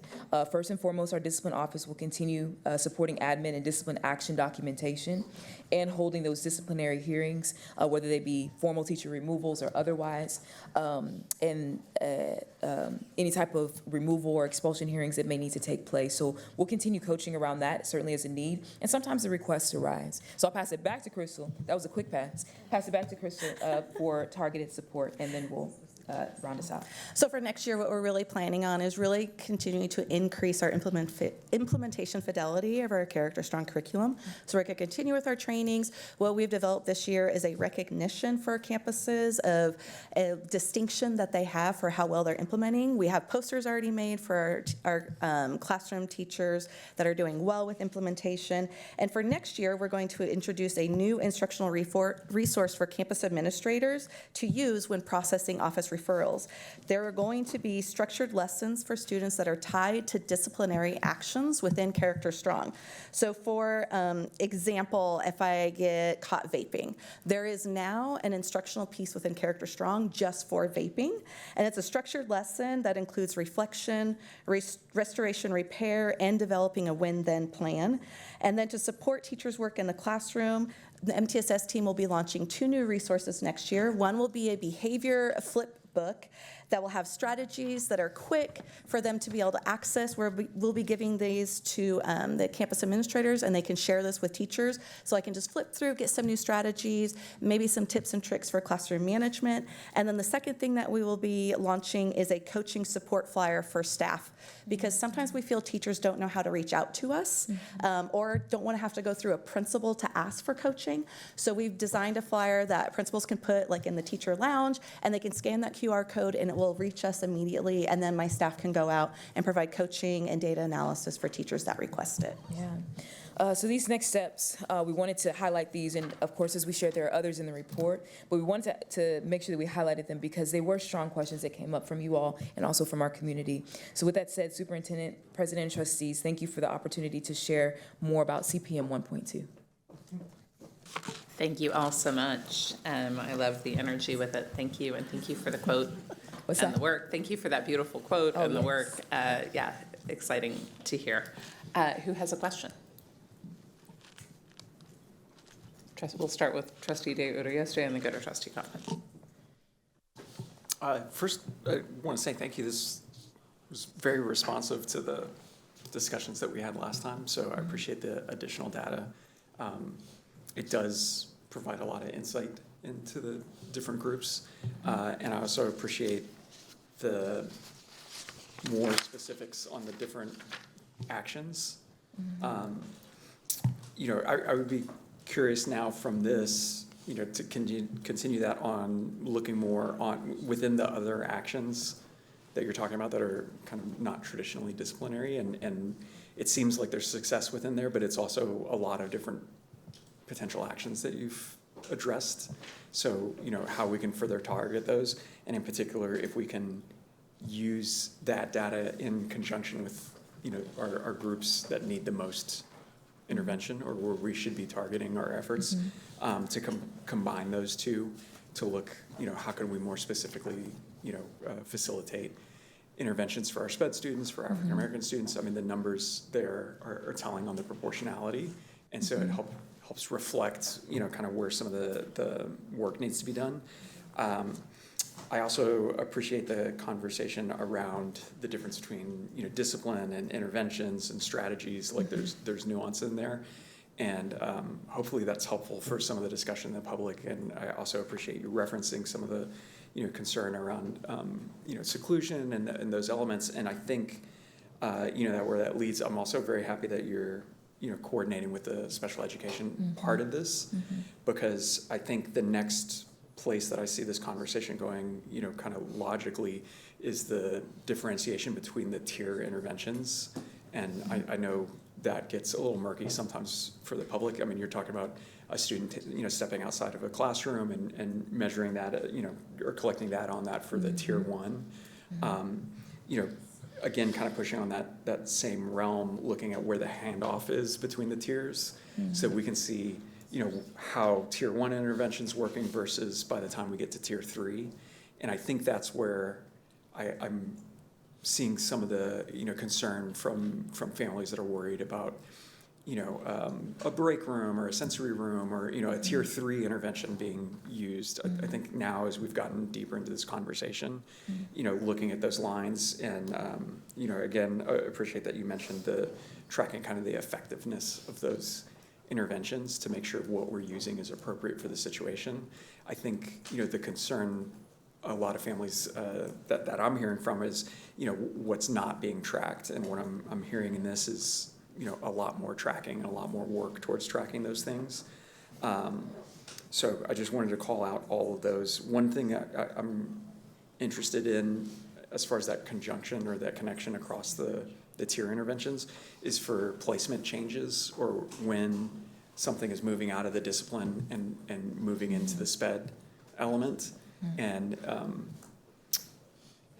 not sure where to frame that, but so that we can be cognizant of when we're saying, okay, we're not disciplining the student anymore, we've just moved them into SBS, and now they have a self-contained classroom that they have access to, and that's not getting measured as discipline per se, but now the LREs change and that student. So I think that's making sure that that's a very intentional conversation. So those I think are some of the families I'm hearing from are like, I'm getting put into this, exclusionary setting through SPED, and now you're counting it as a discipline win. And I don't know that that's something we're trying to do or intentionally doing, and I think looking at the data in this more detailed way helps differentiate that. Maybe the last thought on that piece is, because when some of these tier interventions aren't working, that is precisely when you proceed to the next tier, right? And that's when you would go through this. So I think the increased attention at the tier one and tier two interventions would logically help that conversation for when you're moving to tier three, because now you can compare it to like groups, and you can say, well, we're doing all these interventions and it's still not working when it has been working on this campus, or it is working across.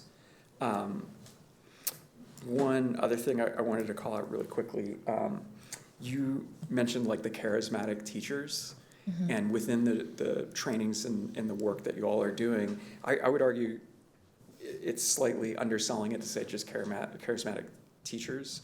What we're talking about is rapport building with students, and that is a pedagogical technique. Like, that's something teachers are supposed to be able to do. And so I'm wondering, can you speak any more to specifically how we're facilitating teachers becoming those charismatic teachers? Yeah, we have that built into a lot of our training. So our classroom management training, the whole first part of our classroom management training is talking about relationship building, trauma-informed practices, and systems that they could put in place that are evidence-based to support that. And then a lot of the interventions that we have at Tier 2 and Tier 3 also kind of go around the idea of how do I present this information and how do I constantly repair relationships? Because generally when we get to tier 2, tier 3, we have strife, right, between students and adults. And so sometimes there's a lot of repairing with relationships. And with our training, we talk a lot about it's not on the student necessarily to always repair those relationships. A lot of it has to do with the adult. And so we do have some strategies. One of our biggest ones is the 2-10 method. It's evidence-based, 2 minutes a day, 10 times in a row of just really making sure that I'm rebuilding that relationship piece. And that's our whole goal, is to make sure that that's in there. And then with the Character Strong curriculum, it's designed very strategically that that's the whole first part of the lessons that they're doing in the classroom. So when our teachers do it in the classroom, the very first part is kind of community agreements, starting to build those relationships, and how do I have healthy conversations in these classrooms. So all of that's designed to kind of put that into place. And then secondly, because we have tiered supports for our staff, we also can come in with our coaching. And so a lot of our coaching, one of the biggest strategies we look at is our interactions between adults and students in the classroom. And so we look at it in terms of, do I pay attention more to the negative things happening in the classroom versus the positive things? And it's a ratio of 5 positive to every 1 negative. And if we start to see that data, our coaching is kind of around that idea of building those relationships and acknowledging students when they're showing us that skillful behavior. And so we have a lot of that embedded into our coaching and professional learning. And then I'll hand it over to Brandy to talk about the restorative practices piece. Yeah, I'll just build on it with 2 sentences. That is the work of our restorative practices. And so one of the things that we reference in terms of how we're trying to, certainly reduce suspensions. And one of the ways that professional learning looks like is through restorative practices that is primarily focusing, yes, on the circle process, but co-constructing those respect agreements inside of the classroom and equipping the folks that are standing in front of 30 sets of eyes on how to do that in authentic ways that the students see, that they respect, and that they're like, you know what, I can get with that. I just want to add to that as well. What you pointed out is true, but it's an assumption that every teacher that comes into the profession should just be good at this, and that's not the case. Sometimes it is a learned skill, and going through a really high quality curriculum helps a teacher learn how to do those things and give certain strategies, tier 1, tier 2, and tier 3. And really, this is one of my don't tell the other directors I said this. This is one of my favorite curriculum because it is so good and so easy to use. And teachers, I've seen this happen in multiple classrooms, and teachers really respond to it, and kids really respond to it. Specifically to the question with the collaboration between MTSS and special education. This is a collaboration we started last year that we're continuing this year. And it has grown because we have more campus level staff, SPED staff on campuses as evaluators, and part of that. And so now when we have CST meetings, those child study team meetings about students that have already been receiving tier 2 and tier 3 interventions, this is both behavioral and academic, if they've been receiving those tier 3 interventions, that special education staff is coming to those meetings now. So those are open conversations about what exactly has been happening with the student. We get good advice on, you could try this too, just to make sure that we are really intensively working with tier 3 interventions, and have to have a very definitive, history and track to know these aren't working. Now we suspect a disability. So that collaboration has been growing and a really important piece of understanding, and not just handing something off, but rather we're all part of that same process. Just the last night I had, how are we managing the balance between consistency versus uniformity in these interventions? Because every teacher is going to do something slightly different, particularly with like de-escalation techniques and things like that, this is really effective work when it's kind of the same approach happening. And so I know you're doing the trainings, you're doing these pieces, but how are we doing the checks to make sure there's consistency in the way that it's being implemented, that it's not different from one place to another that a student goes? Yeah, that's true. And I think, we do have checks. So we have a Character Strong champion, and part of their role on the campus is to really kind of push the work forward. And we have several campuses that have gotten creative in how they monitor that implementation. So we've had one campus, Lamar Middle School, they have 2 teachers that during advisory, they have an off period, and they get to go into classrooms where teachers are providing it and either provide support in the lesson or kind of monitor how it's going. And we also have where campuses have asked us to come in and observe what's going on so they can see what's happening. And then our dashboard really allows us to see what's going on in the classroom for Tier 1. For Tier 2 and Tier 3, what we love about the curriculum is it's very structured lessons. They're 30 minutes. It's very easy for the teachers to do.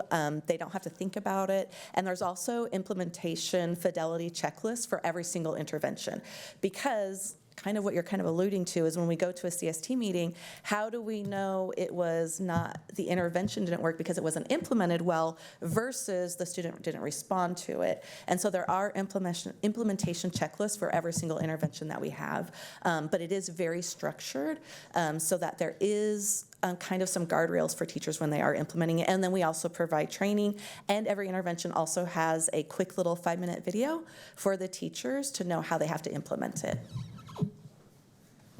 Thank you. Thank you. Additional questions? Asked and answered? Yeah, Trustee Kaufman. So I want to acknowledge and thank you for the response to many of the questions and issues that we raised, and for the time you took to meet with me specifically to discuss some of those issues after the last session. And I want to thank Mr. De Orioste for acknowledging several things I wanted to acknowledge. So I just want to second some of those things around the importance of distinguishing, right? Making what we have heard as concerns around shadow discipline and around exclusion from the classroom that's not being counted in this. So I think I'm pleased that the distinction is being solidly made that this is about formally ISS, OSS, and DAP, period. But that it's not, that there's an awareness that it goes beyond that, and that we also have to be watching for other exclusionary practices that take kids out of the classroom, and then acknowledging that sometimes those are appropriate, sometimes they are damaging and not appropriate, and then always they should be tracked and kept track of. And I think an argument can be made that it should always be communicated to a parent when their child was sent for a break to another room or anything like that. So I appreciate that you're addressing that and working on that and considering that. I also appreciate your kind of considering, I look forward to your recommendations on revisiting the measures for this, because I think that one thing when we're measuring the percentage of this group, that inherently we're going to have an issue with when one goes down, another percentage that goes up, because their percentages are always going to equal 100.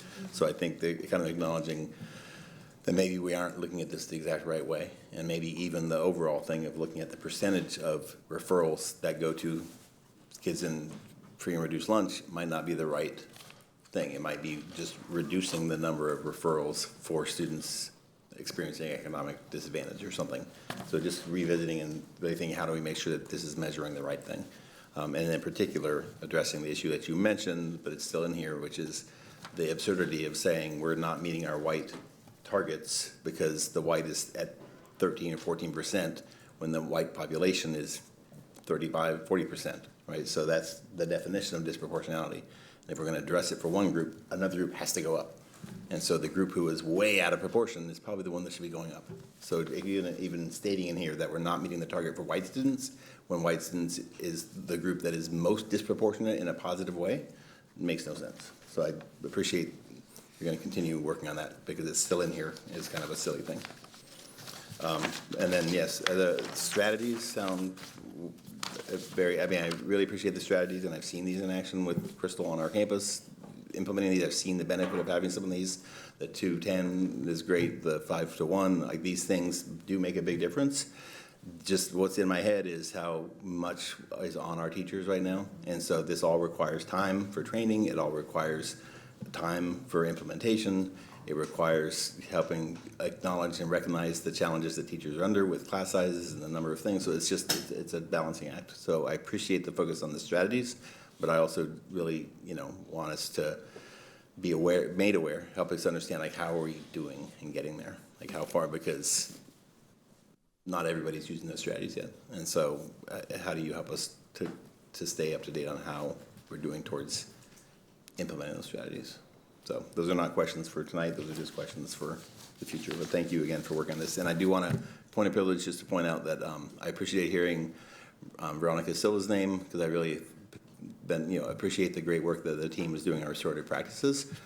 But I just want to say that it also makes me happy to hear that name, because Veronica happens to be married to Dr. Jesse Silva, who happened to be in my 6th grade class at Sherman Elementary School in the 1990s. So it's just fun to hear those connections. So thank you. All right, anyone down at this end? Have your questions been asked and answered? Awesome, thank you. My questions have been asked and answered. Thank you again for anticipating, really bringing the conversation we had last time and bringing so many of your questions and wrapping it back in. And I know this is when we're trying to get our arms around how we measure, how we discuss. Thank you for sharing that collecting data is valuable for your systems and valuable for people on our campuses. I think we have had a lot of conversation about we don't want to be collecting data for the sake of collecting data. So I'm really grateful to hear that you're finding value in it. And again, as Trustee Kaufman said, really welcome you bringing back to us meaningful measures. And I do want to, something that I brought up every time we've talked about this is the proportion matters and the total number matters. And just hoping that we're talking about that as we're talking about this as well. So that's, but really appreciate the work and the conversation.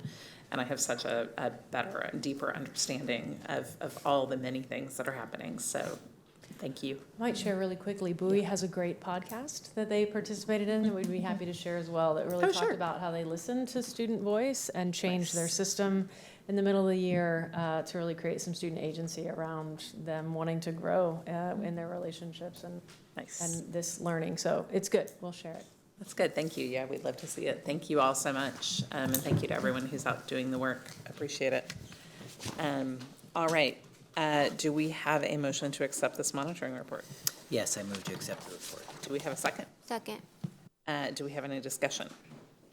Right, having a motion by Vice President Gonzalez, a second by Trustee Quintana to accept the monitoring report. All in favor, please raise your right hand. Motion passes by all those on the dais. Thank you. We will now recess our open meeting at 11:02 p.m. and move to executive session pursuant to Texas Government Code sections 551.074, 551.072, 551.073, 551.087, 551.076, 551.0821, and 551.071. When we finish with the executive session, we will briefly return to the open session to formally adjourn the meeting. The adjournment will be recorded and included in all replays of tonight's meeting. Thank you for joining us and have a good evening.